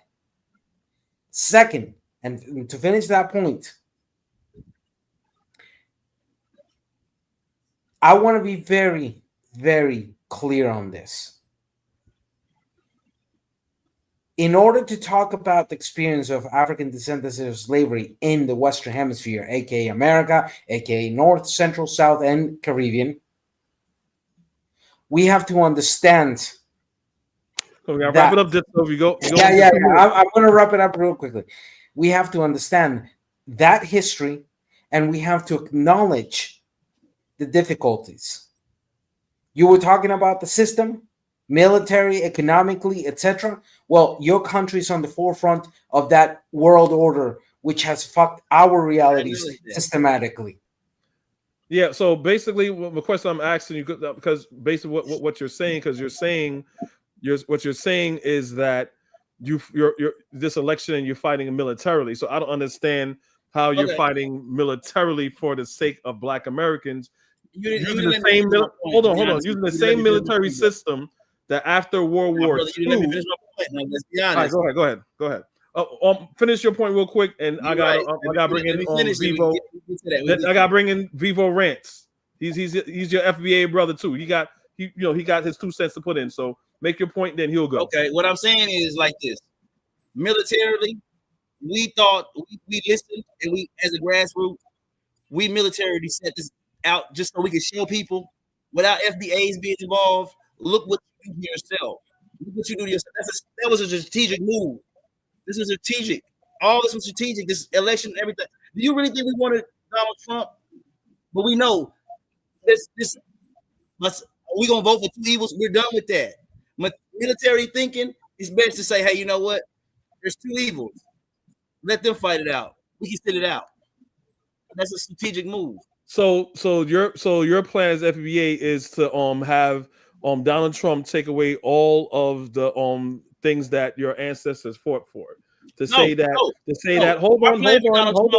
on. Let me go. Okay. You said it's a strategic move. You said you're not voting. They're both evils, right? You have one person that's an obvious racist, and you have another person that's saying, "I'm not gonna look all the racist shit he's gonna do. I'm not gonna do it." So now that you sat that out, what is happening right now? He's trying to take away all DEI initiatives, which just means DEI and woke is just quote for nigger, right? So the general, he's like, oh, this is a qualified general. He's a DEI hire, right? He's trying to he's trying to send black people, black native born people that are in prison. He wants to send them overseas, right? He's attacking every system that he's overturning everything that J. Edgar Hoover signed that helped black Americans. So I don't understand how that's a W for anybody in this country unless you're a white man. Hey, Kofi, not J. Edgar Hoover. J. Edgar Hoover didn't help us, man. Not J. Edgar Hoover, yeah. Lyndon B. Johnson. Can I say it? Lyndon B. Johnson onward. Can I say it for you? Let me go after Vovo because I've been All right, hold on, Brother Bakari, I got you. So we're gonna let FBA General finish with like about 15 seconds, then we gotta let Vovo go. Go ahead, FBA General. Then Vovo's gonna go. Like I was saying though, just try to make it quick so he can go. Over here has anti-black sentiment. Every group has anti-black in it. But everybody rides on including FBA. An amendment that allows them to be a U.S. citizen. So what we're saying is, no more are you getting a ride off our coattail. But we fought for what we did. It's y'all's turn to fight for your own battle. Simple. All right, so I don't want it to be more back and forth from you. So I don't understand what coattail are you talking about, because number one, and then I'll let Vivo go. No immigrant that I know of, and I'm going to assume I know more than you, ever came here with their handout looking for black Americans, right? All the rights that you have, hold on, all the rights that we have as black people during the civil rights era was fought by black Americans, Trinidadians, Africans, and Jamaicans. So that Trinidadian that fought alongside Martin Luther King and all those people will be Stokely Carmichael, Kwame Ture. That's good. Kwame Nkrumah also was here, also fighting alongside, hand in hand with civil rights leaders, right? That's Harry good. Belafonte, hold on. Harry Belafonte, a Jamaican, was hand in hand fighting alongside African Americans. The first black woman to run for president was from my country, Shirley Chisholm. Back then, we understood, our forefathers knew what white supremacy was. White supremacy was, and we understood military tactic that we all have to be together. And this white man sees us all as one big what you're saying. It's nigga, cool for everybody right? else to have pride. So hold on. So when you're saying that we riding your coattails, that what you're saying makes no sense. It's like like you gave us a handout politically or economically. Right. So what you're doing, you're just spitting on all of the civil rights leaders that contribute to it. That's my rebuttal to that. Basically telling me is do not have pride being a black American. That's basically what you're saying. Where this is recorded, where did I just say that or insinuate that? What I'm addressing that you just said we are riding your coattails. That's what this find that offensive, about. But hold on, I find it offensive. But what I'm doing is educating you that saying that they have black people from the Caribbean and Africa that was here during the civil rights era fighting for black American rights as well as our rights, because some of the people from the Caribbean and Africa was here. There was mostly black Americans here, but we knew that some of our people was here, and your fight is our fight. So I'm just responding to what you're saying when you're saying we're riding your coattails. I have to give it to Vivo. Go ahead, brother. Yeah, go ahead, Vivo. I understand, and I give you that. And I'm saying, like, at the end of the day, my point is like this. FBA is simply saying, take pride of being a black American. And I'm all What is for the that. problem? I'm all for that, but you don't have to. I know people shit on other people to do that. I know Vivo, people go have ahead. spoke, but I really want to throw this question out. Ditso, come on, we gotta let Vivo go. We gotta let Vivo go. Bro, we gotta let Vivo go. He's been patiently waiting. Vivo, go. Listen, All right, let me say this. Say we shit on other people when people call in. Yeah, bro, you gotta let Vivo go, man. Okay, now let me say this, right? This real simple. This ain't no real deal. We ain't got to go through all this rigmarole. FBA simply means it's just a name of our lineage. That's it. That's it. It's really that simple. It's just the name of our lineage. If you can't trace your lineage back to the 1870 census, you not FBA. Period. It's really just that simple. It's simple. It's really just that simple. I know everybody want to try to muddy it up and go through this rigmarole and all this shit. If you can't trace your lineage back, I got census records right here. If you ain't got one of these, I got over 20 of these. 1870 census, you not a foundational Black American. Period. That's not hard to understand. That's not a game or none of that. Now, as far as the DEI thing that you mentioned, that's a good thing that got taken away because we need lineage-based policies, lineage-based specifically for our lineage, specifically for foundational Black Americans. We don't need no DEI. We don't need no affirmative action. All this shit was put in place specifically for our lineage. The 14th Amendment was specifically for our lineage. Everybody else have co-opted and then they turned it into something else. So it's really that simple. I'm gonna close with this. Far as the African part of our lineage, we do acknowledge that. You got the website up. You can read exactly what I'm saying right now. One of these stars in the flag is one is for the Black explorers, one is for the Black Africans, one is for the Black natives. So we do acknowledge our African heritage, but I'm not an African. Ain't nobody been in my ain't nobody in my family been in Africa for 500 years.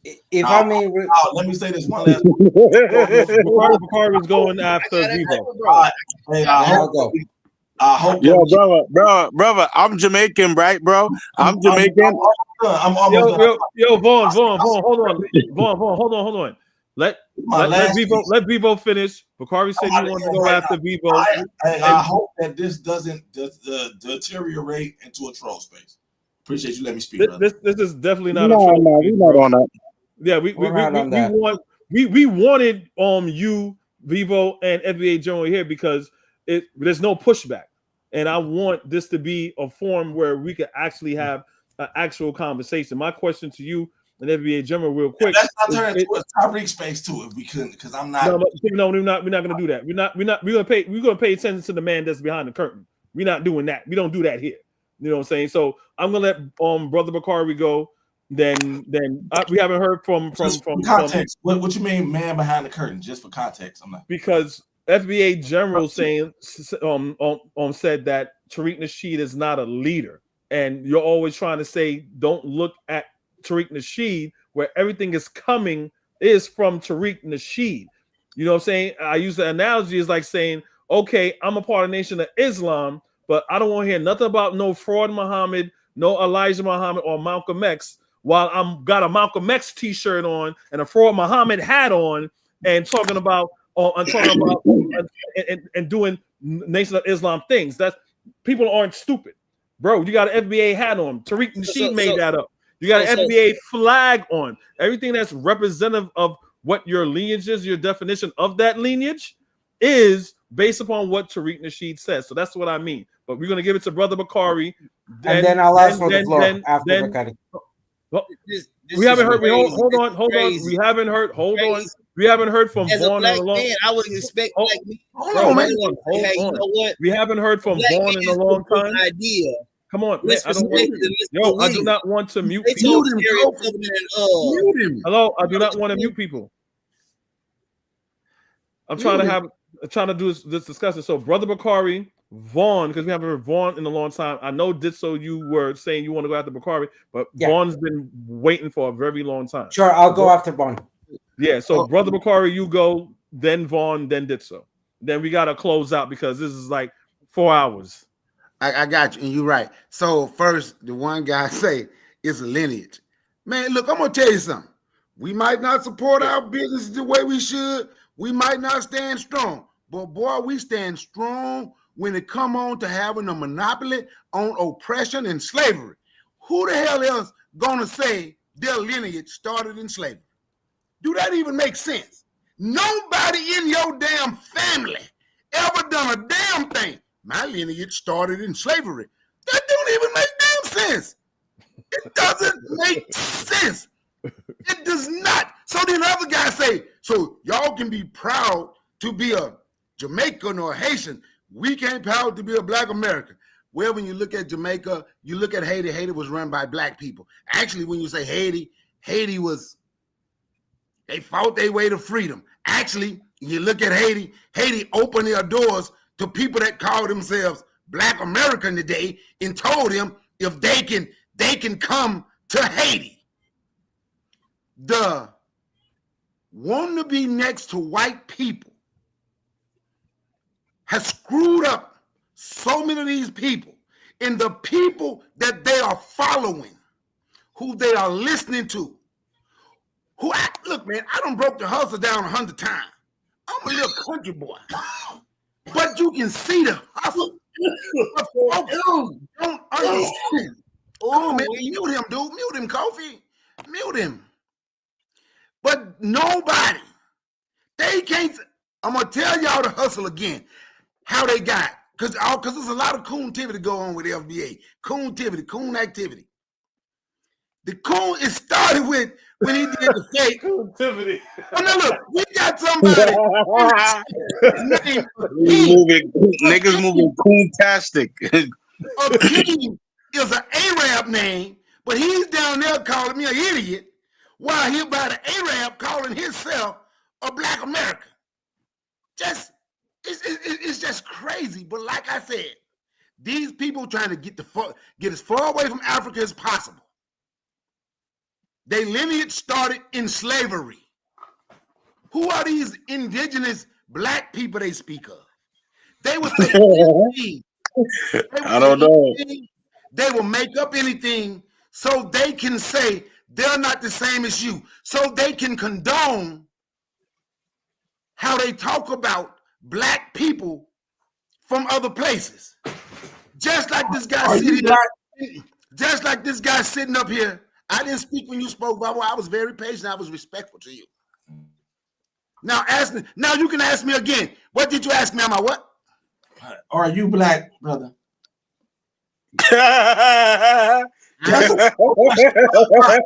y'all got this troll spirit. Are you Black? I'm Black. I'm Black. Okay. Yes. Okay, now let me ask you this. Who fits in your Black group? Who's qualified and who's disqualified? You saying you talking this, we all African shit. There's a lot of Africans don't even believe that they Black. So who fits Why in your is your lineage based upon what other people think? That's what I don't understand. Let me talk to him, Kofi. Come on, Vavo. A simple answer, sir. Simple answer. You're an elder, so I'm going to be respectful as possible. Who fits in your Black group? Who's qualified and who's disqualified? Black African people. What that mean? What do that mean? Huh? What do that mean? Who? Watch this. And people that watch this. In the Black African people that want to be a part, the Black African people that's not out here caping for Donald Trump. Now you ask me who fit in my group. The Black African people that ain't siding with the KKK and the neo-Nazi. The Black African who can sit here and say, who can say this a military strategy? While some white boy, the military strategy was the white bigot grabbing the mic, telling y'all what he want to do to Black folks when he said what he said about Haitians. Then said he gonna get his military and put inside cities like Chicago, Atlanta, Philly, Detroit, cities with Black populations. That's the military strategy. But you see, because this one, then we say, well, DEI, because see, now they have made DEI mean Black, and it means the negative Black. See, but we so want to be under them, we choose the KKK, we choose the neo-Nazi. We just simply ride with what they say because they got somebody with a big channel who they can follow on YouTube and say, yeah, that makes sense. No, it don't. They just saying it's a lineage. Your lineage started in slavery. Okay, so we talking lineage, right? Watch this. I'm 53, but I got old parents, right? So I'm gonna talk from No, my it didn't. mom. I didn't start no damn slavery. What are you talking about? Can you mute him? I ain't Yeah, never cut you got FBA you got to hold your question. Like, look, after Bakari goes, Bakari, try to round your point like next minute because Vaughn got to go. Then Dissel's got to go. Then watch everyone's this, gonna, right? So I'm and gonna then talk. everybody, hold on. Then everyone's gonna close out. So keep all your questions for your 2-minute closeout or your statement. So this is how we're gonna do it. So Brother Bakari go, then Vaughn goes, then Ditso goes, and then after that we're gonna do a 2-minute 1-minute closeout. So please don't interrupt anybody. So somebody said I made up lies. The guy just said it's a lineage. So that means a lineage started in slavery. Yeah, So they in the chat. Don't worry about them. They ain't trying to come let me see. So my my grandmom's from Africa Town in Mobile, Alabama, founded by Cujo Lewis, enslaved African, right? Then we have my grandmama, my great-grandmama, my great-great-grandmama on my mama's side was born on the continent of Africa. You understand what I'm saying? She came here as a child. And I can just know from what my grandmoms told me. And both my grandparents on both of my side was born in the late 1800s. Now, on my pop's side, right, if you look up New Africa, Mississippi, around Clarksdale, Mississippi, right, you will see slaves that revolted, enslaved Africans that revolted and won and was defeating them and was running, but they couldn't find the water because there ain't no ocean up by Clarksdale, Mississippi. So they went and made them a free settlement out in the woods. They named it New Africa. And if you look up New Africa Road in Clarksdale, Mississippi, that's how you will find it. So when we start talking about lineage, and then we can just, and you may or not have heard of these things because they didn't tell us about these things. About, damn, these black folks in the late 1700s, early 1800s defeated these white folks and created them a damn free settlement in the damn woods. And they defeated the Native Americans, who they sent in there who were slave catchers, and they sent in white folks who slave catchers in which they defeated. So when we start saying, well, we just gonna forget about Africa and say we are Black American. Ain't nobody. I know where I'm from. Tell like you know where you're from. But when we forget about the mother, when we forget about where we come from, my lineage don't start in slavery because my family wasn't always enslaved. My family was not always enslaved. So that's not where my lineage start. Your lineage don't start in slavery. Somebody put in the chat, you said 1870. I'm talking to Volvo. I'm trying to be respectful. I talk loud, man. I'm from the country. This is how we talk. So I ain't trying to be disrespectful to you, right? Your lineage started before 1870. I'm not telling you you are wrong, right? But watch this. The problem I have with people that call themselves FBA, they don't want to deal with other black people. People keep talking about Africans. Guess what? I've met Africans from Nigeria, from Ghana, that I don't deal with at all because they don't want to deal with me. It ain't just got nothing to do with FBA. It don't make a difference who it is. They don't want to deal with me. Them black folks, we can't work together. Oh, well, I ain't going to deal, and I ain't going to beg nobody to work with me. And in this day and time of what we going through, in this shit, what's about to happen, I ain't asking nobody. We need to work together now because it done got tough. Nope. Because you're not genuine. Because then as soon as it get where it ain't tough no more, you're done avoiding the Arab store. You're done avoiding the Chinamans. You're done avoiding letting Mexicans come in your yard and mow all your grass. You're done with all of that because it ain't tough no more. So what I ain't telling y'all, no, I watch this. They can do that. They don't want to hear it. Because I ain't gonna hear to give no damn feel-good story. And I'm not here to say they feelings either. Yo, let me give it to Vaughn to Dre. But Brother Bakari, yeah, you're exactly right, man. I totally agree with that. I totally agree with that. All right, go ahead, Dre. My thing is this, right? FBA is founded on a lot of falsehoods. That's first. So you have someone like Tariq Nasheed that named the movement. He got the copyright for the movement, right? He sell products off the movement, right? He piggybacked off of somebody else's movement that he tried to hijack, and it didn't work. And because it didn't work, he ended up naming the movement, right? Now, Tariq Nasheed is someone that spews a lot of problematic rhetoric, and then now you have someone like FBA General that might not necessarily agree with the rhetoric, and now he's trying to separate Tariq Nasheed from FBA, and he's the person that piggybacked off somebody else's movement and started this one. He's the one that named it. He's the one that copyrighted. Don't do that. Don't do what? Don't insult me. You don't know me. I don't know you, so I don't speak on your list. Do not. No, FBA Jones, you cutting out. We can't really hear you clearly. I said, do not speak on my lineage because I don't know you and you don't know me. I never spoke. What does that even mean? You're talking about what you said on this platform. Said, he might not even know. Don't tell me. Don't say, point, stay over there, and I'm stay over here. I don't know you. You don't know me. So we hold on. You are on a panel when we're having a conversation. He's talking about. Hold on. He's talking about what you said. He's not attacking you personally. He's talking about what you said, and he's addressing it of what you said. You're taking it. It sounds like you're taking it a little bit personal, or you misunderstanding. I'm not taking it personal. I'm saying he's saying I might not know my lineage. I never said that, bro. He never said that. He didn't say that. Okay, well, then I heard it wrong. My fault. You're right. What I'm saying is Tariq Nasheed is the one that started the FBA movement because he piggybacked off someone else's movement. He spews a lot of problematic rhetoric, right? That you might not necessarily agree with. So you try to separate him from the movement, right? And you're trying to take him away from being a figurehead.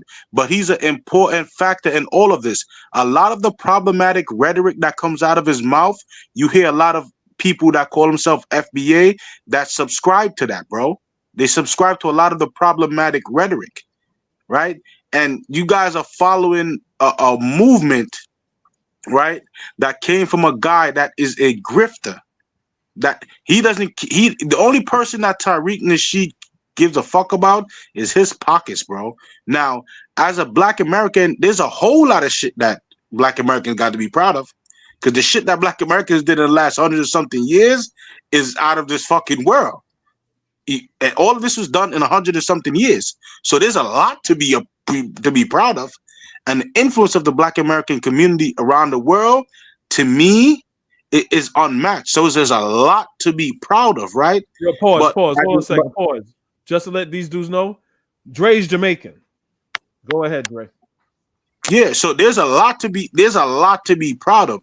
The literacy culture in the African American community cannot be compared to anybody else. The discovery when it comes to like Black history, all of the literature that's written, the influence in other parts around the world, it's hard to be compared to anyone else, right? And I have no problem acknowledging that because I've done the work, right? But again, the FBA movement is built on there's a lot of falsehood in it, right? And I think the next go around we'll be able to speak better on it, right? No, and I think say it right now. Say it right now. No, we're strapped for time. Next week we could do a part 2. You know what I'm saying? Bro, please, next week we're gonna do a part 2. You know what we need to do? We need to have Volvo and FBA General more early on in the conversation, so this way we can have a proper conversation, bro. Because I don't want to feel like make you feel like I'm trying to hit a run or not, really have any conversations. I don't know what point you came in on the conversation, but a lot of the falsehoods we kind of addressed from the beginning, right? So that's just basically it for this week. Let's try to do it for the same time next week, and let's try to have less lectures, more or less, and have more conversation. Yeah, kind of have you guys early. This was the bulk of it because FBA is a big bulk of it. That's how I know this will kind of be like a part 2. You know what I'm saying? This, for y'all that don't know, this is Dre. This is my co-host or whatever. So if he got the run of the show too. But yeah, I suggest FBA General and Volvo look at the beginning because the things that you guys are bringing up was already addressed, and it's not how we felt. It's things that we put on the table like this. This is what Tariq said here, and it's the polar opposite of what he said right there, right? So we already addressed all that. So Ditso, please keep it to about 2 minutes. Then everybody's gonna give their closing statements. Yo, bro, I'm gonna head out because I gotta be at work for 6:30 in the morning, bro. All right, yo, bro. So say what. So that's it. So you can just say what you got to say now, or you can break out as your closing Yeah, statement. that's it, man. Listen. I enjoyed the conversation. I'm looking forward to seeing y'all next week. Volvo, I want to talk to you more. I want to talk to you more. I wish we would have got you in earlier on the conversation, the FBA general, man. We're gonna get y'all in earlier on next week, and we just take it from there, man. Appreciate y'all. Cool. All right, peace, Director. All right. All right, y'all. So let's do it like this. Let's go to Ditso. You get like 3 minutes or so, and say what you got to say. I'll make it real and your quickly. closing statement. All right. Go ahead. Simple. The idea of lineage in the Western Hemisphere in matters of the descendants of slavery, aka black, aka negro, aka preto, throughout the whole continent is a factual history. When the North Americans, in a supremacy, in a discriminatory, xenophobic way, imposed that only FBAs are those who were counted on the 1870 census of that United States, almost 90 years after the process of independence, has to be called out as complete and utter bullshit, because it is clearly intention to erase the identity of the other Black Americans and the other descendants of slavery throughout the whole continent. It is clearly set up to push forward a supremacy position. Why is a U.S. resident a better Black American than that of somebody born in Brazil, for example, or somebody born in Colombia, or somebody born in Costa Rica, or somebody born in Jamaica? It's a rhetorical question. The answer to that is because, like it or not, the mentality of U.S. residents is U.S. defaultism, as if the only valid Blackness in the Western Hemisphere is the one born in the United States. That does not mean in any way, shape, form, or manner that we are ignorant of the history that happened in the United States. A history. What's black, by the way, just for context?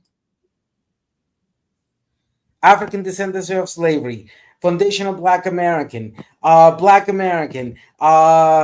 whichever semantical term you want to use, you're referring to the lineage that started with the imposition of slavery here throughout the whole continent, where the majority of those slaves were deposited in Latin America.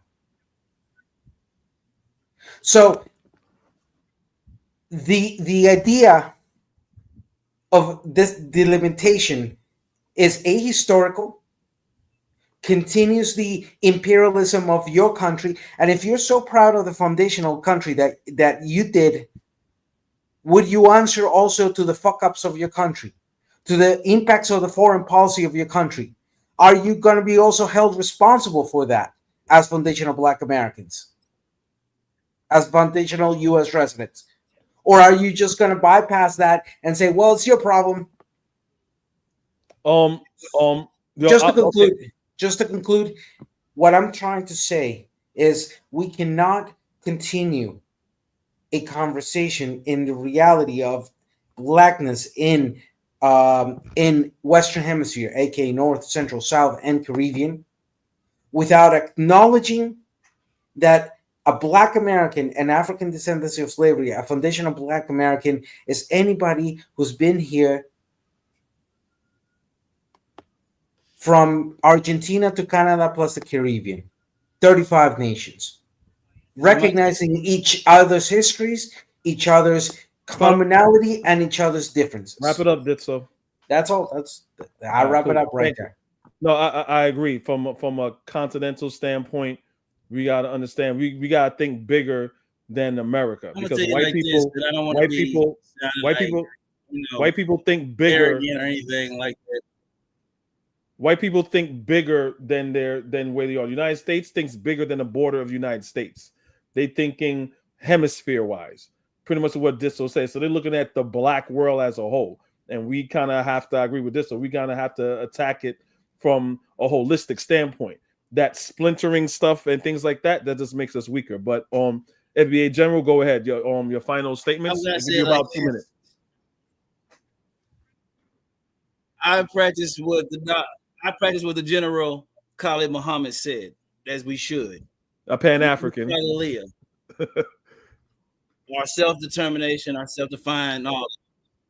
When I say this, I say it as FBAs have taken the position as we are our own people. We define us. Nobody and nobody else on this planet is going to be able to tell us about us. You can say this, that, and the third. You can study our history. You can copy our... the days of everybody coming and saying, hey, it's cool. We can be this, that, and the third, but we're going to start off being black. When you come to this country, everybody comes to our neighborhood. Everybody comes and does our training. Everybody does all, but nobody respects anything we have going. But nobody respects us. And that's a fact. Not one culture that we have intermingled with respects us. When we're saying our position now, we are taking ourselves out of the equation and making ourselves known and heard. FBAs are no longer y'all's cute toy. We're no longer nobody's push around. We're no longer finna intermingle and do coalitions with only we give it and we ain't getting nothing from it. We're not doing any of that no more. We are our own people, and we demand to be respected as our own people. And that's bottom line what that is. You could go that way with it, or you go that way with it. I choose to be FBA because I see like the elders said, we got to start coming and united. We're united under this banner. What are y'all talking about? This man is uniting us under a banner. You don't see the bigger picture, though. You're looking at the minuscule thing. Oh, he's a bias. He's not being divisive or anything. If you listen and stop trying to criticize the movement, oh, well, it's being this. It's not xenophobic or anything. Africans call in all the time and say the same thing. Jamaicans say the same thing. Haitians say the same thing. I understand why y'all do what you're doing. It's a respect thing. You're going to show people you are your own people. We're not just like a Candace Owens, just like a Roland Martin. These look black, but they're not us. But they speak for us. Why is that? They're not FBA, but they have an opinion, and you take their opinion serious because they look FBA. That's over with. We're done doing false representation. We're done being those people that have no voice, but everybody has a voice because they look black. But nah. Nowadays, 2025, FBA took it over. It's us. Yes, we are a people. We're here. And we declare our independence from everybody else. And if that's a problem, that's fine. That's cool. We know what we stand up.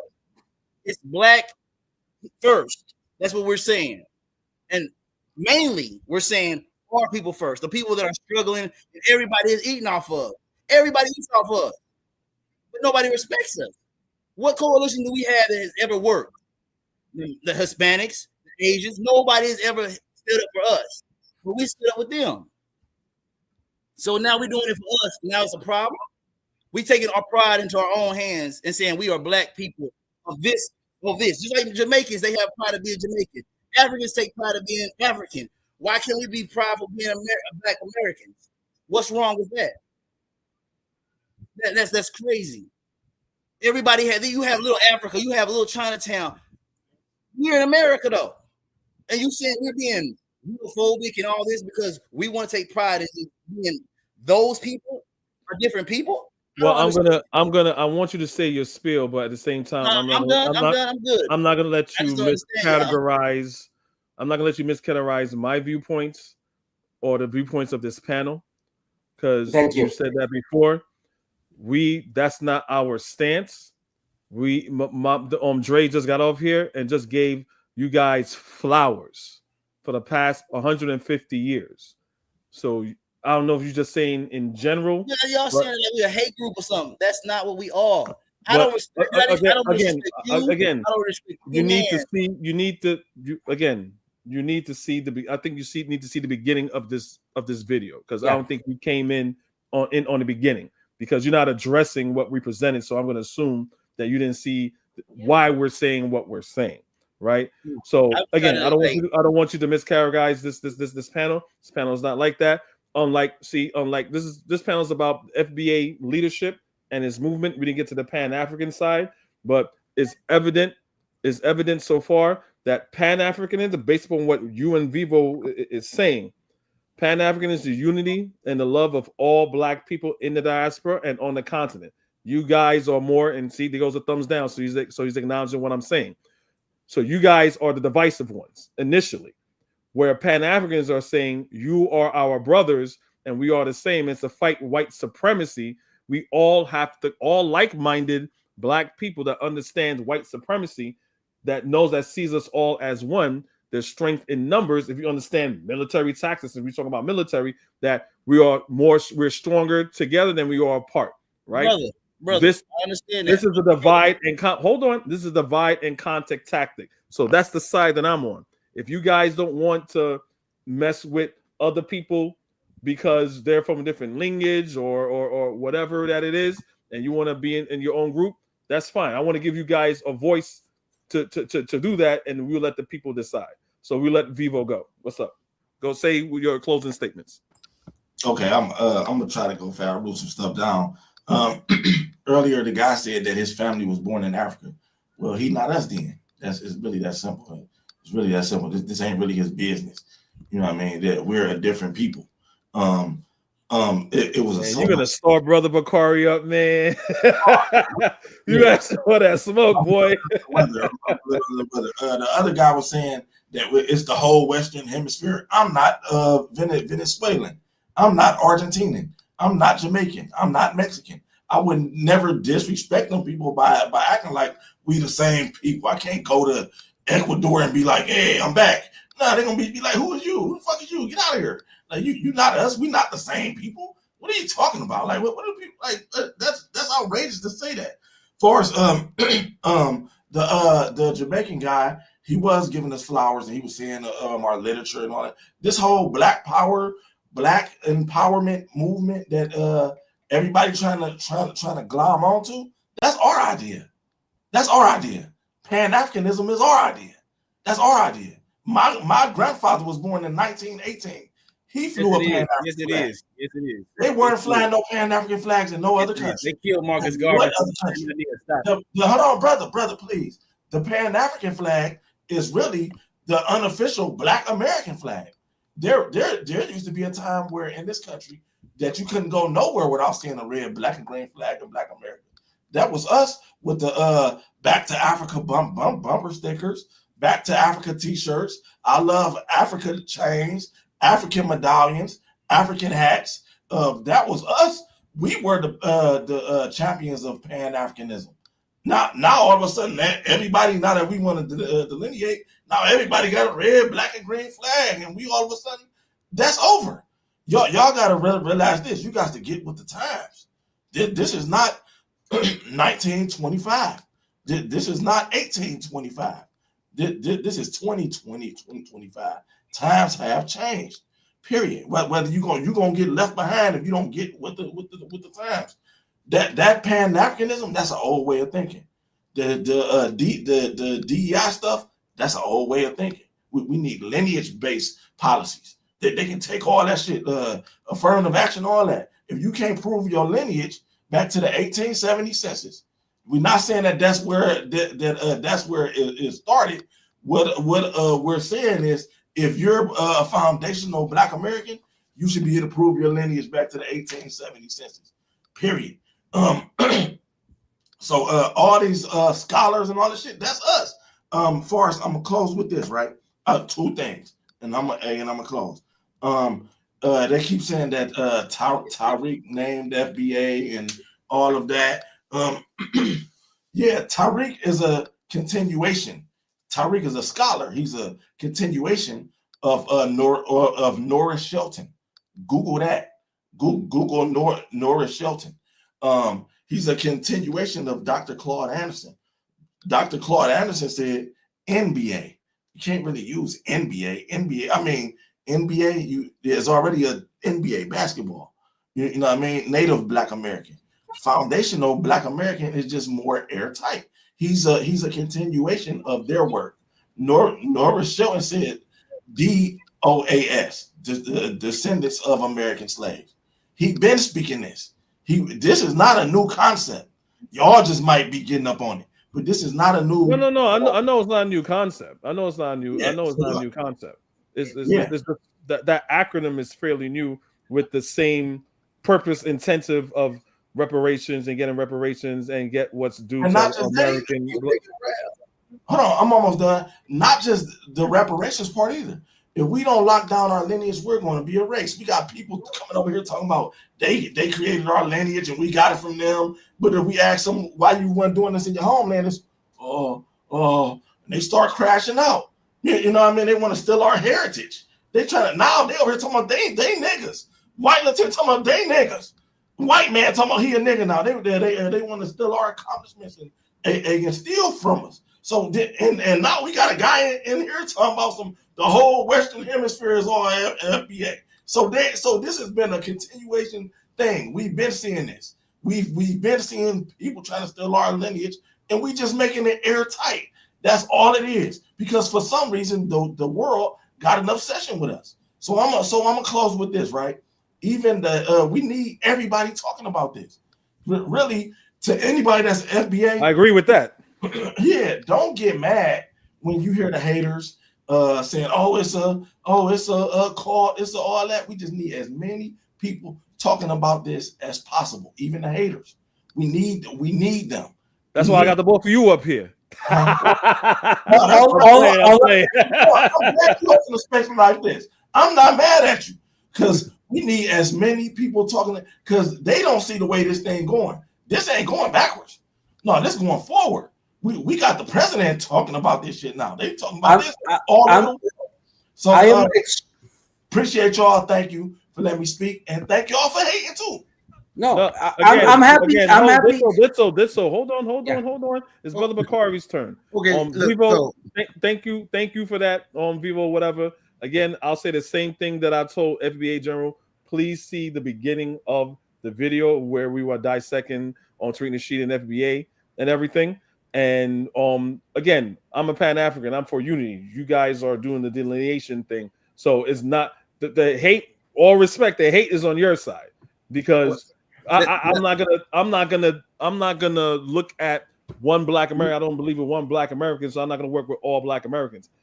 We're gonna do it like we did what our ancestors that are greater than us did. We're gonna look at Black people, right? First, you're past, you're Black.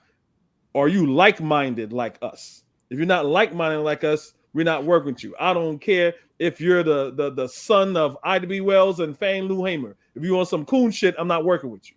You know what I'm saying? So off the Brother Bakari. No. What's Black? Just for context, because the last two guys really couldn't answer it. So let me ask you.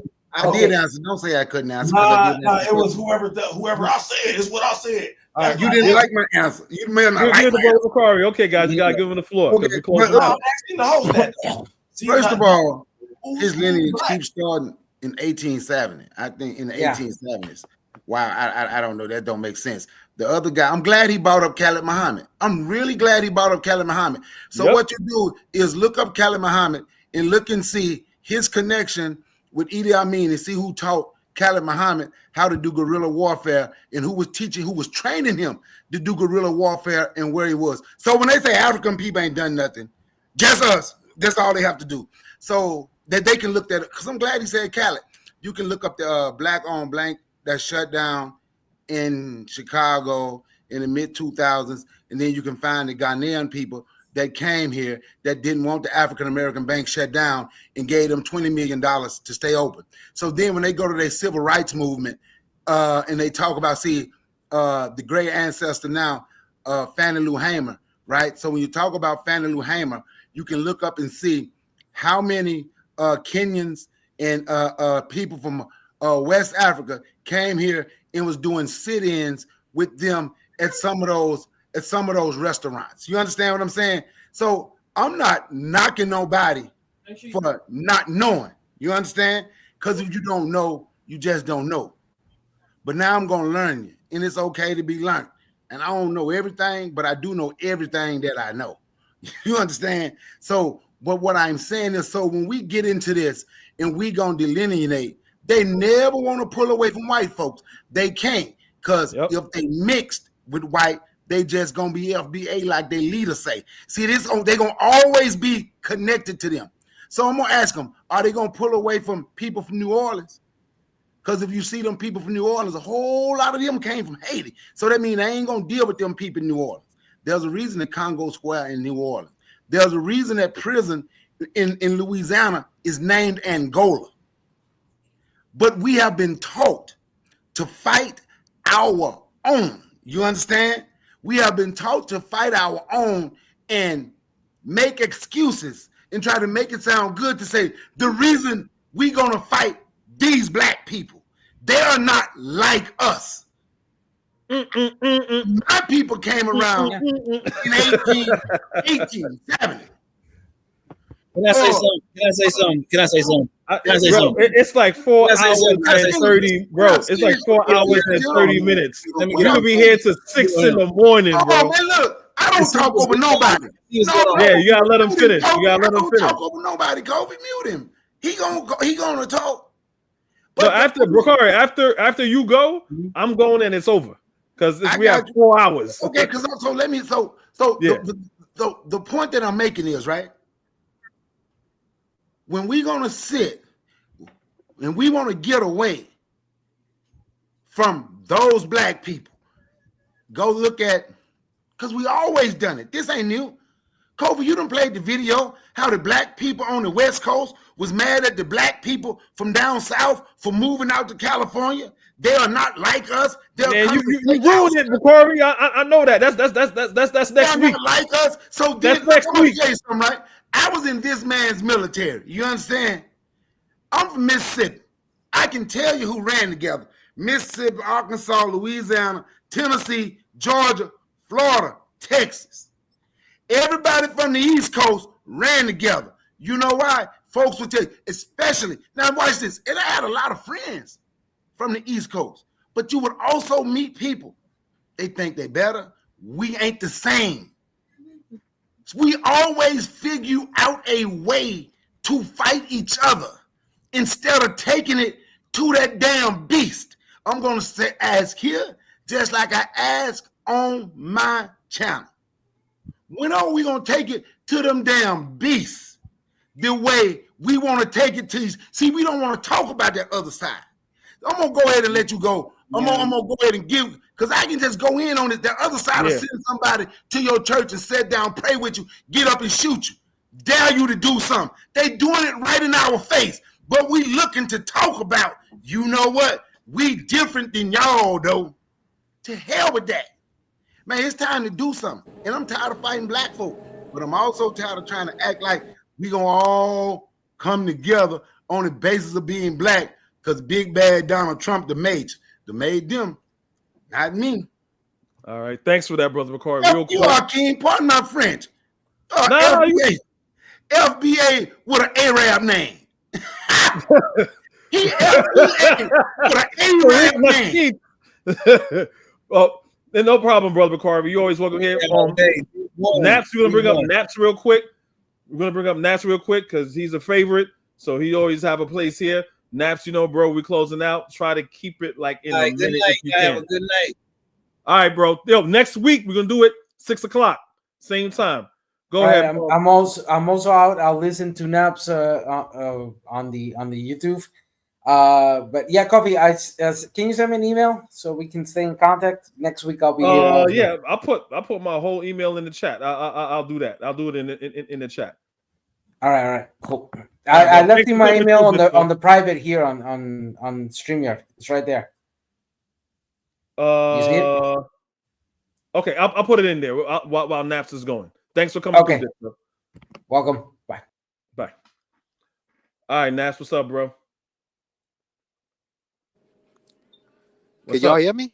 Yeah, I can hear you. I put you on mute real quick because looked like you was driving or something. Yeah. I'm in the supermarket. Yeah, man. Just not gonna start any arguments. Those two clowns. I'm familiar with Volvo. He's obviously going on tour to show everyone how ignorant he is. But here's all you got to know about FBA. So Tariq started this by trying to infiltrate ADOS. And what he did was say, oh, you need to get away from them because ADOS is an LGBT organization. All right. And then obviously a lot of people jumped over on his side so that he can basically, form some sort of call. Now, how ironic is it that FBA now has damn near every lieutenant is gay? Like, not when I say that, I mean actually in that community. And his queen, the queen of FBA, is a full transgender. Yeah, so, yeah, I saw you post that. Yeah. Oh, and he's defended her and everything. Yes, like It, this is whatever. what I'm saying. This is how weird this has gotten. And for that guy to say, "Oh, it's not a hate call," look at his post in Twitter. Look at what this guy posts. I did that. Right? That's what I'm saying, bro. I did that, and they're saying it's not a hate. Where I was like, bro, you probably didn't see the beginning of this video. We showed you shit where he's doing xenophobic, racist shit. That's all you look. All I gotta say, they keep saying delineate. I am 100% with delineation from them, right?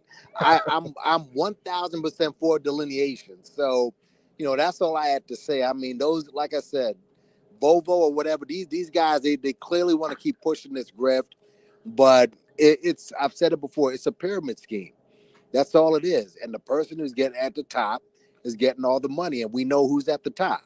So, yeah, man, it'll be an interesting 4 years to see how this goes down. But yeah, when you got Ann Coulter basically co-signing you and retweeting you and speak, like, come on, man, somebody got a bag for this. You think come on, man, this is silly. So, yeah, man, that's all I had to say, man. Keep up the good work, and I'll check this next week. I'm sure, like I said, Volvo is, and all those other guys. It's just gotten buffoonish, man. It really is.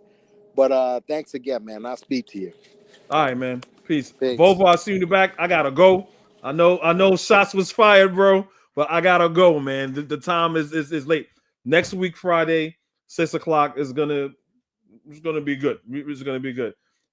Thank you for everybody that came out. You know what I'm saying? Gotta call it quits. We can talk about this all day. But for those of you, please look at the beginning of why we're saying, hold on a second, why we're saying what we're saying, only because some of the points you guys are bringing up, we already addressed, and you're not bringing up the points that we addressed. So I don't think you guys saw the beginning of it. Please do see the beginning of it, and then next week, then we can have like a real conversation about why we take umbrance and we take issue with Tariq Nasheed's 180 and being disingenuous. Maybe you guys know a little bit more than we do, of why he's doing the things he's doing and saying the things that he's supposed to do and not doing. Yeah, that's pretty much it. Until next week, shout out to the chat. Shout out to everybody that's in the chat for making it happen. I got no time to shout everybody out because everyone contributed to the haters, the detractors, the hate mongers, and all the people that show us love. I love all you guys. You know what I'm saying? We need to have these conversations more. You know what I'm saying? And the smartest among us is going to figure out what's real.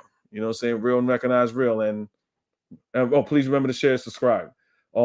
Again, if you have anything that you want to contribute, it's in the chat. Let us know what's in the chat. What you don't want to discuss next week. I put my email in the chat. You guys can email me, or you just have the discussion in the chat, and we'll make it happen next week. Until next time, peace, be safe, be black, Black power, Black Pan-Africanism. Peace.